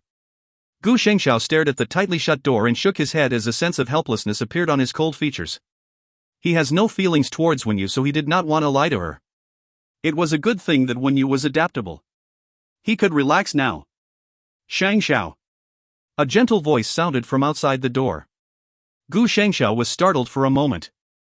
He then lifted his head to look at the woman in white who was standing in front of the door and asked, Mother, what are you doing here? I was only dropping by, but I had accidentally overheard Wen Yu's confession to you. Dongfang Yu walked in and slowly approached Gu Shengxiao. She then sat down next to him and said, Your sister's wedding has been settled and now, it's your turn. I think that Wen Yu isn't too bad at all, and we aren't people who prioritize family status either. As long as she's someone that you like, no matter who they are, I will treat her as if she was my own child. Gu Shengxiao shook his head. I only feel gratitude towards Wen Yu. If I marry her so irresponsibly, I will destroy her life. This way, it's not too bad. At least I won't be letting her down. If you find any errors, ads pop-up, ads redirect, broken links, non-standard content, etc., please let us know. Report chapter so we can fix it as soon as possible. Chapter 1663, Returning to the Secret Order, 20. Chapter 1663, Returning to the Secret Order, 20. Translator, Endless Fantasy Translation Editor, Endless Fantasy Translation. I think Wen Yu still holds you in her heart. She's only forcing herself to become your younger sister. Dongfang Yu sighed exasperatedly. As a woman, she naturally understands Wen Yu's actions better than Gu Shengxiao. She admires Wen Yu because she was adaptable. Mother, what's wrong with her forcing herself to take me as her older brother? Gu Shengxiao laughed, It is better than marrying me while I don't love her. You silly little boy, I'm only worried about your marriage. You've always been on your own all these years without anyone to keep you company. Dongfang Yu laughed bitterly. By the way, who's that Zhou Shangchen Yuner had mentioned? Based on the way she had said it, the relationship between the two of you. Mother, Zhou Shangchen is a man. Gu Shengxiao was feeling even more exasperated. A man? Dongfang Yu was stunned. Had Gu Shengxiao not taken a wife all these years because he liked men? 1. She thought for a moment and said, Whoever you like, even if that person is a man, I will approve of it. 2. Gu Shengxiao was struck dumb. My mother would not hesitate to let a man marry me just so I can have a companion? Each time Gu Shengxiao thought about marrying Zhou Shangchen, he would feel his hair stand on end and goosebumps would rise on his skin. Alright, mother, when I've found a woman that I like, I'll bring her back to meet you. Gu Shengxiao hurriedly explained. As for my relationship with Zhou Shangchen, please don't disgust me. Even though I've been on my own for many years, I'm certain that I like women and not men. There was more that Dongfang Yu wanted to say, but she was pushed out of the door by an annoyed Gu Shengxiao. Shangxiao. Dongfang Yu turned to look at Gu Shengxiao from the door and said, Alright, I won't force you. Once you've fallen for someone, bring that person back to see me and I'll show you how accepting I am. My requirement for my sons and daughters-in-law are very simple. They don't necessarily need to be from a noble status, nor do they have to be young and pretty. They don't necessarily have to be a woman as well. As long as that person is alive, that will do. This requirement was indeed very simple. As long as that person was alive, even if that person was not female, that was fine for her too. Gu Shengxiao's mouth twitched. It seems that his mother has decided that the reason why he still lacks a wife was because he liked men. By the way, Dongfang Yu seemed to remember something and added, even if that person isn't human, that's alright too. Demi-beast humans' talents are very powerful anyway. Besides, based on your parents' position, no one would dare plot against our grandchildren, so you can rest assured. Gu Shengxiao rubbed his head to stave off his headache and replied exasperatedly, Mother, I promise you that after my little sister has saved Zhou Shangchen, I will search for my life partner, alright? Aha! I knew that your relationship with Zhou Shangchen isn't a regular one. Otherwise, why would you only search for your other half after he has been rescued? Gu Shengxiao did not know what to say anymore. He was just making excuses so that he could stop his mother from nagging him. However, he did not expect his mother to insist on him and Zhuo Shangchen being lovers. How is that even possible? Mother, I'm only worried about little sister's safety, I have no such inclination for men. After she gets back, I will think about my marriage. Are you happy now? Dongfang Yu nodded, alright, remember your promise to me. Otherwise, I will personally find you a suitable match. If you find any errors, ads pop up, ads redirect, broken links, non-standard content, etc., please let us know. Report chapter so we can fix it as soon as possible. Chapter 1664, The Deserted Snowlands, 1. Chapter 1664, The Deserted Snowlands, 1. Translator, Endless Fantasy Translation Editor, Endless Fantasy Translation. Gu Xingxiao's entire face was full of exasperation. It was a good thing that Dongfang Yu did not say anything else. She sent Gu Shengxiao a meaningful smile before she turned around and left. Gu Shengxiao watched Dongfang Yu as she left and heaved a sigh of relief. A bitter smile then formed on his face. Once little sister returns, I will definitely need to find my life partner to prevent my mother from nagging me all the time. After mumbling to himself, he sat down cross-legged and continued to cultivate. The next day, Gu Ruoyan stepped out from her room and saw Wen Yu, who had been waiting outside the door. She was stunned as she raised her brow and asked, "The person you should be waiting for is my big brother." Wen Yu pursed her lips and lifted her head to look at Gu Ruoyan before asking, "Can I come with you to save that man? Give me one good reason. I want to help big brother Gu." Wen Yu lowered her eyelids and replied, "That person you're going to save should be very important to big brother Gu, so I'd like to help him too." They are sworn brothers who have been through life and death. Zhuo Shengchen had once told her that Gu Shengxiao and he had made a life and death pact. This was the type of relationship that no one could interfere with. Only when they have experienced a life or death situation would they be able to make a life and death friendship pact. Gu Shengxiao was a straight man. He does not love Zhuo Shangchen, but Zhuo Shangchen has always held the place of a good and important friend in his heart. "May I come with you?" Wen Yu blinked and stared at Gu Ruoyun with anticipation. Gu Ruoyun shook her head. "Are you certain that you can journey to the deserted snowlands and not become a burden based on your current level of power?" Wen Yu's heart clenched instantly when she heard this and her face filled Thai agony. She knows that she was not powerful enough. Otherwise, she would not have been so powerless to help Gu Shengxiao. If you want to help him, it will be crucial for you to increase your power. Power is the only thing that can help him. Gu Ruoyun's eyes landed upon Wen Yu's face. Honestly speaking, she has a good feeling about Wen Yu. Wen Yu had helped Gu Shengxiao twice and had even decided to marry a man she does not love for his sake. Most importantly, she had not asked for any form of repayment after she had helped Gu Shengxiao.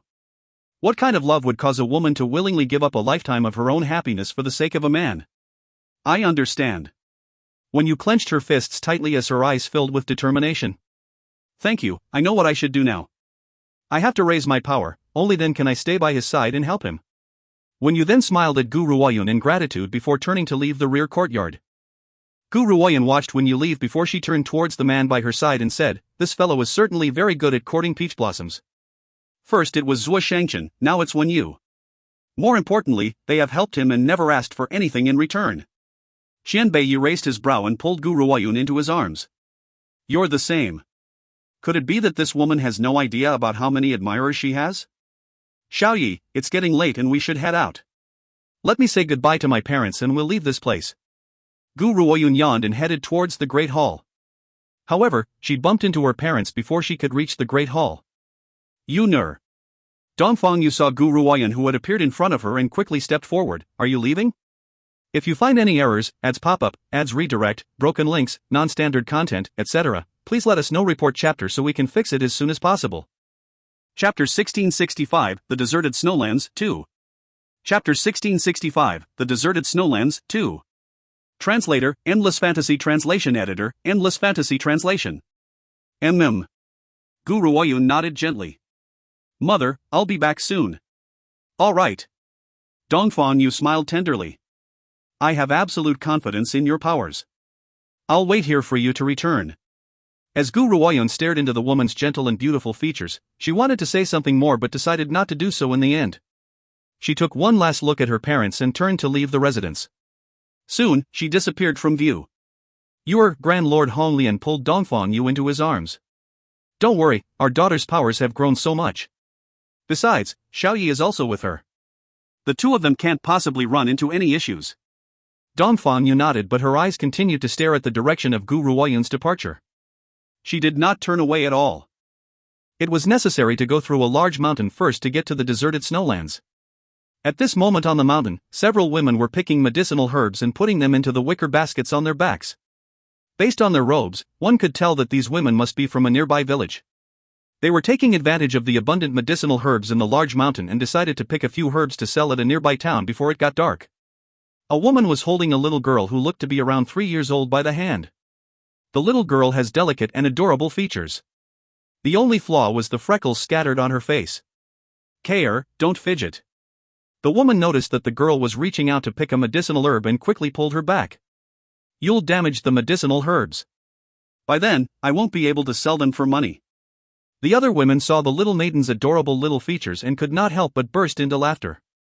Care's mother, Care, can already differentiate between medicinal herbs and weeds at such a young age. Perhaps you can let her learn medicine and she may even become an expert. When Care's mother heard this, an exasperated smile appeared on her face. If she's to learn medicine, she needs a master to teach her. The money needed for this is no small amount. If my Care can pick herbs like me, at least she can stay full and need not feel hungry. Just as the women were chatting, a green-robed figure slowly descended from the sky. It was a delicate, pretty and pristine-looking woman. She has an aloof and noble aura and one could not help but feel mesmerized by it. By her side was a peerless-looking and beautiful man with silver hair and crimson robes. His looks could send all living things into a frenzy. He stood next to her with both arms crossed above his chest while his demonic red eyes gazed tenderly and lovingly at the green-robed woman.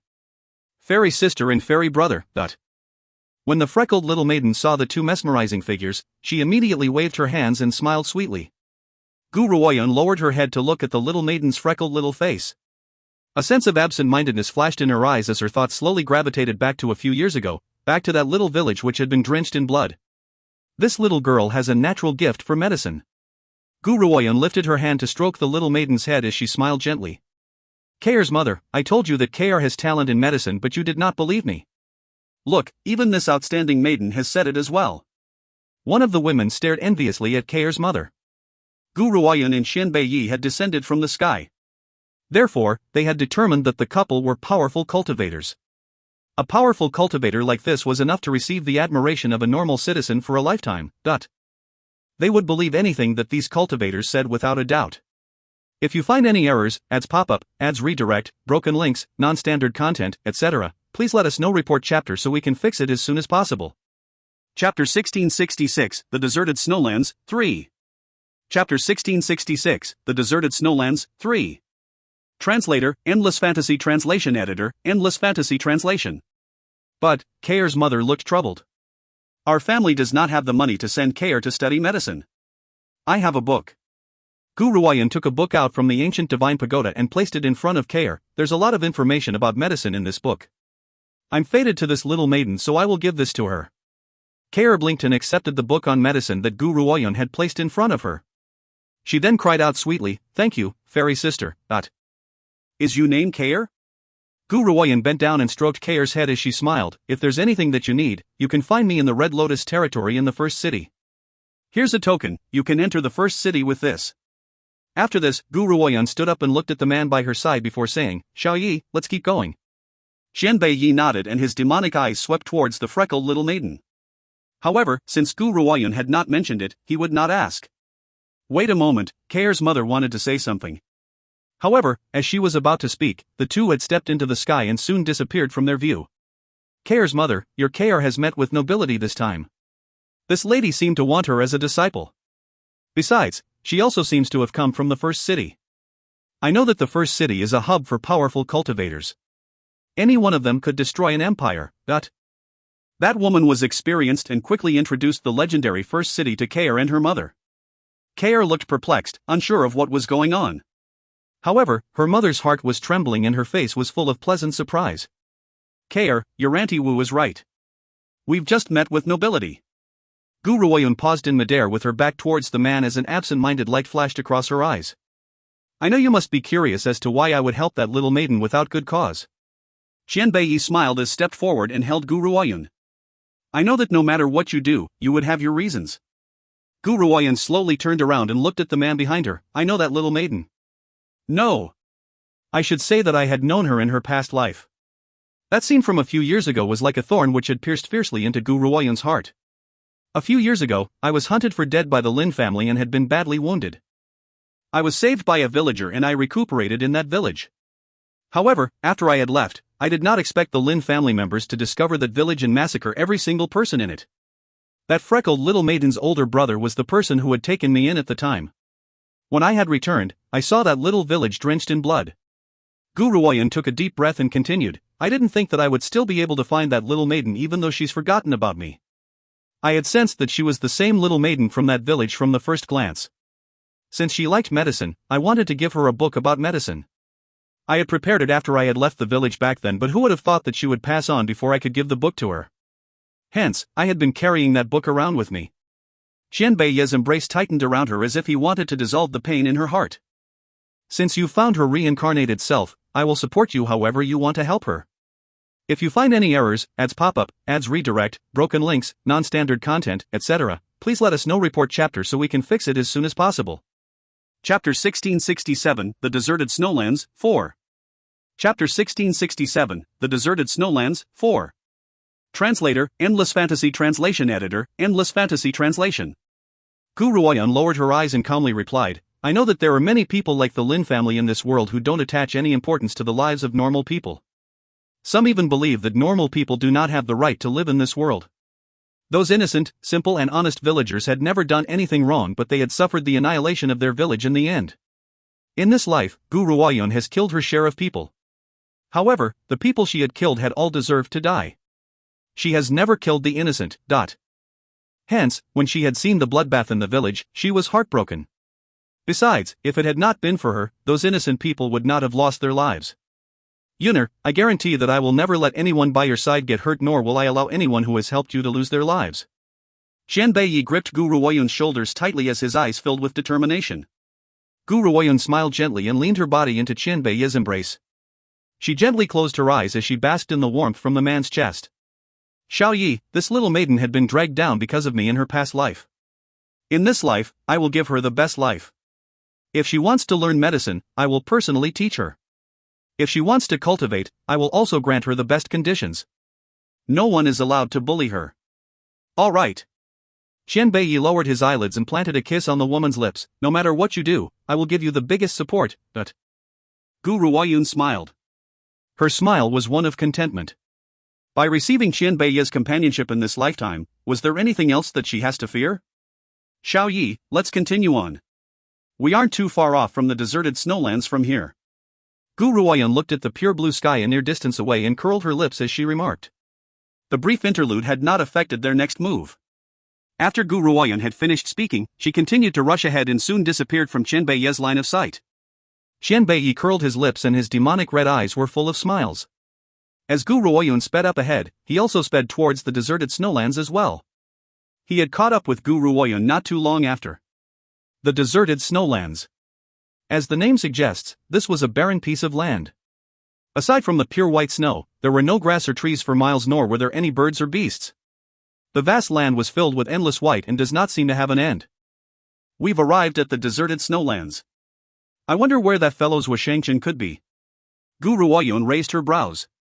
She does not know if she was mistaken, but she had felt extremely uneasy once she had set foot into this place. Xiao Yi, I keep getting the feeling that something grim is about to happen. I'm here, I won't let you run into any danger. Qianbei turned around to look at Gu Ruoyun as he spoke with determination.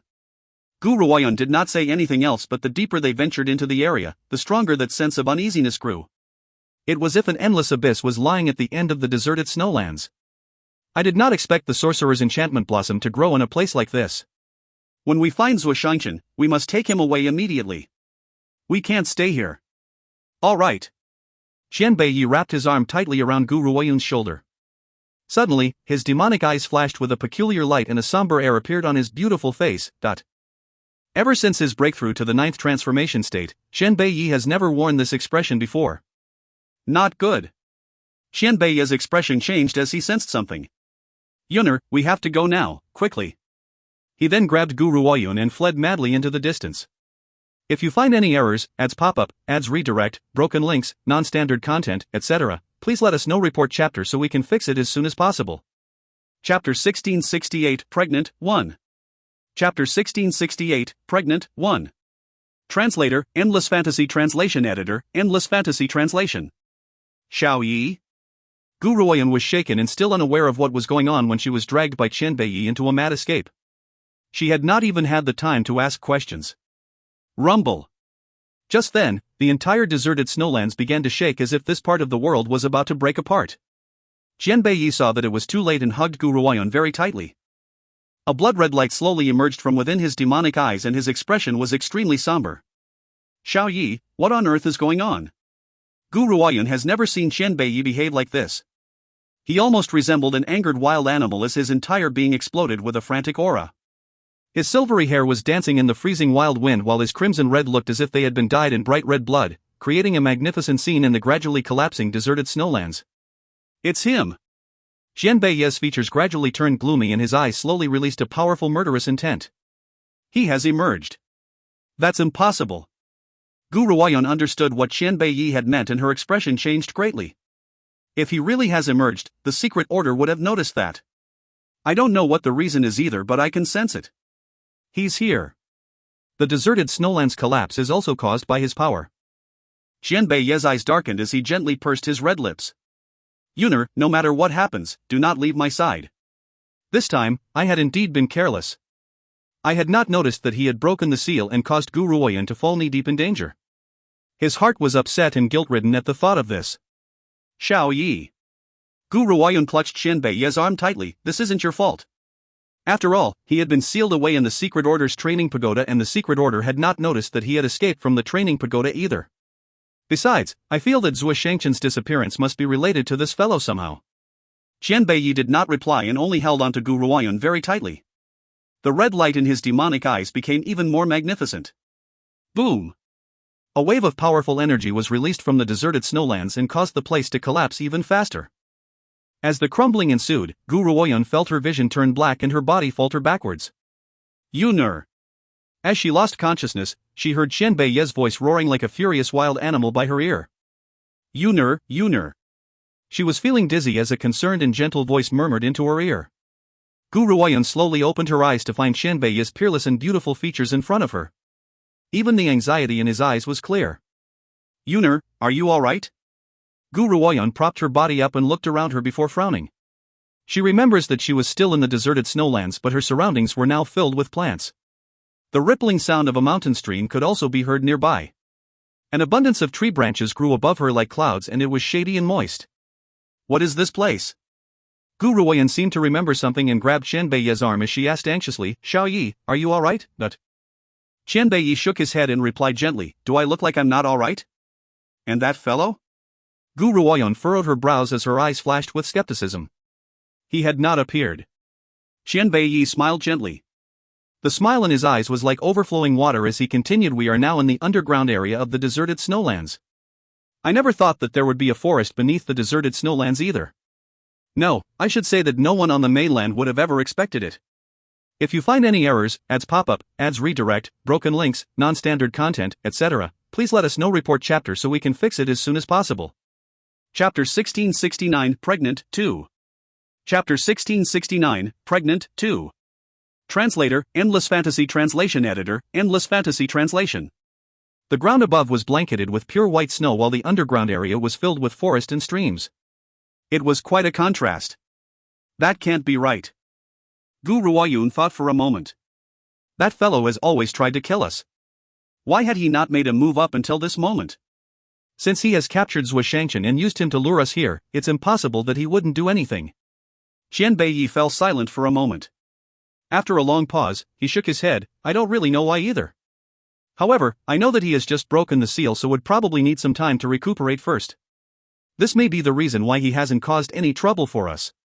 However, since he's lured us here and did not hesitate to bring us into the deserted snowlands underground world, it's likely that he already has some schemes laid out. We must be careful no matter what. I understand.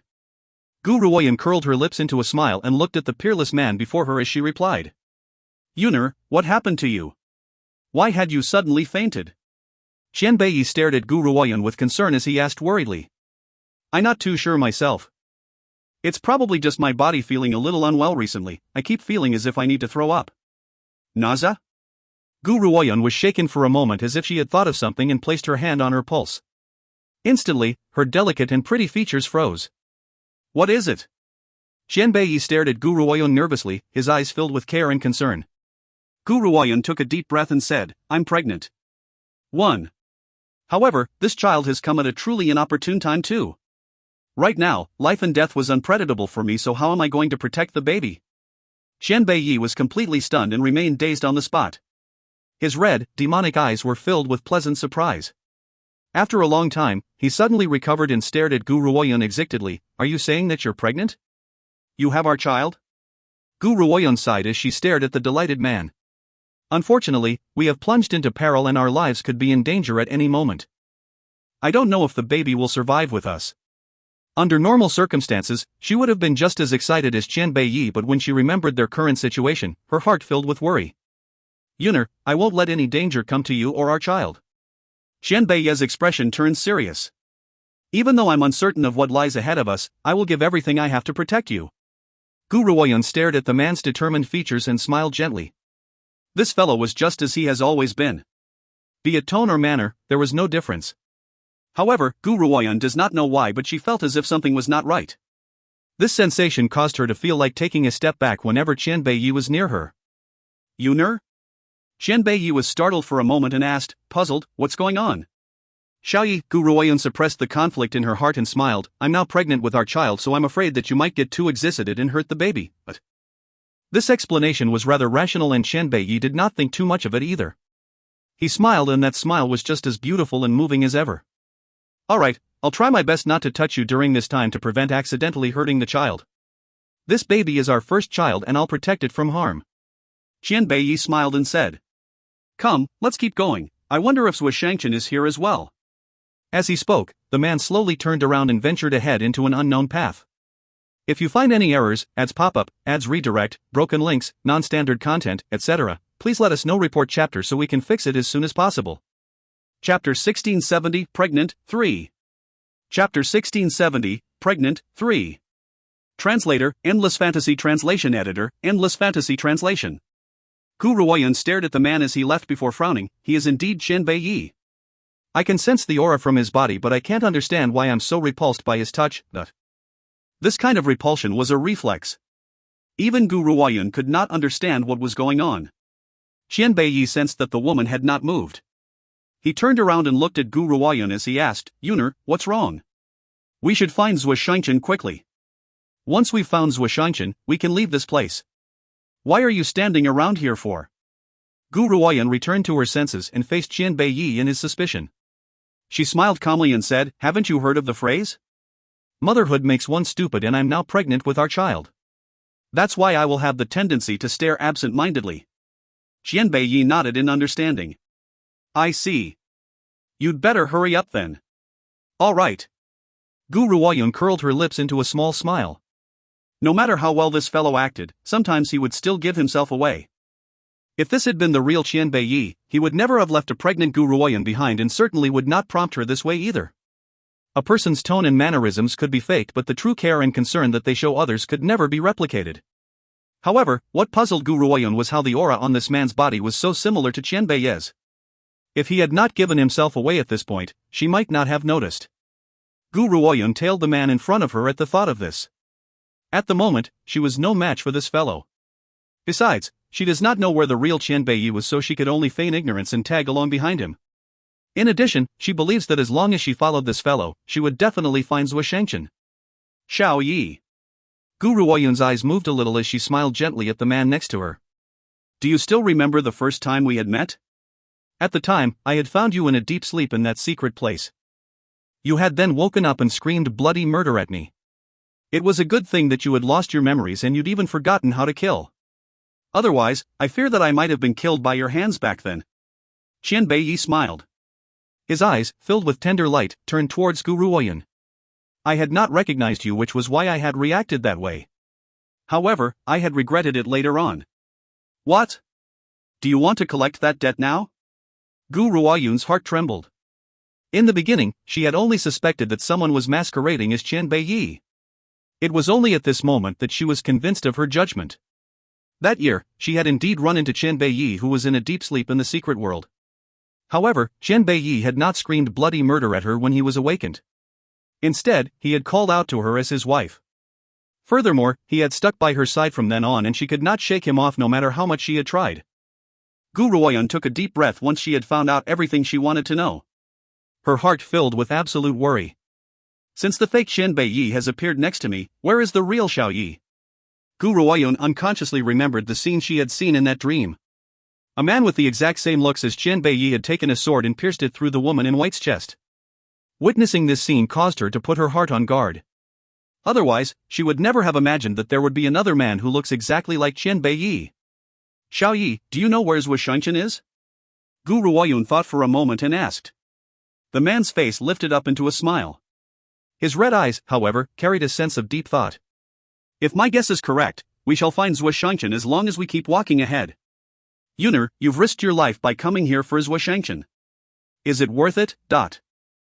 If you find any errors, ads pop up, ads redirect, broken links, non-standard content, etc., please let us know. Report chapter so we can fix it as soon as possible.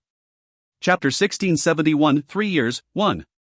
Chapter 1671, 3 years, 1. Translator, Endless Fantasy Translation Editor, Endless Fantasy Translation. Gu Ruoyun merely smiled serenely and did not answer the man's question. However, she was vigilant from head to toe as she tagged along by the man's side. A cave soon appeared within their sights. Gu Ruoyun was startled for a moment and her eyes flashed with vigilance. Yuner, Zhuo Shengchen should be here. Come, let's go in and have a look. The man smiled as he walked towards Gu Ruoyun's side. He then lifted his hand to place it on her shoulder, but perhaps Zhuo Shengchen's news had excited her too much as she had quickly rushed into the cave and avoided his touch. The man furrowed his brows as he looked at the woman's disappearing figure. However, he did not think too much of it and followed Gu Ruoyun into the cave. From the outside, the mountain cave's interior looked pitch black. However, when after walking into the cave, one would be greeted by a dazzling sight. It even gave off a faint sense of sumptuous luxury. Evildoer.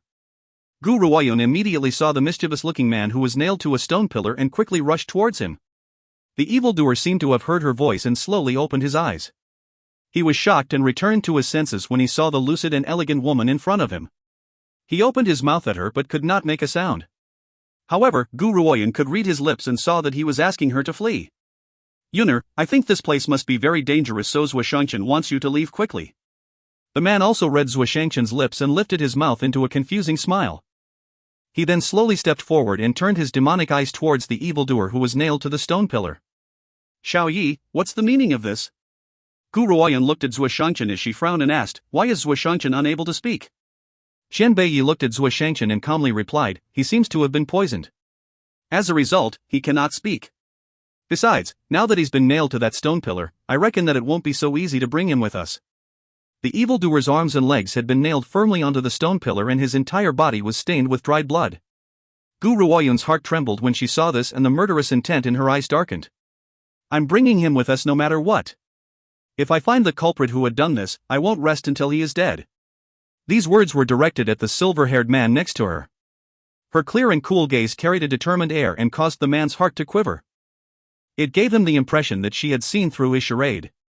However, the woman's voice rang out once again, Xiao Yi, you'll help me, right? The man heaved a sigh of relief when he heard this. Thank goodness. She had said those things to me not because she had seen through my act but because she wants my help. Yuner, I will help you no matter what you want to do. Chen Beiyi raised his lips and smiled. The look in his eyes was as tender as ever. However, Gu Ruoyun could see that she was not in his eyes at all. All that tenderness was merely for display. Evildoer, hang in there. I will get you out of this. Gu Ruoyun said as she slowly walked to Zhuo Shengchen's side. If you find any errors, ads pop up, ads redirect, broken links, non-standard content, etc., please let us know. Report chapter so we can fix it as soon as possible. Chapter 1672, 3 years, 2. Chapter 1672, 3 years, 2. Translator, Endless Fantasy Translation Editor, Endless Fantasy Translation. Zhuo Shengchen nodded then shook his head again. His face was full of anxiety and it looked like he wanted to say something to Gu Ruoyun. However, his throat was blocked up and he could not make a sound. Gu Ruoyun did not leave room for idle chit-chat as she placed her hand on one of the bone spurs holding Zhuo Shengchen to the stone pillar. She then took a deep breath. Evildoer, you must endure this. I will bring you home very soon. Rip. After Gu Ruoyun had spoken, she pulled forcefully and the bone spur on his palm was pulled out, staining her robes red. Zhuo Shangchen let out a muffled groan. His mischievous features were now entirely white. Who would have thought that this once magnificent and peerless evildoer would reach such a sorry state? Gu Ruoyun could not help but feel a pang in her heart. There are 3 more. I just need to pull out these bone spurs and we can leave. Here's a pill, you should take it. It can help to stop your bleeding. Zhuo Shangchen was startled for a moment before he opened his mouth to swallow the pill. However, his eyes had remained fixed on the man behind Gu Ruoyun the entire time. The urgency in his eyes grew thicker and thicker. Gu Ruoyun did not seem to notice his eyes as she grabbed another bone spur and pulled forcefully. It came out along with a bit of flesh and fresh blood also spilled out in an instant. Anyone who saw this would feel the immense pain as well. Zhuo Shangchen gritted his teeth bore the pain. He also tried very hard not to groan again. However, pulling out the bone spurs was still less painful than when they had been hammered into him. He has already endured an agony which was worse than death, what else does he have to fear? There are 2 more. Evildoer, my brother is waiting for you at home. Gu Ruoyun even brought up Gu Shengxiao's name to help Zhuo Shangchen bear the pain. She knows that at this moment, only Gu Shengxiao could ignite this man's willpower. Indeed, upon hearing Gu Ruoyun's words, Zhuo Shangchen's eyes lit up. He then nodded and mouthed the words, continue. Even though he could not verbalize the word, Gu Ruoyun had understood it. Her hand landed on the bone spur at his ankle. The person who had nailed Zhuo Shangchen to this place was far too cruel. These 4 spurs had pierced right through his bone. One could imagine the agony he has had to endure. She does not know how Zhuo Shangchen had managed to endure such agonizing torture. Perhaps he had refused to be resigned to his fate. He had refused to accept that he would not be able to see Gu Shengxiao safe and sound before his eyes. Hence, he had endured the torture through sheer willpower. Rip. Gu Ruoyun pulled out another bone spur and Zhuo Shangchen's expression became even paler. His lips were now bleeding from being bitten through. He staggered and looked as if he would collapse at any moment. There's 1 more left, it's the last one. Gu Ruoyun took a deep breath and gave Zhuo Shangchen another pill before turning her gaze to the bone spur on his other ankle. Her hand trembled slightly but she managed to catch hold of the bone spur in the end. MMPH. As the last bone spur was removed, Zhuo Shangchen could not help but groan once again. His entire being then crumpled downwards, landing coincidentally on Gu Ruoyun's body. Evildoer. Gu Ruoyun's face paled from the shock. She then hurriedly took out another pill and placed it into Zhuo Shangchen's mouth. Thanks to the healing powers of so many pills, Zhuo Shangchen's body finally recovered. However, the blood all over his body still showed the abuse he had endured over the past several days. If you find any errors, ads pop up, ads redirect, broken links, non-standard content, etc., please let us know. Report chapter so we can fix it as soon as possible. Chapter 1673, 3 years, 3. Chapter 1673, 3 years, 3. Translator, Endless Fantasy Translation Editor, Endless Fantasy Translation. Evildoer, I'm sorry that I arrived too late. Gu Ruoyun lowered her eyelids and her eyes filled with remorse. If she had not asked the evildoer to go find the sorcerer's enchantment blossom, he would not have run into such peril. Suddenly, Zhuo Shangchen seemed to remember something and he pulled Gu Ruoyun to quickly run towards the cave's entrance as if some sort of fearsome wild beast was in the cave. Crash! Just as they reached the cave's entrance, the place collapsed and blocked their way out. Zhuo Shangchen roared in fury. He behaved as if he had gone mad and gathered his spiritual energy in his fist before punching the blocked entrance over and over again. Sweat rolled down his entire body and mixed with his blood. It caused his peach-pink robes to stick onto his body. Zhuo Shangchen. Gu Ruoyun was shaken for a moment before she quickly threw her arms around Zhuo Shangchen. Don't be rash, the cave entrance has only collapsed. Let me try. Perhaps I might be able to smash the rocks in our way. Zhuo Shangchen shook his head and grabbed Gu Ruoyun's hand tightly.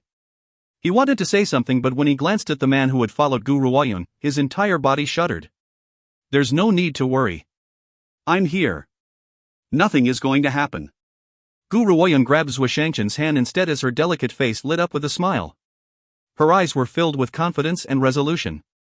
I've told you that I'll bring you home. I will definitely take you away from this place. Zhuo Shangchen's eyes filled with even more anxiety. He wanted to speak but could not say a word. He could only look at Gu Ruoyun meaningfully and hope that she could understand what he was trying to convey.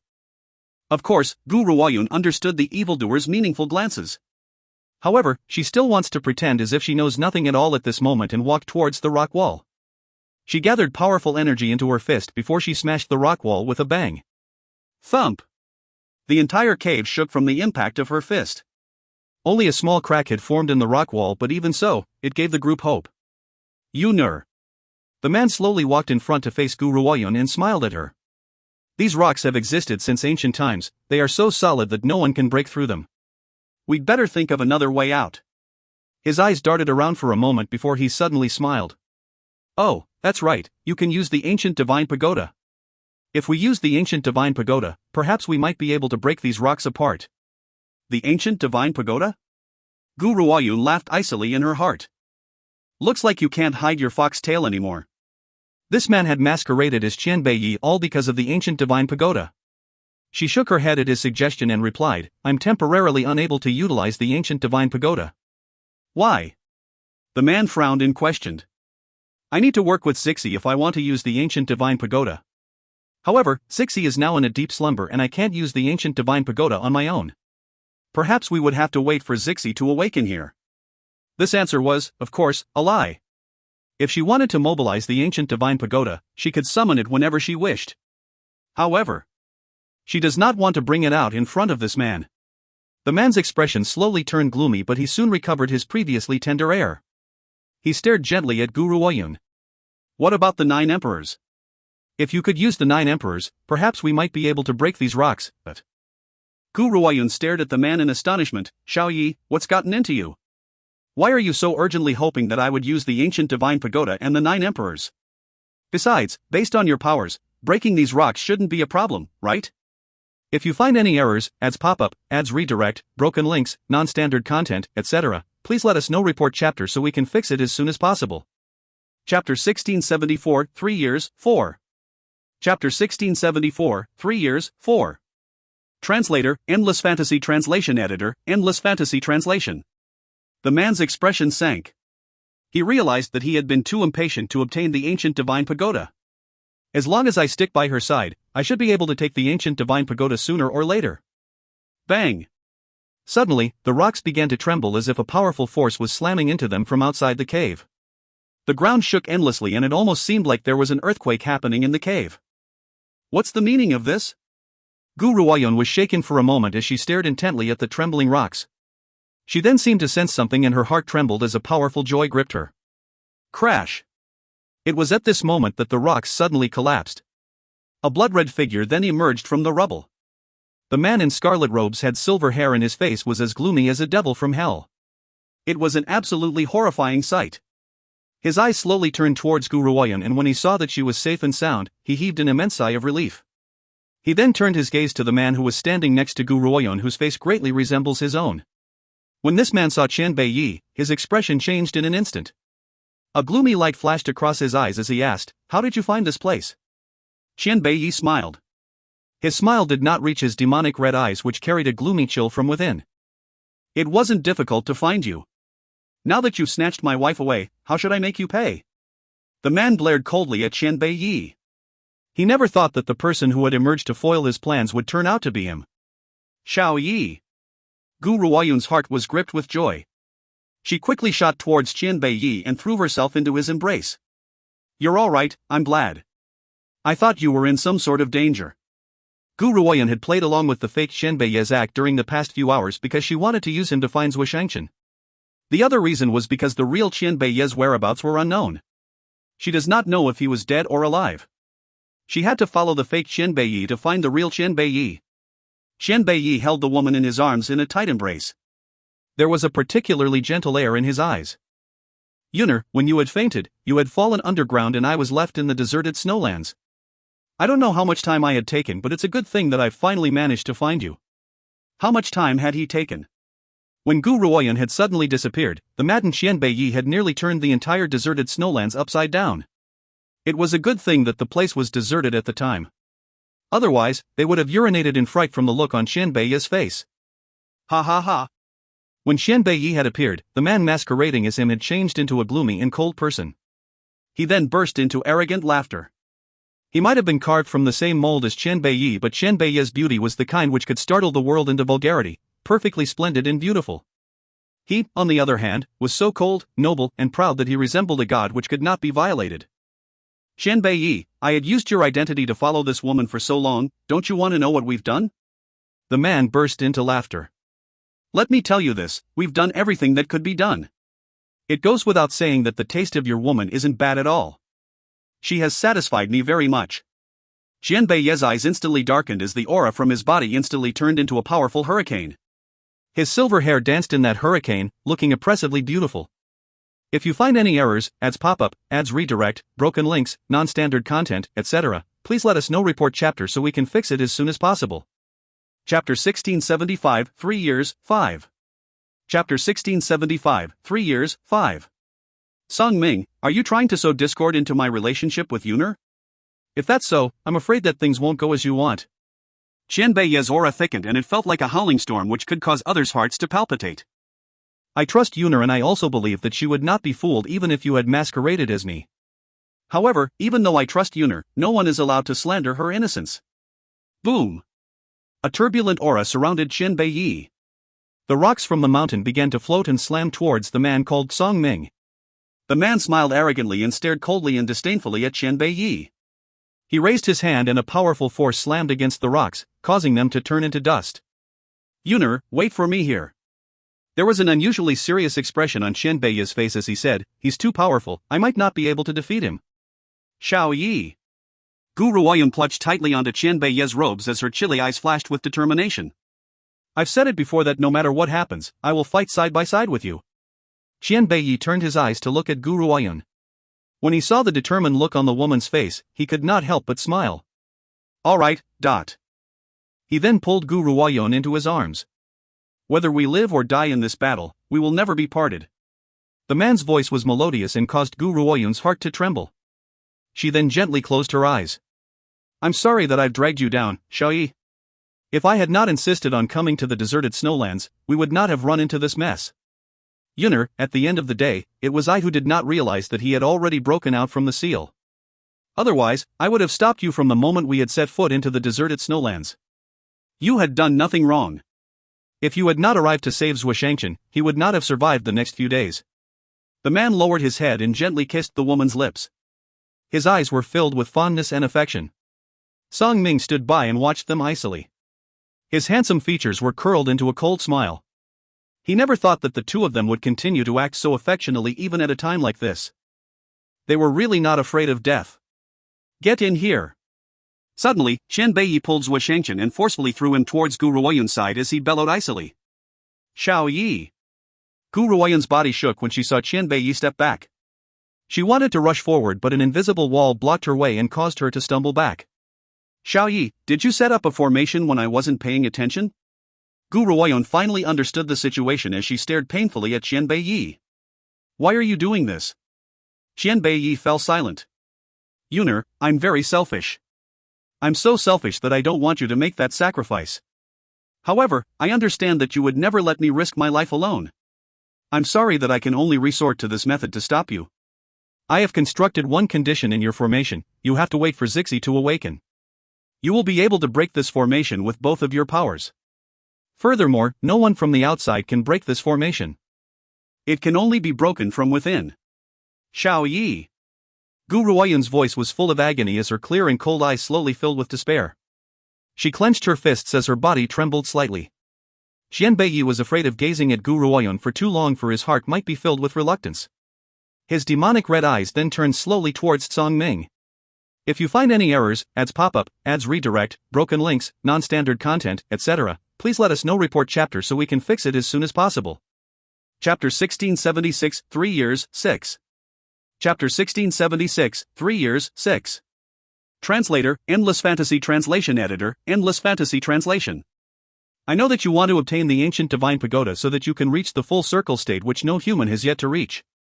However, you should also know that there's another way to reach the full circle state, and that's by merging with my soul. If you merge with my soul, you can break through to the full circle state. However, if I were to merge with you, the person who will achieve the full circle state is me. Song Ming laughed disdainfully as he stared mockingly at Qianbei. Are you planning to compete with me and see who can merge with who first? No. Qianbei snarled at Song Ming, it should be who defeats who. The loser will then disappear from this world along with his soul.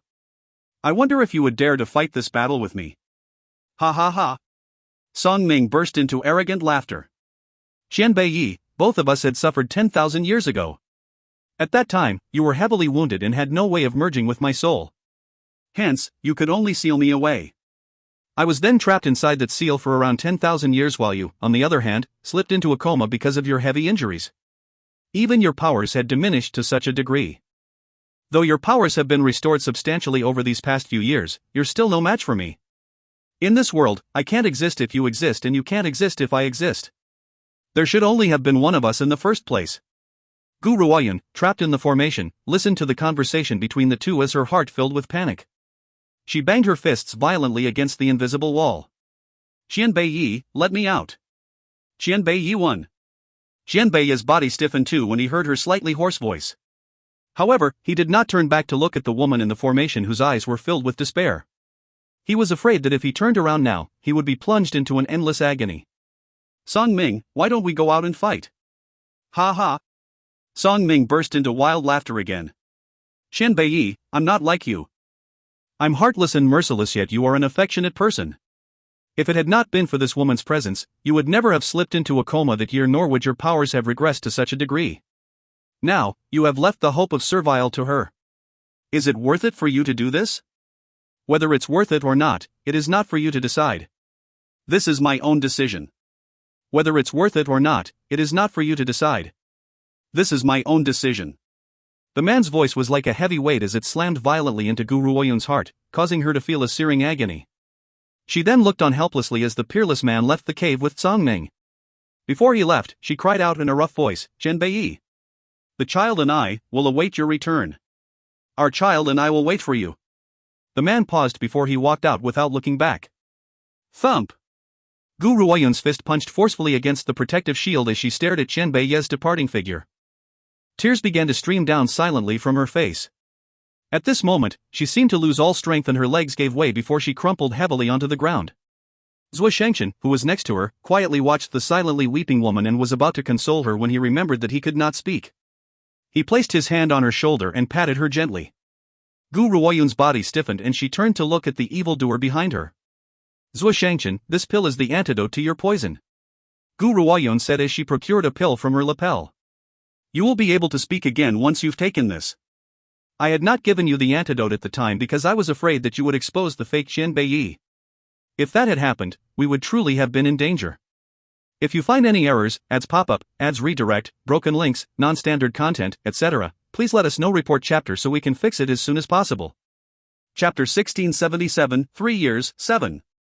Chapter 1677, 3 years, 7. Translator, Endless Fantasy Translation Editor, Endless Fantasy Translation. Zhuo Shangchen was dazed and he stared at Gu Ruoyun in astonishment. So she had known that he was a fake all along? Had she feigned ignorance because she was afraid that the fake Qianbei Yi would fly into a rage after being exposed and kill them?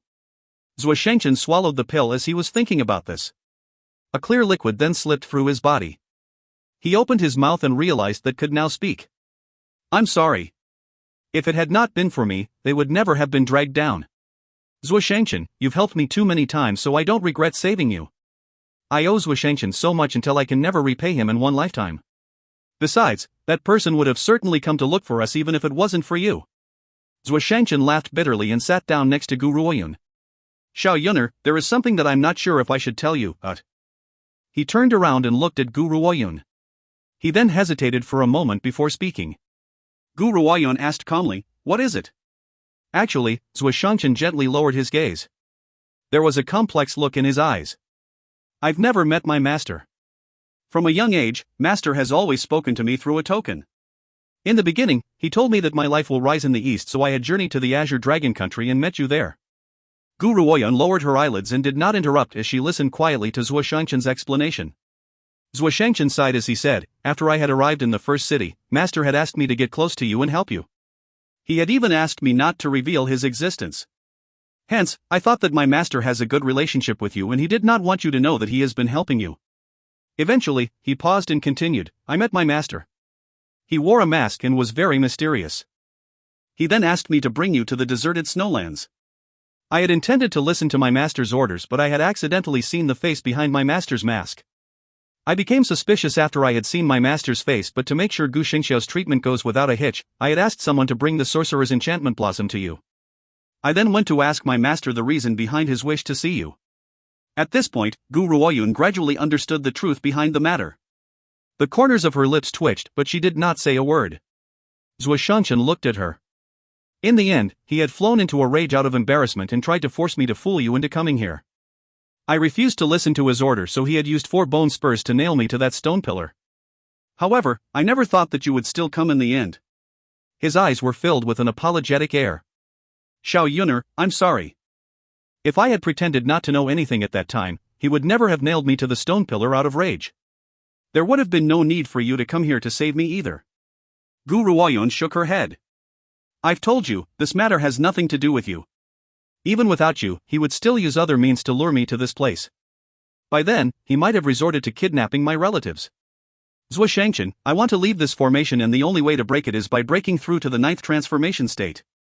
For this, I don't wish to be disturbed during the next few days. Zhuo Shangchen nodded, but his peach blossom eyes still contained an apologetic air. I understand, I won't disturb you. In the beginning, Gu Ruoyun was so worried about Qian Beiyi that she felt intense agony. However, she soon got over it and knew what she had to do. Qian Beiyi had done the right thing. She was only a cultivator in the late stage of the refined state. She was no match for Tsong Ming. If you find any errors, ads pop up, ads redirect, broken links, non-standard content, etc., please let us know. Report chapter so we can fix it as soon as possible. Chapter 1678, 3 years, 8. Chapter 1678, 3 years, 8. Translator, Endless Fantasy Translation Editor, Endless Fantasy Translation. She must raise her power if she wants to help Qian Beiyi. At the very least, she must reach the 9th transformation state to stand a chance against Song Ming. Zhuo Shanshan relaxed. He had been afraid that Gu Ruoyun would be unable to accept the situation, but he had forgotten that she could not be compared to most women. Most women would probably have gone mad at a time like this, yet she was so calm that it was frightening. When Zhuo Shangchen saw how Gu Ruoyun was pushing herself into cultivation, he refused to fall behind and quickly sat down cross-legged and began to cultivate as well. Time passed quickly. The days and months flashed by as quickly as a weaver's shuttle. To a cultivator, that period of time was as short as a snap of the fingers. Even a pregnant cultivator would not need to consume food. The spiritual energy that they absorbed was the fetus nourishment. Additionally, Gu Ruoyun's body was a little bit different from others. As a result, the child in her belly was a little bit different from most children. Hence, though Gu Ruoyun could not see it, the child in her belly was also cultivating. She stayed in closed-door cultivation for the entire 9 months she was pregnant with the child. If it were not for the child's violent kicks in her stomach, she would not have stepped out from her cultivation. Xiao Yuner. Zhuo Shangchen furrowed his brows when he looked at Gu Ruoyun. He instantly grew nervous. Are you all right? I feel that I'm about to give birth. Gu Ruoyun took a deep breath and tried her best not to groan. However, her complexion was pale and sweat continued to stream down her face. Zhuo Shanshan was in a daze. Is there anything that you need help with? No need. The woman shook her head. Evildoer, step back for a moment, I can do this on my own. Even though this evildoer likes men, that does not change the fact that he was still a man. At a time like this, it was inconvenient to have him around. All right. Zhuo Shanshan nodded. He then turned around and headed to a nearby spot. He kept his back towards Gu Ruoyun the entire time and said, Xiao Yuner, just say the word if you need my help. There's no need for you to be courteous with me. Besides, your man can't be with you now because of me, so I can't just leave you to face this alone. Gu Ruoyun smiled. However, her smile was brittle. Don't worry, we are cultivators and we aren't like most people. We don't need outside assistance even in matters like giving birth. Most importantly, Zhuo Shangchen was still a man. Zhuo Shangchen did not say anything else, but his eyes were filled with anxiety. Clearly, he could not stop worrying about Gu Ruoyun. Just as Gu Ruoyun had said, as a cultivator, giving birth all on her own was not an issue. Each time she felt as though her physical strength could not endure it, she would use martial arts to absorb the spiritual energy around her. The spiritual energy gradually replenished her vigor. Little one. Gu Ruoyun gently caressed her belly as the corners of her lips curled into a gentle smile. She then spoke in a tender voice, Mother still needs to cultivate. Only when I've reached the 9th transformation state can I go to save your father. You can stop throwing tantrums and quickly come out. I don't have a lot of time to waste on this. The little one in her belly stopped its violent kicks as if it had heard what Gu Ruoyun whispered to it. It then squeezed itself into the outside world with all of its might. With her child's rapport, Gu Ruoyun did not need to waste too much energy and allowed the baby to leave her belly. It was a successful birth. If you find any errors, ads pop up, ads redirect, broken links, non-standard content, etc., please let us know. Report chapter so we can fix it as soon as possible. Chapter 1679, 3 years, 9. Chapter 1679, 3 years, 9. Translator, Endless Fantasy Translation Editor, Endless Fantasy Translation. Are you done? Zhuo Shangchen's heart grew anxious and he asked nervously when he noticed that there was no longer any movement or noise behind him. It's all right now. Gu Ruoyun nodded. Her voice was still a little frail. You're done? Zhuo Shangchen was shocked and a look of astonishment flashed across his face. Even though he has never witnessed anyone giving birth, he knows that a child will wail loudly once they've arrived in this world. However, the scene behind him was silent and there was no sound at all. This feeling made Zhuo Shangchen very uneasy and he could no longer ignore it. He quickly turned around and headed towards Gu Ruoyun. Xiao Yuner, is something wrong with the child? Zhuo Shangchen had just reached Gu Ruoyun when he was shocked. He saw was a pair of bright, jet-black eyes staring curiously at him. There was an innocent look in those eyes, and just as Zhuo Shangchen was coming out of his shock, the little baby smiled at him. The baby's smile was so pure and clean that it made one think of a white sheet of paper without a single blemish or flaw. Xiao Yuner, is this fellow your son? Zhuo Shangchen was entirely dumbstruck. Why isn't he crying? He's even smiling at me. Furthermore, your son has the power of a martial king at birth? More importantly, why was this newborn not all wrinkled up? This little one looks as soft and smooth like a jade bracelet. He was so adorable that one could not help but want to pick him up and kiss him violently. Of course, he does not know that this little one had already begun to cultivate while he was in Gu Ruoyun's belly. One should know that Gu Ruoyun was now a cultivator at the late stage of the refined state. The spiritual energy which had been refined and tempered through her was so pure that it could not be any purer. If a refined state cultivator were to temper and refine spiritual energy for a cultivator at the beginning stage of the cultivation journey, their breakthroughs would be exceptionally rapid. However, aside from this little one, no one else had started cultivating before birth. He has finally come out after almost a year. Gu Ruoyun carried the little baby in her arms as her eyes filled with tenderness. Unfortunately, Xiao Yi had not known that I was pregnant and had not given you a name. However, you must have a name. She then fell silent for a moment. After a long pause, she smiled and stroked the little baby's tiny nose. You shall be named Qianbei soon, all right? The soft, supple and jade-like baby seemed to understand what Gu Ruoyun said and flashed her a brilliant smile. He reached his little arms out and gesticulated with joy in an adorable manner as he smiled and gurgled. This scene filled Zhuo Shangchen with even more wonder. This is indeed the son of two abnormalities.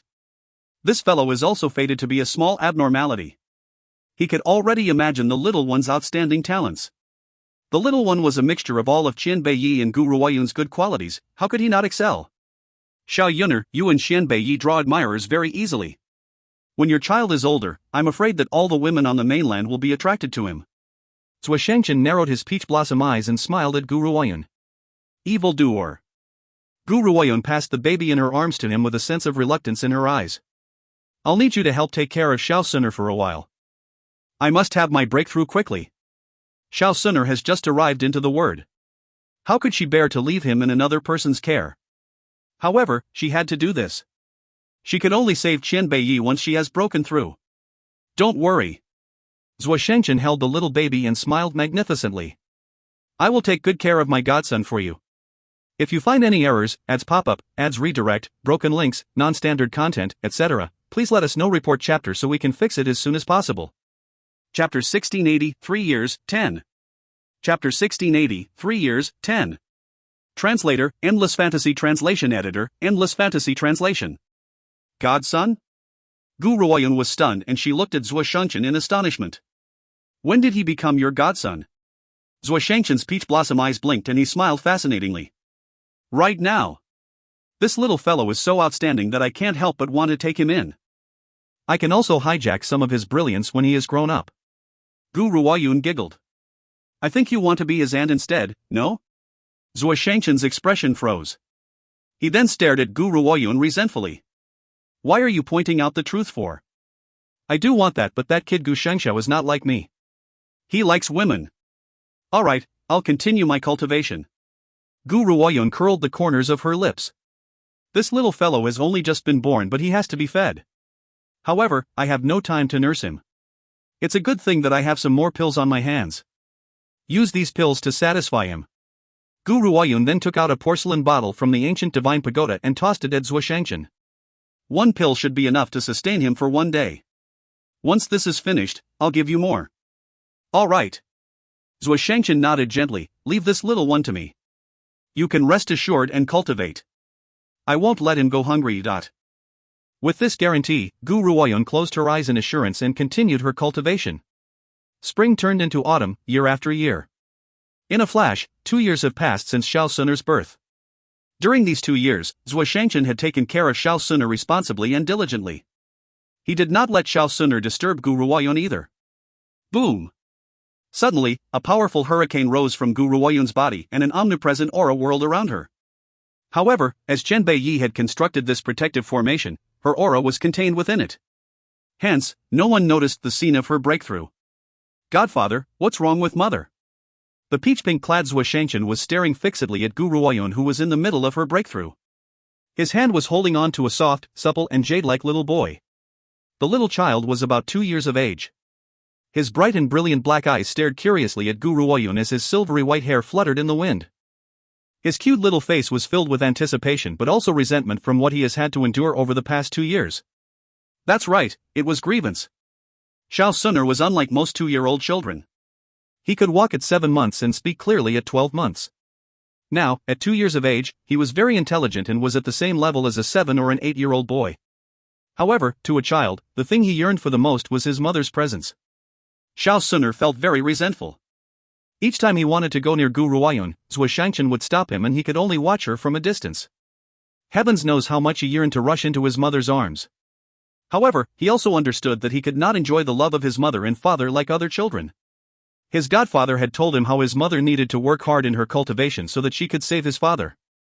Hence, no matter how great his resentment was, he had endured it. The woman sitting cross-legged from across them opened her eyes. Her clear and cold eyes slowly turned around and she saw the 2 people, an adult and 1 child, nearby. Xiao Suner stayed on his spot as he looked at Gu Ruoyun. Though he yearned to run to her side, he was afraid that he would disturb her. His shining eyes were full of anticipation as he stared at Gu Ruoyun impatiently. Xiao Suner. If you find any errors, ads pop-up, ads redirect, broken links, non-standard content, etc., please let us know. Report chapter so we can fix it as soon as possible. Chapter 1681, 3 years, 11. Chapter 1681, 3 years, 11. Translator, Endless Fantasy Translation Editor, Endless Fantasy Translation. Gu Ruoyun gently raised her lips and held her arms out towards the little child. She smiled and said, "What? Don't you recognize your own mother?" Her voice was extremely gentle and caused Xiao Suner's little body to stiffen. Suddenly, he sobbed and threw himself at Gu Ruoyun. His soft body crashed into her embrace. "Mother, Suner dearly wanted you to hug me, but Mother had been ignoring Suner." "Mother, don't ignore Suner anymore. When Suner is all grown up, I will go with you and find father." Gu Ruoyun was shaken and she stared at Zhuo Shangchen in astonishment. When he caught her astonished gaze, Zhuo Shangchen shrugged his shoulders. Xiao Suner is not like most children. His intelligence surprises even me. I sensed that he now has the IQ of an 8-year-old child, so I had told him everything. Suner is very obedient and very thoughtful. He knows that you are preparing to save Chen Beiyi, so he had not dared to disturb you. Gu Ruoyun's heart throbbed with agony when heard what Zhuo Shangchen had said. She then raised her hand and pulled Xiao Suner into her arms as her lowered eyes flashed apologetically. "I'm so sorry, Suner, for neglecting you during these past 2 years." Xiao Suner's large eyes blinked and he stared at Gu Ruoyun innocently. "Mother, when are we going to look for father and uncle?" "Uncle?" Gu Ruoyun looked at Zhuo Shangchen in astonishment again. Her teasing gaze caused Zhuo Shangchen to feel rather awkward. He cleared his throat and explained, "I didn't just mention your older brother to Xiao Suner, I've even told him about your parents. I only wanted to allow him to know his own relatives." Just as he had spoken, Xiao Suner's soft and squirmy voice chimed in again. "Godfather has mentioned uncle 1,001 times, talked about father 530 times, and only spoken of grandfather and grandmother over 100 times. Xiao Suner." Zhuo Shangchen wanted to stop Xiao Suner, but it was clearly too late. This imaginative and weird little kid had already blurted it all out. Especially since this little fellow was still unaware of what had happened and only stared at him innocently. Godfather, did Sunner get it wrong? But when faced with this innocent little thing, Zhuo Shangchen's words of rebuke could not be spoken. He sighed, but there was a definite look of exasperation on his face. Xiao Yun'er, when is Zixi going to wake up? Zhuo Shangchen seemed to remember something as his eyes turned towards Gu Ruoyun. If he's awake, we can leave this place. Zixi.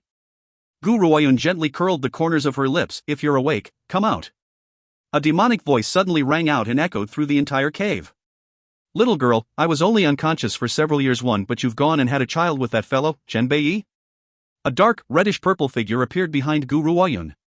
He had wanted to hug her as he usually did, but, in the end, the handsome and demonic-looking man lowered his outstretched arms. There was a smile in his purple eyes.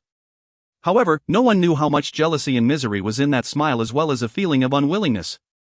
Zixi, I need your help. Gu Ruoyun had not noticed the peculiarities in Zixi's behavior.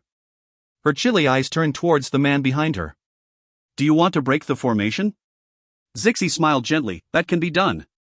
However, is this little one Yuan Xianbei's child? It seems that in the years that I've been asleep, I've missed out on too many things. If you find any errors, ads pop-up, ads redirect, broken links, non-standard content, etc., please let us know. Report chapter so we can fix it as soon as possible. Chapter 1682, 3 years, 12. Chapter 1682, 3 years, 12. Translator, Endless Fantasy Translation Editor, Endless Fantasy Translation.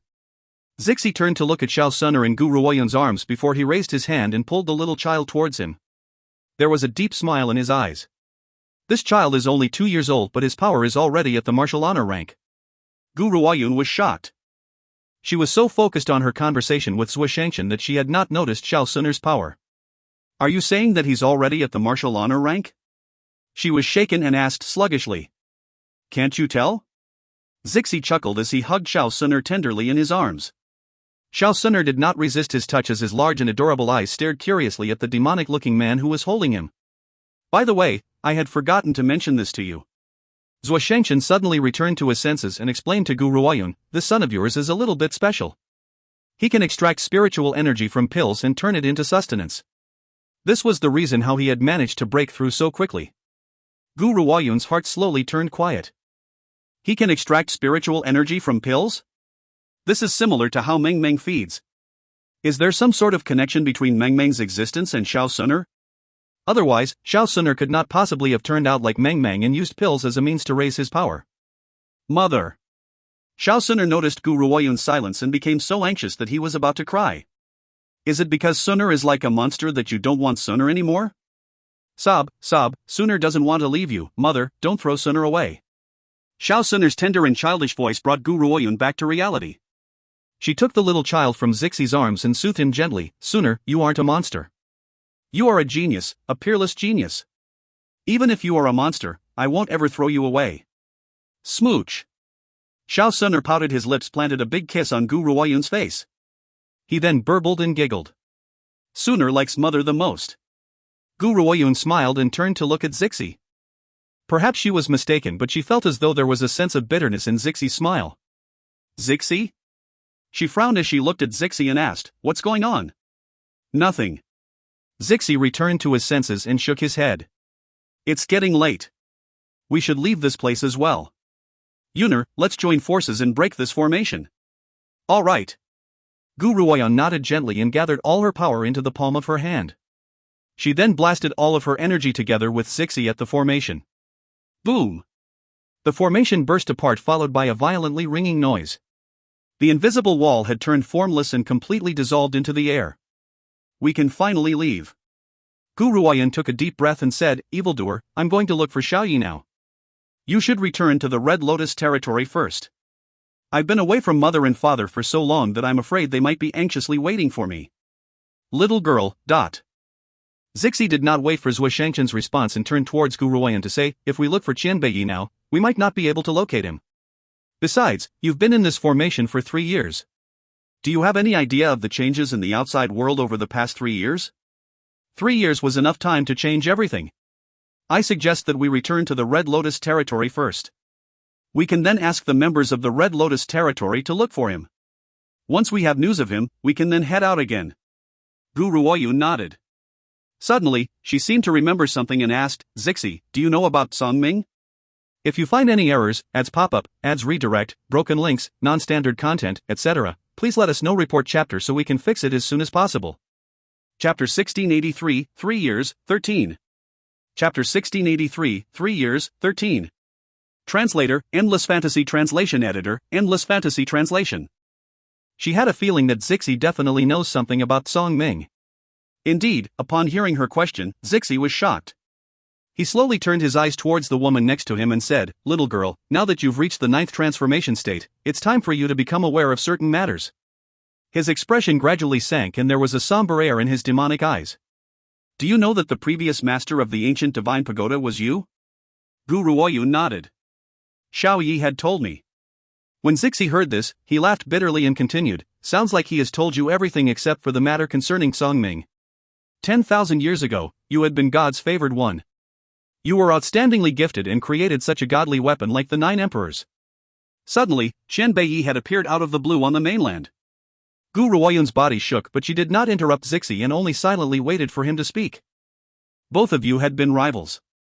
You had been in competition all of your life and both of you had grown attached to each other after countless battles. However, you weren't the most powerful person on the mainland back then. Song Ming was also a rival in your ranks. However, Sang Ming has always been extremely mysterious and would always wear a mask. No one had ever seen what he looked like. Zixi gently lifted his gaze to look at Gu Ruoyun as he continued to speak, therefore, my understanding of who Song Ming was is limited.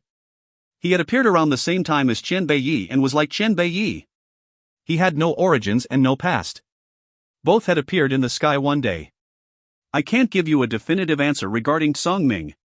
Only Chen Beiyi would know the truth behind this matter. When Gu Ruoyun heard this, she suddenly put 2 and 2 together. Zixi, the reason why Song Ming had never shown his face was because he looks just like Chen Beiyi.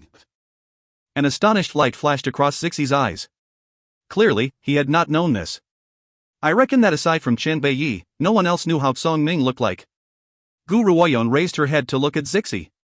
You had once said that I should be careful of Chen Beiyi.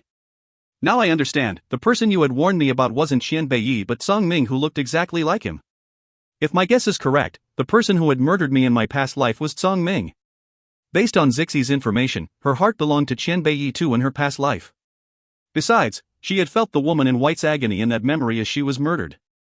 That type of agony does not stem from the physical body but from the fact that the person who had killed her was the man she loved. Since that was the case, Song Ming only needed to remove his mask and pose as Chen Beiyi to kill her. She, who was defenseless, would have fallen into the trap. Unfortunately, she was no longer the same person she was in her past life. Song Ming had recycled his previous tactic but she had not fallen for it.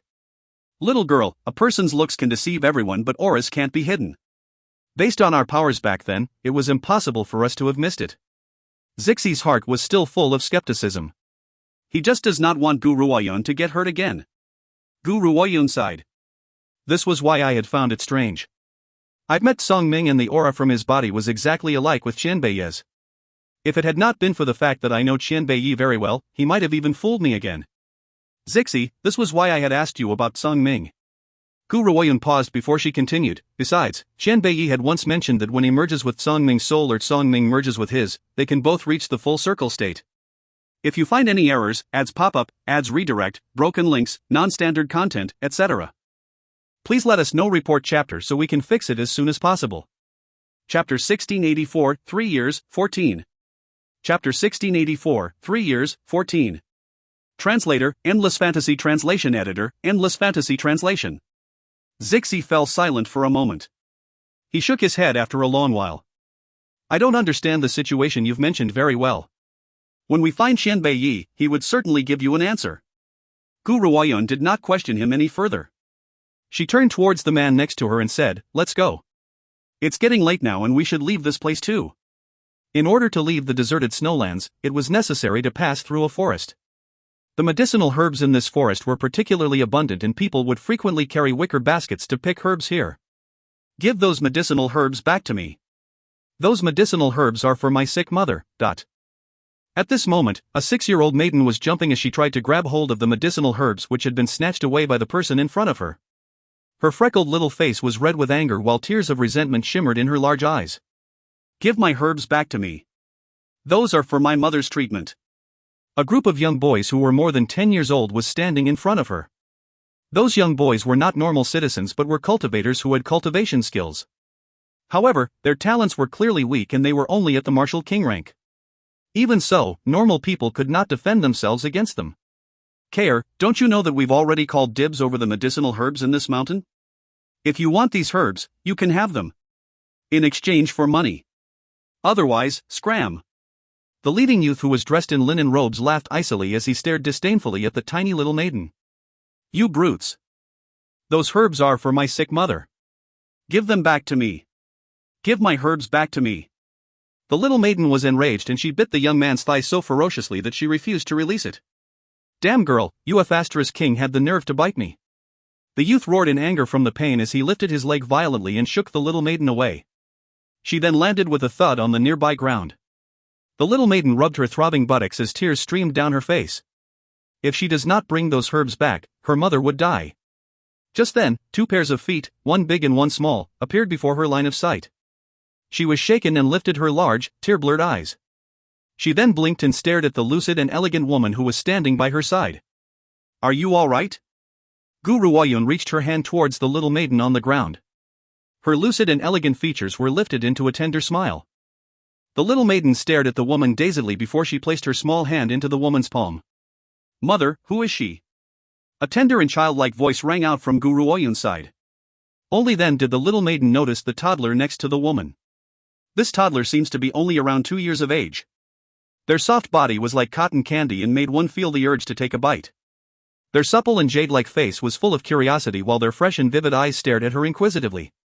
The little maiden was mesmerized. She has never seen such a good-looking little doll-like child. They even resembled an elf from a fairy tale and was so adorable that anyone who laid eyes on them would feel the urge to embrace them. What a cute little sister. The little maiden praised sincerely. However, Xiao Suner flipped out when he heard this and he glared at the little maiden fiercely. You're the little sister, your whole family are little sisters. I am a boy. Have you ever seen a little sister with a little birdie? I will now prove to you that I'm a boy. When Gu Ruoyun saw that the little fellow was really going to take his off pants to prove his gender, she burst into giggles and quickly pulled him back. Xiao Suner, we should behave with propriety between the sexes. How can you take your trousers off in front of a girl? Be careful, I might tell on you when you have a wife. If you find any errors, ads pop up, ads redirect, broken links, non-standard content, etc., please let us know. Report chapter so we can fix it as soon as possible. Chapter 1685, 3 years, 15. Chapter 1685, 3 years, 15. Translator, Endless Fantasy Translation Editor, Endless Fantasy Translation. We should always behave with propriety between the sexes? Xiao Suner's face was full of curiosity. He had never heard these words before. Besides, Godfather is a man and Mother is a woman. Why have they lived together for so many years then? Xiao Suner, remember that we must always be respectful between men and women. You can't do this in the future. Gu Ruoyun feigned a stern face as she chided. All right, Mother, Suner understands. Xiao Suner nodded obediently. He was very smart and very obedient, but there were certain things that he does not understand unless someone told him about it. As long as had touched on it, he would remember it in his heart to the extent that it sometimes became a joke in the future. The herbs, my mother's herbs. The little maiden remembered what she was doing and saw that the young men were about to leave. She was nearly in tears from the panic. Gu Ruoyun finally noticed the medicinal herbs in the group of young men's hands. She gently raised her brow and shouted at the figures who were about to leave. You can leave after you put those herbs down. When the young man in linen robes heard this, he was instantly enraged. He stopped and glared viciously at Gu Ruoyun as she said, Damn girl, mind your own business. Otherwise, you won't even know how you've died. There were only one little girl and a kid. There were so many of them, so why should they fear them?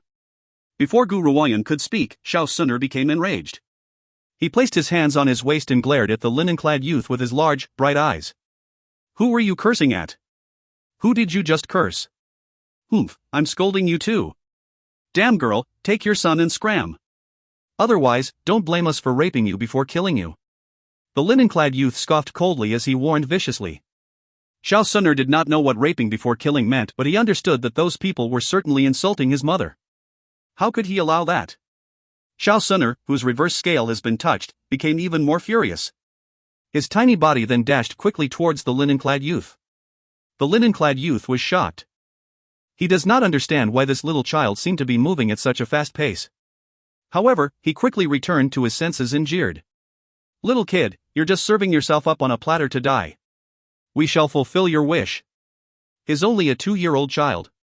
They simply paid no attention to a young child at that age. Thwack! Just as the linen-clad youth was about to fight the toddler, a slap landed violently on his face.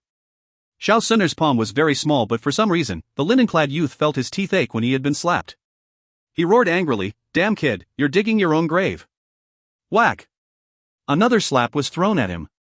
The linen-clad youth's friends behind him could not even react. Xiao Suner's palm was like a flurry of snow which fell rapidly on him. "Who allowed you to scold my mother? Anyone who scolds my mother should die." Slap, slap, slap. Xiao Suner's movements were very fast until all the group could see was a blur. When they returned to their senses, they saw that the linen-clad youth's face was as swollen as a pig's head. Wham! Xiao Suner's little hand slammed on the youth's chest again and he was flung out of the way to land against a nearby tree. The youth yelped and spat out blood. He then stared at Xiao Suner in horror.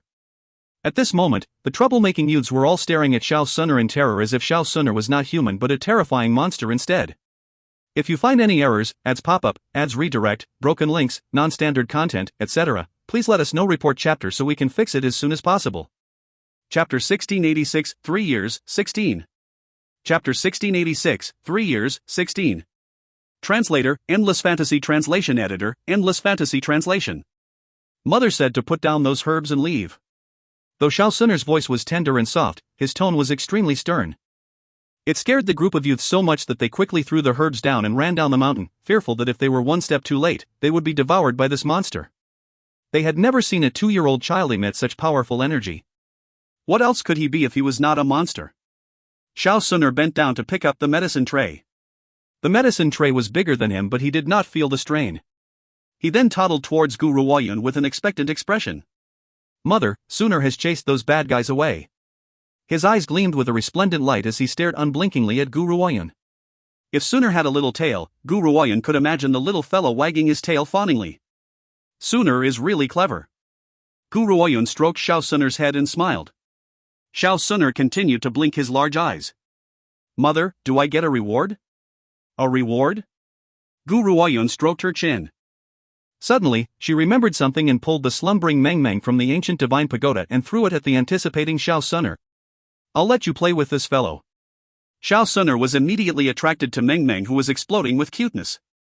His tiny hands stroked the little beast's round body as his eyes filled with glee. "Thank you, mother." Suner really likes it. Before Meng Meng could react, it had been thoroughly ravaged in Xiao Suner's hands. Its gaze was full of resentment as it stared pitifully at Gu Ruoyun and its mouth squeaked and cried non-stop. "Sob, sob. Why must master give me to this wimpy brat? Besides, out of so many spiritual beasts in the ancient divine pagoda, why me? I've told your mother to take you to the first city. Why are you still here?" Gu Ruoyun placed the medicine tray into the little maiden's hands before she raised her brow and asked, "You are pretty talented when it comes to medicine. I wonder if you've read through the book I had given you." The little girl's eyes lit up. "Are you that nice lady who had given me the book on medicine 3 years ago?" 3 years ago, the little maiden was only 3 years old. Her memory was a little fuzzy, so she had not remembered Gu Ruoyun. However, her mother would frequently mention the cultivator who had given the book on medicine to her, so she was quite curious about this cultivator. "Big sister, I've read the book on medicine that you've given me. Also, I've even followed the instructions in that book for my mother's treatment. Unfortunately, my learning skills aren't good enough and I can't cure my mother completely." The little maiden lowered her eyelids as her eyes filled with worry. "Why didn't you go to the first city?" Gu Ruoyun raised her brow. Even though the little maiden had not been to the first city in the past few years, if she had used her name in the Red Lotus territory, her father would certainly help them. They would not have fallen so far either. The little maiden bit her lips as she stared at Gu Ruoyun with tears in her eyes. "Mother had also asked me to seek shelter from you in the first city, big sister, but mother is sick. I don't want to leave her alone. I had decided to go to the first city when mother is all better." Gu Ruoyun fell silent for a moment before saying, "Take me to your mother." "All right." The little maiden finally smiled. Big sister is so powerful. She can definitely cure my mother's illness. Mother, Xiao Suner pouted sulkily. Godfather has told Suner that Suner should address mother's brothers and sisters as uncle and aunt. She is only a few years older than Suner, but she keeps calling mother big sister. That means that she's one generation older than Suner. Suner doesn't want to call her aunt. If you find any errors, ads pop up, ads redirect, broken links, non-standard content, etc., please let us know. Report chapter so we can fix it as soon as possible. Chapter 1687, 3 years, 17. Chapter 1687, 3 years, 17. Translator, Endless Fantasy Translation Editor, Endless Fantasy Translation. The little maiden felt shaken for a moment and her eyes flashed with confusion. If I don't address Gu Ruoyun as big sister, how else should I address her? Care, that book on medicine I had given you is also an indication that I want to take you in as my disciple. From now on, you will call me master. Gu Ruoyun had considered for a moment before she spoke. Furthermore, I'm going to change your name. Your name shall be Gu Wanbai from now on. I will listen to you, master. The little maiden smiled as brightly as the sun. Her father had passed on at an early age and her mother was only a simple villager. Her mother had seen a sparrow outside the house after she had given birth and named her Kair. Unexpectedly, she now has a proper name. Gu Wanbai.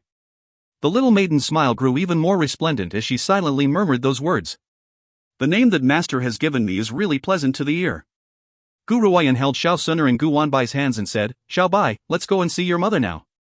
All right, master. Come with me. All was quiet and peaceful in the small, remote village. Someone was coughing continuously in a broken-down and crude thatch house. The woman who was lying on the bed's heart filled with anxiety when she saw that Gu Wanbai had not returned. She propped herself up and tried to stand, but when her body straightened up, she was not as strong as she wished and she slipped off the bed with a thud. Chui Rong. A village woman who had been weaving a rope outside the house anxiously rushed in. She saw the woman who was sprawled on the floor and jumped with fright before she quickly rushed forward to help her up. Chui Rong, your body is not yet well. You mustn't move around too much. Cough, cough. Chui Rong coughed really as she clutched the village woman's arm in a tight grip and said, Kair had gone to the mountain to collect herbs. It's been so long and she still hasn't returned. I'm worried that she might be in danger. I want to go look for her. Cough, cough. Chui Rong coughed again as she spoke. You should stop talking so much now. I'm here to pass you some secret information. The Li family members have arrived again. I say, Chui Rong, those Li family members are not like us. They are cultivators and have taken a liking to Kair's talents. They want to take her in. As long as you give Kair over to the Li family will find a doctor to treat your illness. Why are you so stubborn?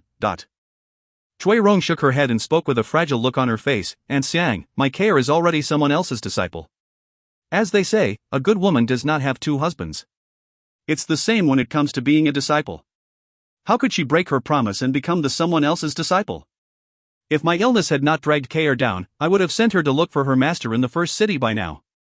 Chui Rong, you still don't get the point.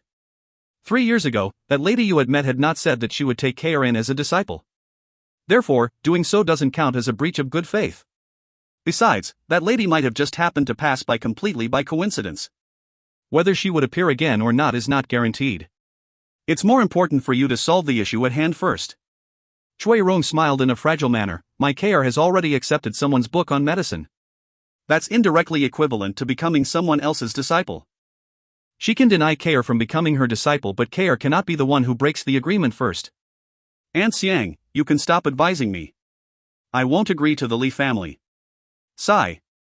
Aunt Xiang sighed when she saw that her words would not go through. She then replied exasperatedly, I've already said what needs to be said and I can't say anything more. The Li family members are now on their way here and I really can't help you. Oh, that's right. You must never say that I've told you this. If you find any errors, ads pop up, ads redirect, broken links, non-standard content, etc., please let us know. Report chapter so we can fix it as soon as possible. Chapter 1688, 3 years, 18. Chapter 1688, 3 years, 18. Translator, Endless Fantasy Translation Editor, Endless Fantasy Translation. Aunt Xiang helped Chui Rong back into bed.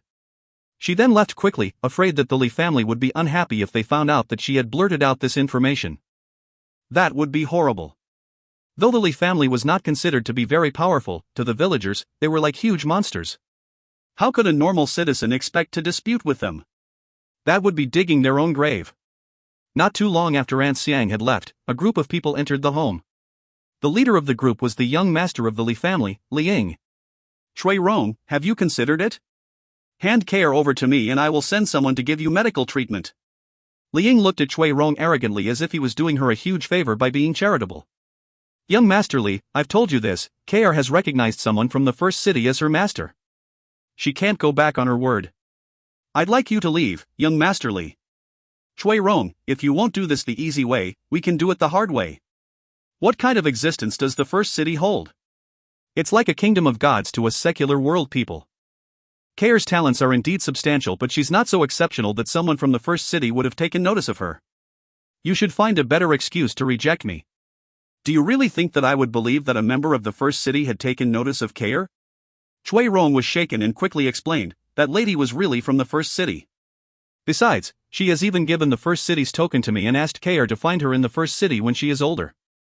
I'm telling the truth. Ha ha ha. Li Ying burst into wild laughter. Chui Rong, if you had not made this excuse up to reject me, then you've been deceived. I will now educate you on how the first city operates. Martial Saint cultivators are the starting rank for first city cultivators. Besides, I can tell you that most families don't have the right to hold entry tokens into the first city.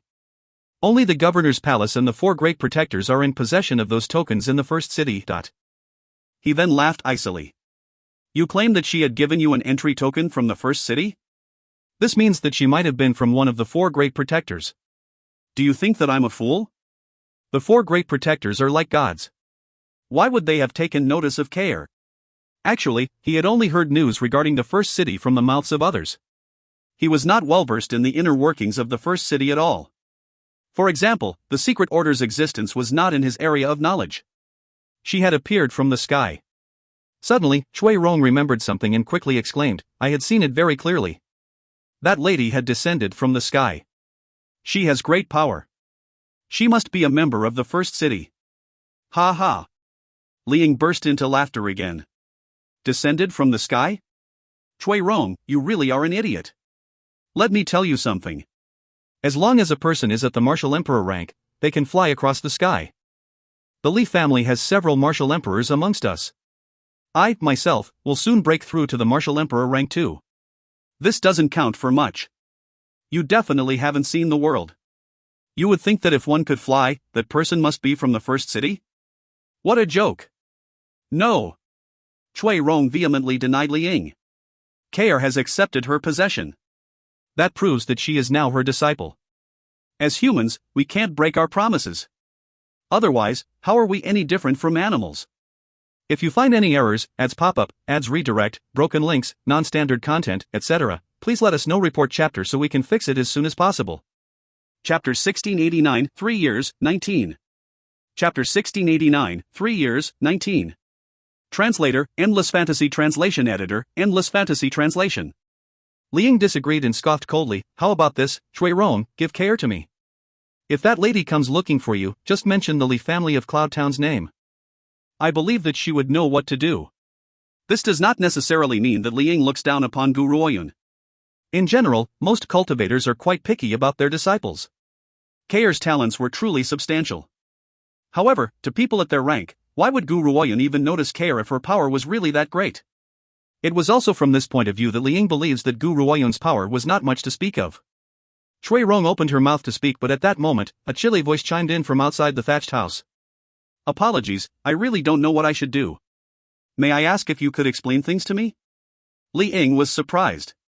He then frowned as he slowly turned around to look at the elegant woman who had stepped into the thatched house. His eyes flashed, obviously mesmerized. Mother! The little maiden who had been holding on to Gu Ruoyun's hand quickly let go of her and rushed towards Chui Rong, who was on the bed. Mother, I'm back. Master and I have returned. Chui Rong was so overjoyed by Gu Wanbai's appearance that she only noticed Gu Ruoyun at the door at this point. My lady, it's you. At that moment, Chui Rong's heart was filled with joy. She then exclaimed somewhat incoherently, I knew you would come to find KR, I knew. Mother, I was being bullied. Master and little brother sooner had saved me. Gu Wanbai grinned. Her smile was magnificent and even the freckles on her face became resplendent because of her smile. Thank you, Chui Rong moved her lips as she looked gratefully at Gu Ruoyun. However, before she could voice out the next part of her sentence, she was interrupted by Li Ying's arrogant voice. Are you the person who wants to take care in?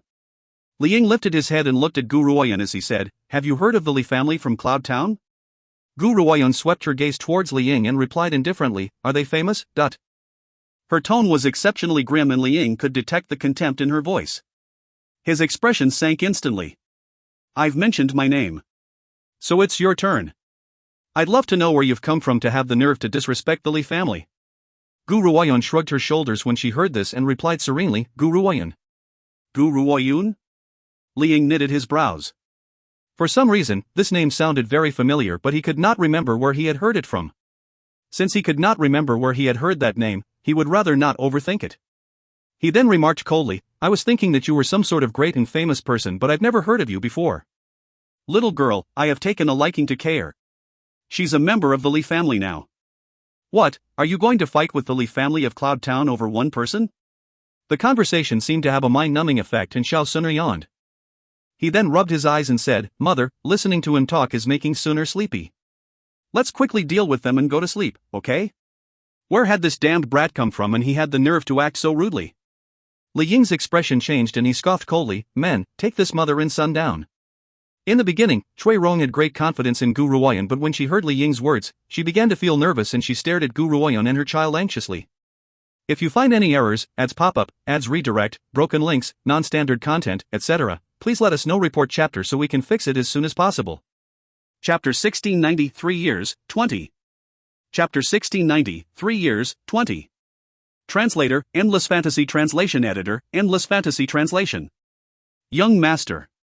A guard who was standing behind Li Ying seemed to remember Gu Ruoyan's name and spoke up urgently, We'd better just give up. Give up? How can we give up? Is it because the opposition is a woman and a child? Is an indecisive person like you fit to become the Li family's guard? It's not that, young master, it's this Gu Ruoyan. Shut your mouth. Li Ying bellowed and cut the guard off. He then turned his gaze towards Gu Ruoyan and coldly remarked, You two are in my way. I must teach you a good lesson. Li Ying then wrapped his hand in spiritual energy and charged towards Gu Ruoyan. Bang! His fist smashed into Gu Ruoyan. At the same moment, a powerful force ricocheted from her body and tossed Li Ying away. Blood began to drip from his hand, turning his entire hand in red. Li Ying was shocked and he stared at the tranquil Gu Ruoyan in astonishment. His eyes filled with confusion. I had clearly used all of my power, but not only was I unable to hurt her at all, I had suffered injuries from a backlash. How can this be? Young master, The guard quickly rushed to Li Ying's side and blurted the words which had been interrupted previously. I've heard of Gu Ruoyan, he stammered. Or should I say, no one in the East Peak mainland is unaware of her. She was the woman who had successfully refined a pill in the medicine sect's general meeting several years ago, and she did not even pay any regard to Wind Valley's eldest lady. Furthermore, she's also Grand Lord Hong Lian's daughter and the Holy Doctor, Bai Zhongtian's disciple. Crash! Those words landed like a lightning strike on a clear day, stunning Li Ying. Gu Ruoyun. I remember now.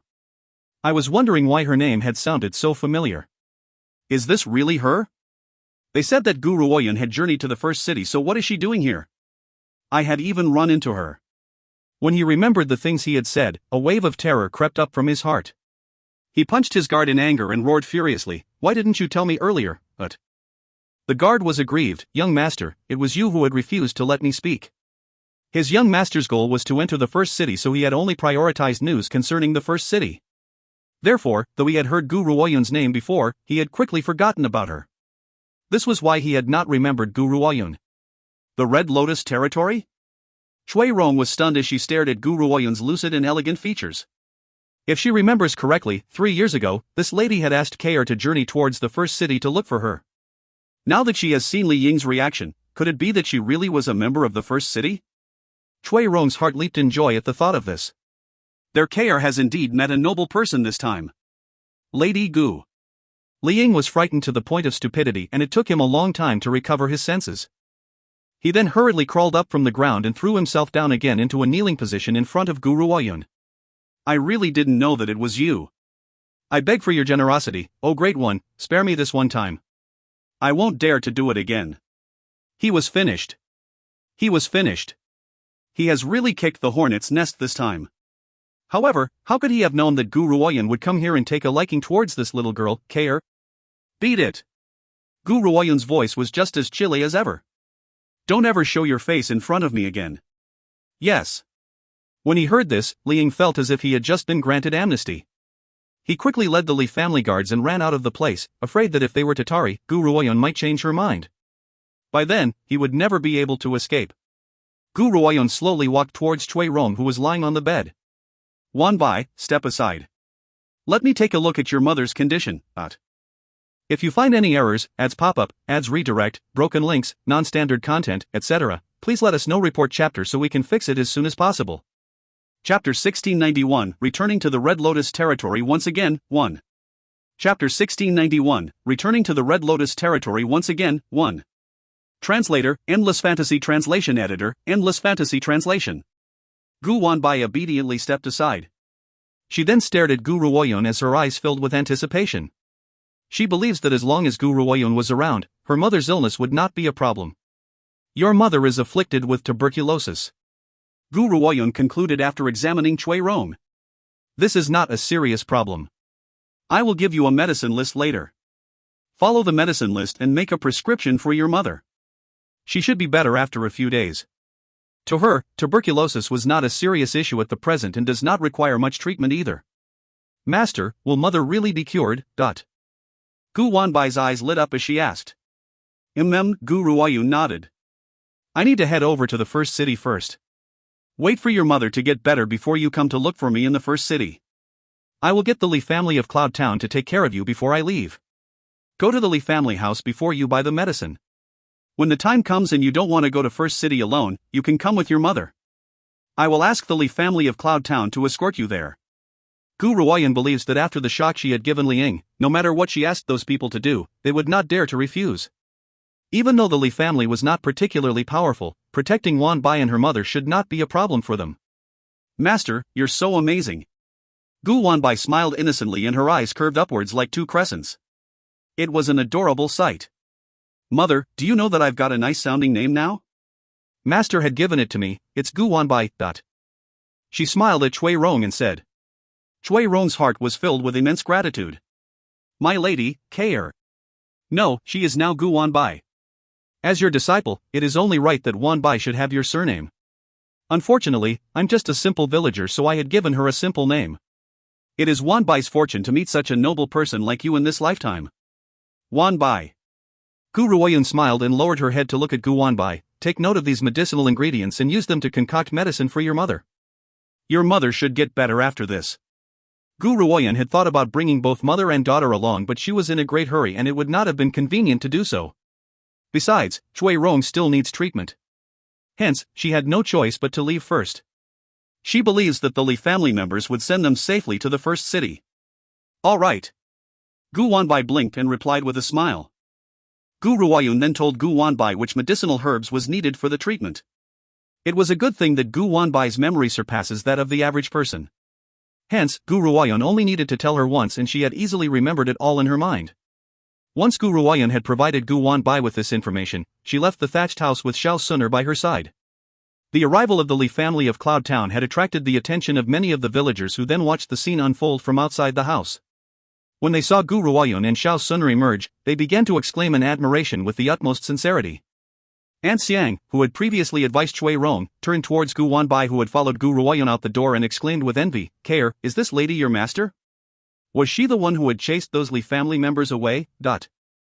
When the little maiden heard Aunt Xiang's address towards her, Wanbai placed her hands on her hips and said, I have a name now. My name is Gu Wanbai. From now on, you can't call me Kair. Gu Ruoyan overheard Gu Wanbai's youthful voice from far away. However, she did not turn back and held on to Xiao Suner's hand as they left this place. If you find any errors, ads pop-up, ads redirect, broken links, non-standard content, etc., please let us know. Report chapter so we can fix it as soon as possible. Chapter 1692, Returning to the Red Lotus Territory once again, 2. Chapter 1692, Returning to the Red Lotus Territory once again, 2. Translator, Endless Fantasy Translation Editor, Endless Fantasy Translation. The first city has changed greatly ever since Gu Ruoyan and the others had left. The ones to bear the brunt were the Red Lotus Territory and the Secret Order, which were attacked by the Dark Earth Realm's underworld. Gu Ruoyan knows that the underworld belongs to Qian Beiyi and Qian Beiyi had given the underworld to her. Therefore, she was shocked to the core when she heard that the underworld had attacked the Red Lotus territory. Mother, Xiao Suner blinked as he turned towards Gu Ruoyan and asked innocently, didn't you say that the underworld was father's territory? Why is father attacking maternal grandfather and grandmother? Gu Ruoyan fell silent for a moment. Suddenly, she seemed to remember something and her expression changed. Xiao Suner was so frightened when he saw his mother's expression that he did not dare to say another word. He thought that his words had caused his mother to become unhappy, so he kept quiet and stared at her with his large, teary eyes. Zixi. Gu Ruoyan gently took a breath and communicated through her soul. Is anyone aware of Tsong Ming and Xiaoya's similar looks? After a moment, Zixi's gruff, demonic voice echoed within her mind, I'm afraid that only Qian Beiyi knows about this matter. It's been 10,000 years and we've known him for so long, yet we never figured out his relationship with Tsongming. I believe that he would never tell anyone else. Since that's the case, I'm convinced that the person who had ordered the underworld to attack the Red Lotus territory must have been Tsongming. However, based on Tsongming's power, he doesn't need anyone else's help if he wants to attack the Red Lotus territory and the Secret Order. He could do it himself. Why has he not appeared and only asked the underworld to do his dirty work? Gu Ruoyan could not figure it out at all. What worries her even more was that since Tsongming now controls the underworld, does that mean that something had happened to Xiaoyi? Little girl, you can rest assured. Qian Beiyi is powerful, so he shouldn't fall so easily. Besides, based on what you've just said, if something had really happened to Qian Beiyi, I fear that Tsongming would have broken through to the full circle state. If that's the case, he wouldn't need to ask the underworld to do his dirty work. Zixi consoled soothingly. I believe that both sides have been seriously wounded. Qian Beiyi must have gone to recover his wounds in an unknown location, and Tsongming had hidden himself in the underworld. He then used his striking similarity to Qian Beiyi and took over the underworld. Someone like Qian Beiyi would head off to an undisclosed location once injured and would not return to the underworld. Hence, Zixi had also concluded that the person controlling the underworld was certainly not him. I hope that's the case. Gu Ruoyan took a deep breath, yet her heart still carries a worry which could not be quashed. Zixi, can you help me with something? What is it? I need to rush to the Red Lotus territory. Otherwise, mother, father, and the others will certainly be in danger. However, I can't stop worrying about Xiaoyi too. I want to ask you to find him for me. A wave of silence hung over her soul. After a long pause, Zixi's voice rang out once again, all right. As long as it was Gu Ruoyan's wish, he would fulfill it. Even if the person he has to save was his rival in love. Thank you. Gu Ruoyan lowered her eyelids and her gaze filled with sincere gratitude. Zixi, I owe you too much in this lifetime and you've never asked for anything in return. If you find any errors, ads pop up, ads redirect, broken links, non-standard content, etc., please let us know. Report chapter so we can fix it as soon as possible. Chapter 1693, Returning to the Red Lotus Territory Once Again, 3. Chapter 1693, Returning to the Red Lotus Territory Once Again, 3. Translator, Endless Fantasy Translation Editor, Endless Fantasy Translation. Silly girl, Zixi laughed. His laughter was just as demonic as ever, but it was filled with a sense of indulgence. Helping you is equivalent to helping me. Don't forget, the two of us have a life and death contract. Only by following you can my powers be further restored. Hence, helping you is also helping myself at the same time. There's no need for you to feel burdened. You only need to remember that no matter what I do it willingly. I will never regret it. Gu Ruoyan's heart trembled. In her lifetime, it was her good fortune to have a husband like Qian Beiyi and a companion like Zixi. She would sacrifice everything for these two.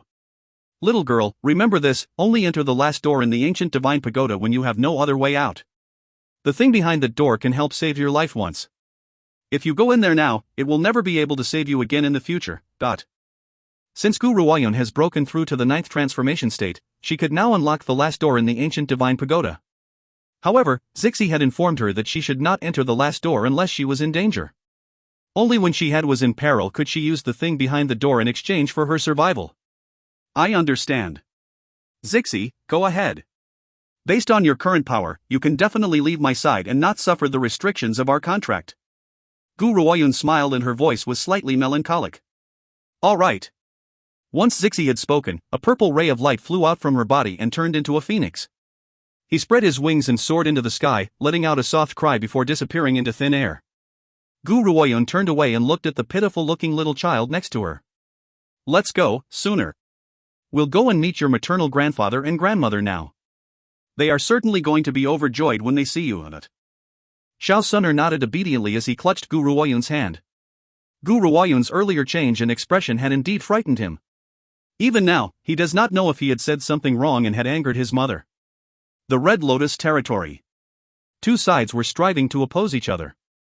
If Gu Ruoyun was here, she would immediately recognize the green-robed woman amongst the underworld's troops as Morong Qian of the Morong family. The Morong family was a member of the four great protectors and Morong Qian was the pearl of the Morong family. Naturally, she was extremely spoiled. That was why she had pestered Qian Beiyi after meeting him and wanted to kill Gu Ruoyun. Morong Qian. The Secret Order's order master noticed Morong Qian amongst them and laughed icily before she exclaimed with disdain, "I never thought that the Morong family would betray the first city and join forces with the underworld. Are you not ashamed of your decision?" Morong Qian raised her head and puffed her chest before replying arrogantly, "So what if I join forces with the underworld? The master of the underworld is my man. I will definitely stand on his side." Once she had said this, she turned to look at Grand Lord Hong Lian and his wife and jeered, "Where is that SL*T, Gu Ruoyun? What? Has she hidden away to cry after being cast aside by her man? Let me tell you this, Qian Beiyi is the master of the underworld. I have now been accepted by Qian Beiyi as his concubine. Gu Ruoyun has now been cast off." Powerful energy exploded from Grand Lord Hong Lian's being and flew towards Morong Qian with a bang. Before the people around her could react, this force hit Morong Qian and her body stumbled back as her expression became even more furious. If you find any errors, ads pop-up, ads redirect, broken links, non-standard content, etc., please let us know. Report chapter so we can fix it as soon as possible. Chapter 1694, Returning to the Red Lotus Territory once again, 4. Chapter 1694, Returning to the Red Lotus Territory once again, 4. Translator, Endless Fantasy Translation Editor, Endless Fantasy Translation. It's the truth. I have become Qian Beiyi's woman and I'm pregnant with his flesh and blood. Gu Ruoyun is an unwanted woman that he has cast aside.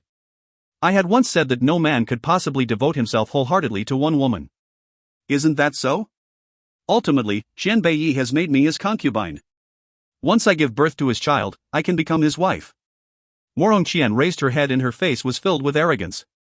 Now, each time she thought of that peerless and beautiful face, her heart would feel overjoyed. It was likely that the Morong Qian from several years ago would never think that one day, that man would have found her again and allowed her to become his woman. The tenderness he had shown Gu Ruoyun was completely directed towards her now. That man was so careful even in the bedroom, afraid of hurting her. Unfortunately, Morong Qian does not know that there was another person who looks exactly like Qian Beiyi. The child in her belly was not Qian Beiyi's either. Instead, it was the child of a terrifying man named Song Ming. After all, Morong Qian was not Gu Ruoyun. Only Gu Ruoyun who knows Qian Beiyi inside out could discern the difference between the two. To another's eyes, Qian Beiyi and Song Ming were exactly the same. How could they be differentiated? If you speak any more nonsense, I will kill you immediately. Grand Lord Hong Lian clenched his fist tightly as his black eyes flashed with a cold light. However, the confidence in his heart has dipped. After all, Gu Ruoyun had once mentioned that the Dark Earth Realm's underworld was a force which belongs to Qian Beiyi. Now, this woman has brought the members of the underworld here. How could he not feel suspicious? However, when he recalled the things that Qian Beiyi had done for Gu Ruoyun, he squashed his suspicions. Impossible. Even though I'm jealous that Qian Beiyi had snatched my daughter away, I'm sure of Qian Beiyi's moral character. How could that man possibly cast Yun'er aside? Besides, Morong Qian cannot be compared to Yun'er and Qian Beiyi was not blind either. Would he have abandoned Yun'er for this woman instead? I want to see Gu Ruoyun now. Morong Qian raised her chin and spoke arrogantly.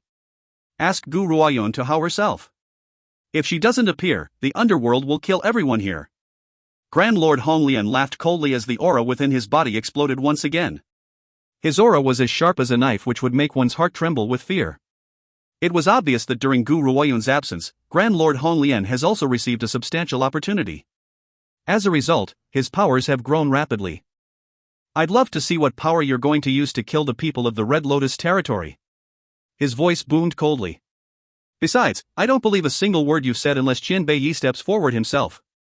Morong Qian stared at Grand Lord Hong Lian's cold features with contempt. My husband is a powerful cultivator and most powerful cultivators are very busy. Who are you compared to him? Are you even fit to see him? In the past, Gu Ruoyun had been his woman so he would at least give you some face. Now, his eyes only hold me in our flesh and blood. Do you think he will still come to see you? Morong Qian stroked her stomach as she spoke and smiled happily. Where's Gu Ruoyun? I've caused so much trouble in the Red Lotus territory for such a long time, but she's still not coming out? I can tell that she's in so much sorrow that she cannot live any longer. Ha ha ha. Morong Qian burst into wild laughter and her voice was filled with even more disdain. If you find any errors, ads pop-up, ads redirect, broken links, non-standard content, etc., please let us know. Report chapter so we can fix it as soon as possible. Chapter 1695, Returning to the Red Lotus Territory Once Again, 5. Chapter 1695, Returning to the Red Lotus Territory Once Again, 5. Translator, Endless Fantasy Translation. Editor, Endless Fantasy Translation. Just as she had spoken, a clear and cold voice suddenly chimed in and rang in her ear. Who can't live any longer? Who are you talking about? The woman's voice was just as chilly and calm as ever with no sign of emotion, instantly drawing everyone's attention. A green-robed woman was standing silently under the splendid sunlight. She was holding a soft, jade-like little boy by the hand. This little boy looked to be about 2 years of age. He was carrying a fluffy little beast like a ball of fur in his and stared at his surroundings with wonder and curiosity. Even though this child was still very young, it was immediately apparent that his features bore a similarity to Qian Beiyi, especially that head of silver hair. That was Qian Beiyi's outstanding feature. Yuner? Grand Lord Hong Lian was shaken for a moment before he dashed towards Gu Ruoyun as if seized by madness and violently pulled her into his arms. His entire being was trembling at that moment. You're back, you've finally returned. It has been 3 years. She has been away from the Red Lotus territory for 3 years now. Only the heavens know how they had endured these past 3 years. They had worried about Gu Ruoyun's safety at every moment until they had been unable to have a good night's rest for the past 3 years. Grand Lord Hong Lian had reacted so intensely when he had seen Gu Ruoyun because they had suppressed their feelings for the past 3 years, but it was to the point that ever since Gu Ruoyun had left, no sound of happiness or laughter had been heard in the Red Lotus territory. Dongfang Yu secretly wiped a tear from the corner of her eye and gazed tenderly at the father and daughter in front of her as she smiled silently. Even though Gu Shengxiao did not speak or show any emotion, his grim eyes were flashing with joy. He stared unblinkingly at Gu Ruoyun and could not bear to look away. Maternal grandfather, you're hurting mother. As Grand Lord Hong Lian was hugging Gu Ruoyun very tightly, a tender, childlike and soft voice rang out from the side. Only then did he notice the little toddler who was standing by Gu Ruoyun's leg. What did you just call me? Grand Lord Hong Lian asked dazedly, in shock. Xiao Suner pouted his tiny lips irritably. You were hugging her so tightly, mother would not feel comfortable. If you hurt Suner's mother, Suner will never call you maternal grandfather again. This time, Grand Lord Hong Lian heard it very clearly. After he stared blankly for a moment, he lifted his hand and pulled the little child into his arms. His voice was filled with excitement. Yuner, is this your child? He's my maternal grandson? Gu Ruoyun nodded and smiled gently. His name is Qianbei-sun. The words Qianbei-sun echoed in the crowd. It also rang in Morong Qian's ear at the same time. She had guessed as much when she had laid eyes on Xiao Suner. Now, after she had heard Gu Ruoyun's words, the rage in her eyes spilled over like flames. She scoffed coldly, Gu Ruoyun, so you finally found the nerve to show yourself? Let me tell you this, I'm now Qianbei-ye's woman. You two, both mother and son, have been cast aside. Only I have the right to receive his love. You are only a discarded woman. Yuner. Grand Lord Hong Lian's heart clenched. He was afraid that Gu Ruoyun would believe in Morong Qian's words and quickly tried to advise her. Unexpectedly, the woman merely turned around to look at Morong Qian indifferently and reply serenely, Oh. Oh? Morong Qian widened her eyes. Doesn't this woman love Qian Beiyi very much? How can she remain so nonchalant after she heard this? Or is it because she could not accept this shock and has already gone mad? That must be it. If you find any errors, ads pop-up, ads redirect, broken links, non-standard content, etc., please let us know. Report chapter so we can fix it as soon as possible. Chapter 1696, Returning to the Red Lotus territory once again, 6. Chapter 1696, Returning to the Red Lotus territory once again, 6. Translator, Endless Fantasy Translation Editor, Endless Fantasy Translation. Gu Ruoyun. Morong Qian gritted her teeth and spat. Gu Ruoyun coldly turned around and glanced at her. That one look caused Morong Qian to feel as if a hand was gripping her neck savagely. Her face turned red and she was unable to make a sound. Are you going to leave on your own or shall I send you off? Gu Ruoyun's voice was incomparably chilly and caused Morong Qian to shake. She glared viciously at Gu Ruoyun. Your man doesn't want you anymore. Did you not hear what I've just said? You and your son have been abandoned. You should be wailing in agony or hang yourself in suicide. Morong Qian simply could not stand Gu Ruoyun's tranquil demeanor. She really wanted to see the woman's crying face. Unfortunately, Gu Ruoyun would never allow her to witness this side of her. Return and tell Song Ming that I won't let him ruin the underworld. The underworld was an organization founded by Qian Beiyi and she would never let anyone use the underworld for evil. Hence, this was why she had not attacked the underworld. Another matter was more important, she has to find Qian Beiyi first. Song Ming? Morong Qian was stunned. Who is Song Ming? I don't know him, Gu Ruoyun calmly lifted the corners of her lips and swept her gaze towards Morong Qian's bump, the man who had put that seed in you. Gu Ruoyun, did you not hear what I had just said?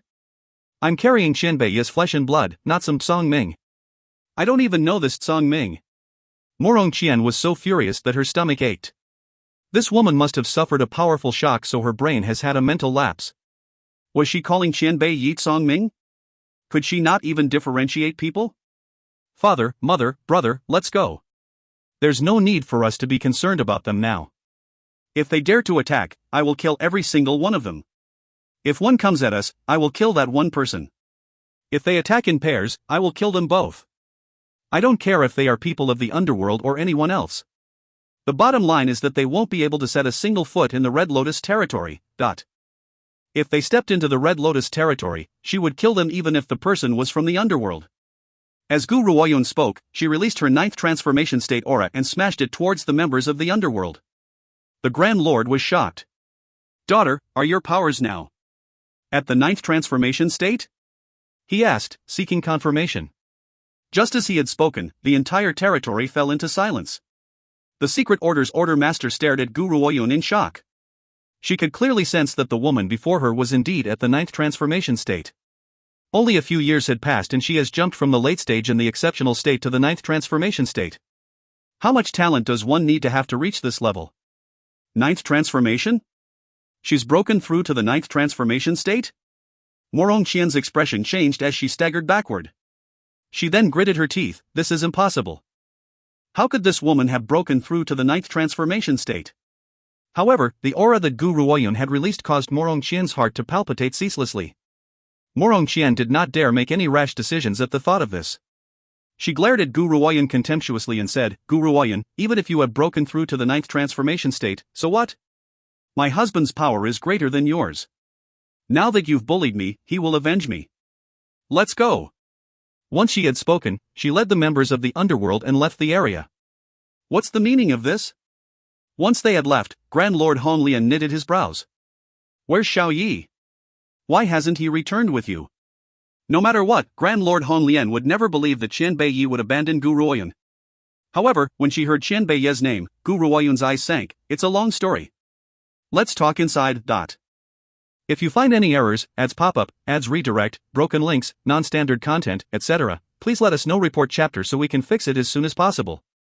Chapter 1697, Returning to the Red Lotus Territory once again, 7. Chapter 1697, Returning to the Red Lotus Territory once again, 7. Translator, Endless Fantasy Translation Editor, Endless Fantasy Translation.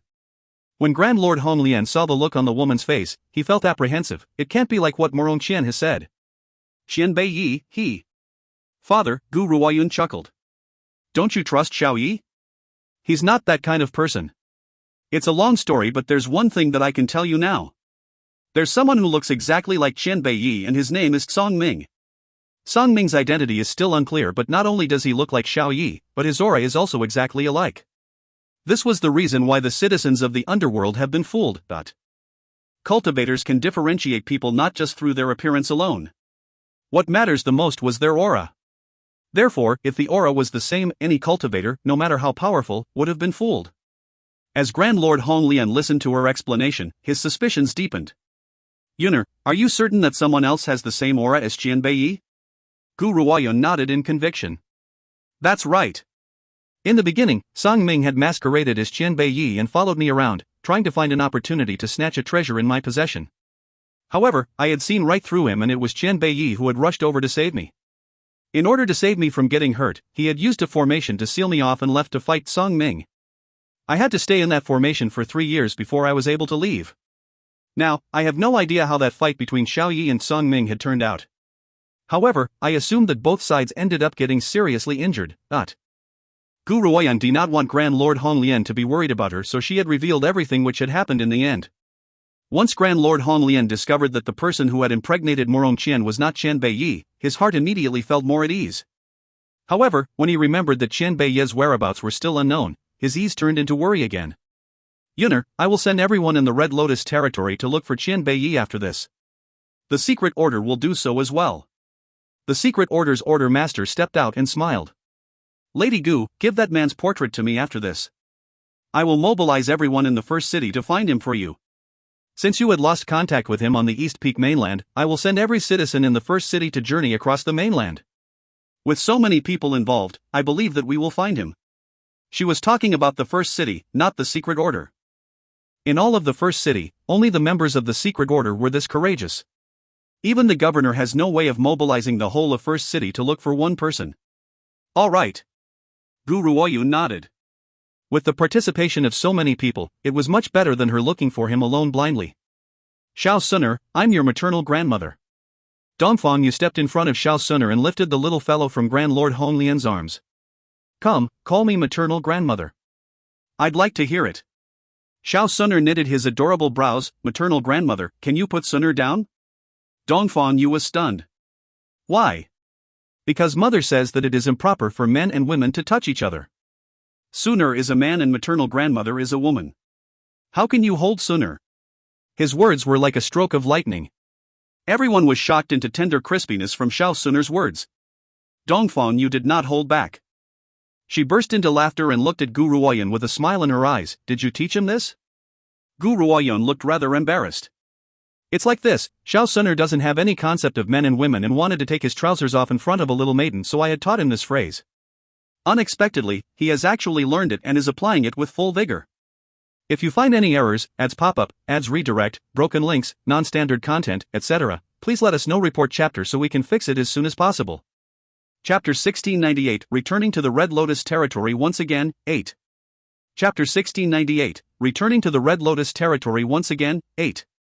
Translator, Endless Fantasy Translation Editor, Endless Fantasy Translation. Ha ha. Dongfang Yu laughed and she gently brushed her finger across Xiao Suner's little nose. You, little one, are really too cute. It's definitely not proper for you to take your trousers off in front of maidens, but I'm your maternal grandmother. Hugging you for a moment is fine. However, you must remember that aside from your mother, maternal grandmother, maternal grandfather, and uncle, no one else can hug you. Xiao Suner twiddled his little fingers and cocked his head to the side to look at Dongfang Yu. What about father? Your father certainly can hug you, but he's not here at the moment. Dongfang Yu was afraid that Xiao Suner might be deceived and taken away by someone else, so she was teaching him diligently. Xiao Suner blinked. He then saw Gu Shengxiao, who had walked to Dongfang Yu's side and called out in a childish voice, Uncle. His voice was soft and light, causing Gu Shengxiao's expression to melt into softness. Xiao Suner, tell me, how did you know that he's your uncle? Dongfang Yu stared at Xiao Suner indulgently as she asked. Xiao Suner giggled. Maternal grandmother, you're so silly. Uncle, maternal grandfather, and maternal grandmother are so alike, how could Suner possibly fail to recognize you? Dongfang Yu was shocked. This little fellow was only 2 years old, but she was stunned at how well he could converse. She never expected him to be so clever. Instantly, her heart was filled with even more love toward Xiao Suner. Besides, Xiao Suner looked around. Godfather has always talked about Uncle. He says that Uncle is cold and grim and that out of everyone here, Uncle is the grimmest person. Suner had guessed that he's my uncle because of that. Godfather? Dongfang Yu was shocked once again. Who's your godfather? How had a godfather appeared out of thin air? Suner's godfather is Zhou Shangchen. Godfather likes uncle. He always talks about uncle. Xiao Suner was not aware of the implications of his words, so he had blurted it all out. Gu Xingxiao's expression froze as his grim features turned awkward. Zhou Shangchen and I have a life and death friendship pact. 1. He meant that he has no romantic inclinations towards Zhou Shangchen. Yuner, you've been living outside for so many years and you've finally returned after much difficulty. Follow us back to the Grand Lord's residence and let me take a good look at you. Dongfang Yu looked at Gu Ruoyun with heartache in her eyes. Gu Ruoyun nodded. Alright, let's go back to the residence first. You can send people to find Xiaoyi after this. I want every corner of the mainland searched. At this moment, the group which had been discussing the search party had no idea how much of a storm their decision would cause on the East Peak mainland. Every cultivator from the first city gathered together and charged out in search of Qian Beiyi. No one on the mainland could figure out what was going on and which so many martial saints would suddenly appear. Ziyun, Xu Luo, and the others that Gu Ruoyan had taken in did not remain idle either and sent all the devil sect's disciples out. Lan Gu also sent word, and everyone in the Cloudy Wind Empire, including its citizens, had gone out to search for Qian Beiyi. Of course, Gu Ruoyan did not stay idle as well. Once she had sent her orders out, she left the Red Lotus territory to look for Qian Beiyi. Xiao Sunner, however, had remained in the territory. Unfortunately, even with the bustling crowds, there was still no news of Qian Beiyi.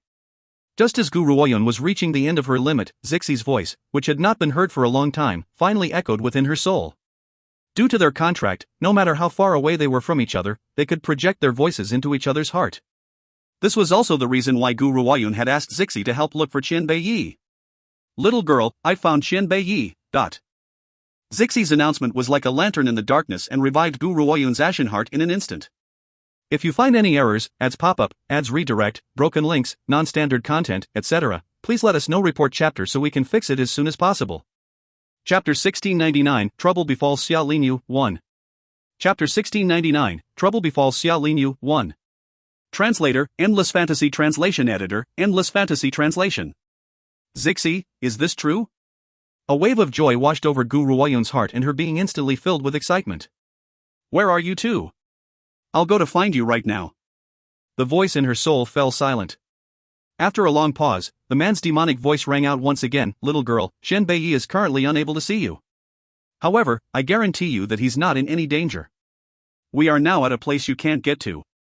Give us some time and we'll come to look for you. Gu Ruoyan was shaken and knitted her brows. Zixi, where on earth are you? Why can't I go there? During this period of time, she had journeyed through half of the mainland in order to find Qian Beiyi but could not find his whereabouts at all. Now, Zixi had told her that Qian Beiyi was at a place that she could not get to. Though the entire mainland was massive, what place could be completely out of her reach? Little girl, we don't have much time now. Zixi sighed and said, you still have other tasks to complete. Your task is to work hard in your cultivation and achieve a greater breakthrough. Song Ming had suffered substantial injuries from his battle with Qian Beiyi, so he's probably recuperating now. You have to take advantage of his healing period and quickly cultivate so that you can fight against him when the time comes. Gu Ruoyan knows that Zixi was right.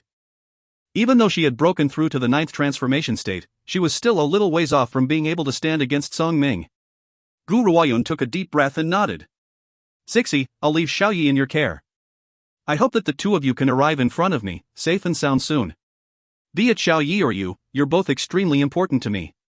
If any of you are injured, I would worry. One was the man she loves while the other was a friend that she could stay with forever. She does not wish for any of them to get hurt. Besides, in this lifetime, she owes Zixi too much. Little girl, we'll be back soon. After he had said this, Zixi's voice was cut off and the entire world returned to silence. At this moment, a silver-haired man was seated cross-legged on the ground on an island with both his eyes shut. His peerless and beautiful face was extremely pale while the space between his brows carried a deep agony. You really don't want her to come? The purple-robed man looked at the silver-haired man who was seated on the ground and asked in an aloof manner. The silver-haired man opened his eyes slightly as his crimson robes fluttered against the sea breeze. His smile was so beautiful that everything on earth seemed to have lost their color. I just don't want her to worry. Zixi eyed Qian Beiyi. If it wasn't for the fact that you've done so much for her, I would never have let you have her. Qian Beiyi chuckled. He knows better than anyone of the feelings hidden deep within Zixi's heart.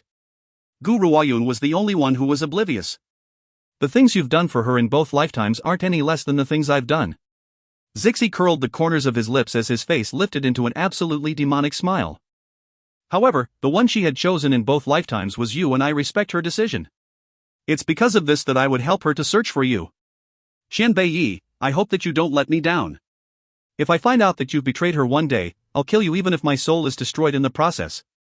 If you find any errors, ads pop-up, ads redirect, broken links, non-standard content, etc., please let us know. Report chapter so we can fix it as soon as possible. Chapter 1700 Trouble Befalls Xiao Linyu, 2. Chapter 1700 Trouble Befalls Xiao Linyu, 2. Translator, Endless Fantasy Translation Editor, Endless Fantasy Translation. Qian Beiyi laughed once again. That peerless smile on his face was very enticing. Don't worry, there won't be a need for you to sacrifice your soul. This assurance touched Zixi's heart and he laid his resistance towards Qian Beiyi to rest. In the past, he had viewed Qian Beiyi with such animosity because he had mistakenly believed that Qian Beiyi was the person who had murdered Gu Ruoyan. Now that he had discovered that it was Song Ming who had impersonated Qian Beiyi back then, he had laid down all of his misgivings. I don't wish for her to know of my feelings towards her. It would trouble her, so I hope you won't say anything to her. Zixi glanced at the recuperating Qian Beiyi and raised the corners of his lips. I only wish to stay by her side, nothing more. If Gu Ruoyan finds out that he has feelings for her, based on her character, she would choose to dissolve their contract in order to avoid troubling him. Rather than being separated from her without the chance to see her again, he preferred to keep his feelings secret. This way, he could stay by her side as a companion and never leave her. She's my woman, so I would naturally ache to see her. If she knows about your feelings, she would certainly feel sad and guilty. Qian Beiyi gently raised his brow. So I won't tell her. Zixi nodded lightly. I will construct a formation for you to heal your wounds here. Once you're done, you can step out and find her. She has been thinking about you nonstop for the past 3 years. Actually, Zixi simply could not understand it. I had stayed by her side the longest through both lifetimes and have watched her grow from the weakest to her peak. Why, did she choose Qian Beiyi in both her lifetimes? He wondered. Perhaps Qian Beiyi was good at expressing his feelings and I could only rely on banter and teasing words. It may be because of this that I've lost out on her. However, losing out was losing out. No matter what, I will respect her decision. Thank you. Qian Beiyi murmured earnestly as he stared at the demonic and handsome man before him. Zixi looked at him, crossed his arms and replied in a lazy and evil manner. You don't need to thank me, I'm doing this all for Yuner. These two were supposed to be love rivals. However, they were no longer fighting against each other. Instead, they were now working together for a woman's sake. Qian Beiyi did not say anything more as he continued to meditate and entered into a healing state. The underworld. A silver-haired man dressed in black robes was seated on the dragon's throne with his chin propped on his hands. His cold and wanton gaze turned to the guard who was kneeling on the ground as he asked, Has Morong Qian returned? His voice was as cold and arrogant as ever with a hint of disdain in its tone. Reporting to the palace lord, Madame Morong has led a party of underworld members into the first city and caused a great disturbance in the Red Lotus territory. However, she seems to have suffered some sort of grievance and has now returned with an agitated aura. The man raised his sharp brows and laughed icily. Since she has returned, bring my male lion out for a spin. My male lion has been rather inhibited over these past few days, and since Morong Qian has returned, it's time to let my male lion enjoy a good time. As you command. The guard joined his fists and backed away. Not too long after the guard had taken his leave, a figure rushed into the room. The woman was weeping pitifully and looked incomparably tragic. Yi, you have to stand up for me. If you find any errors, ads pop-up, ads redirect, broken links, non-standard content, etc., please let us know. Report chapter so we can fix it as soon as possible.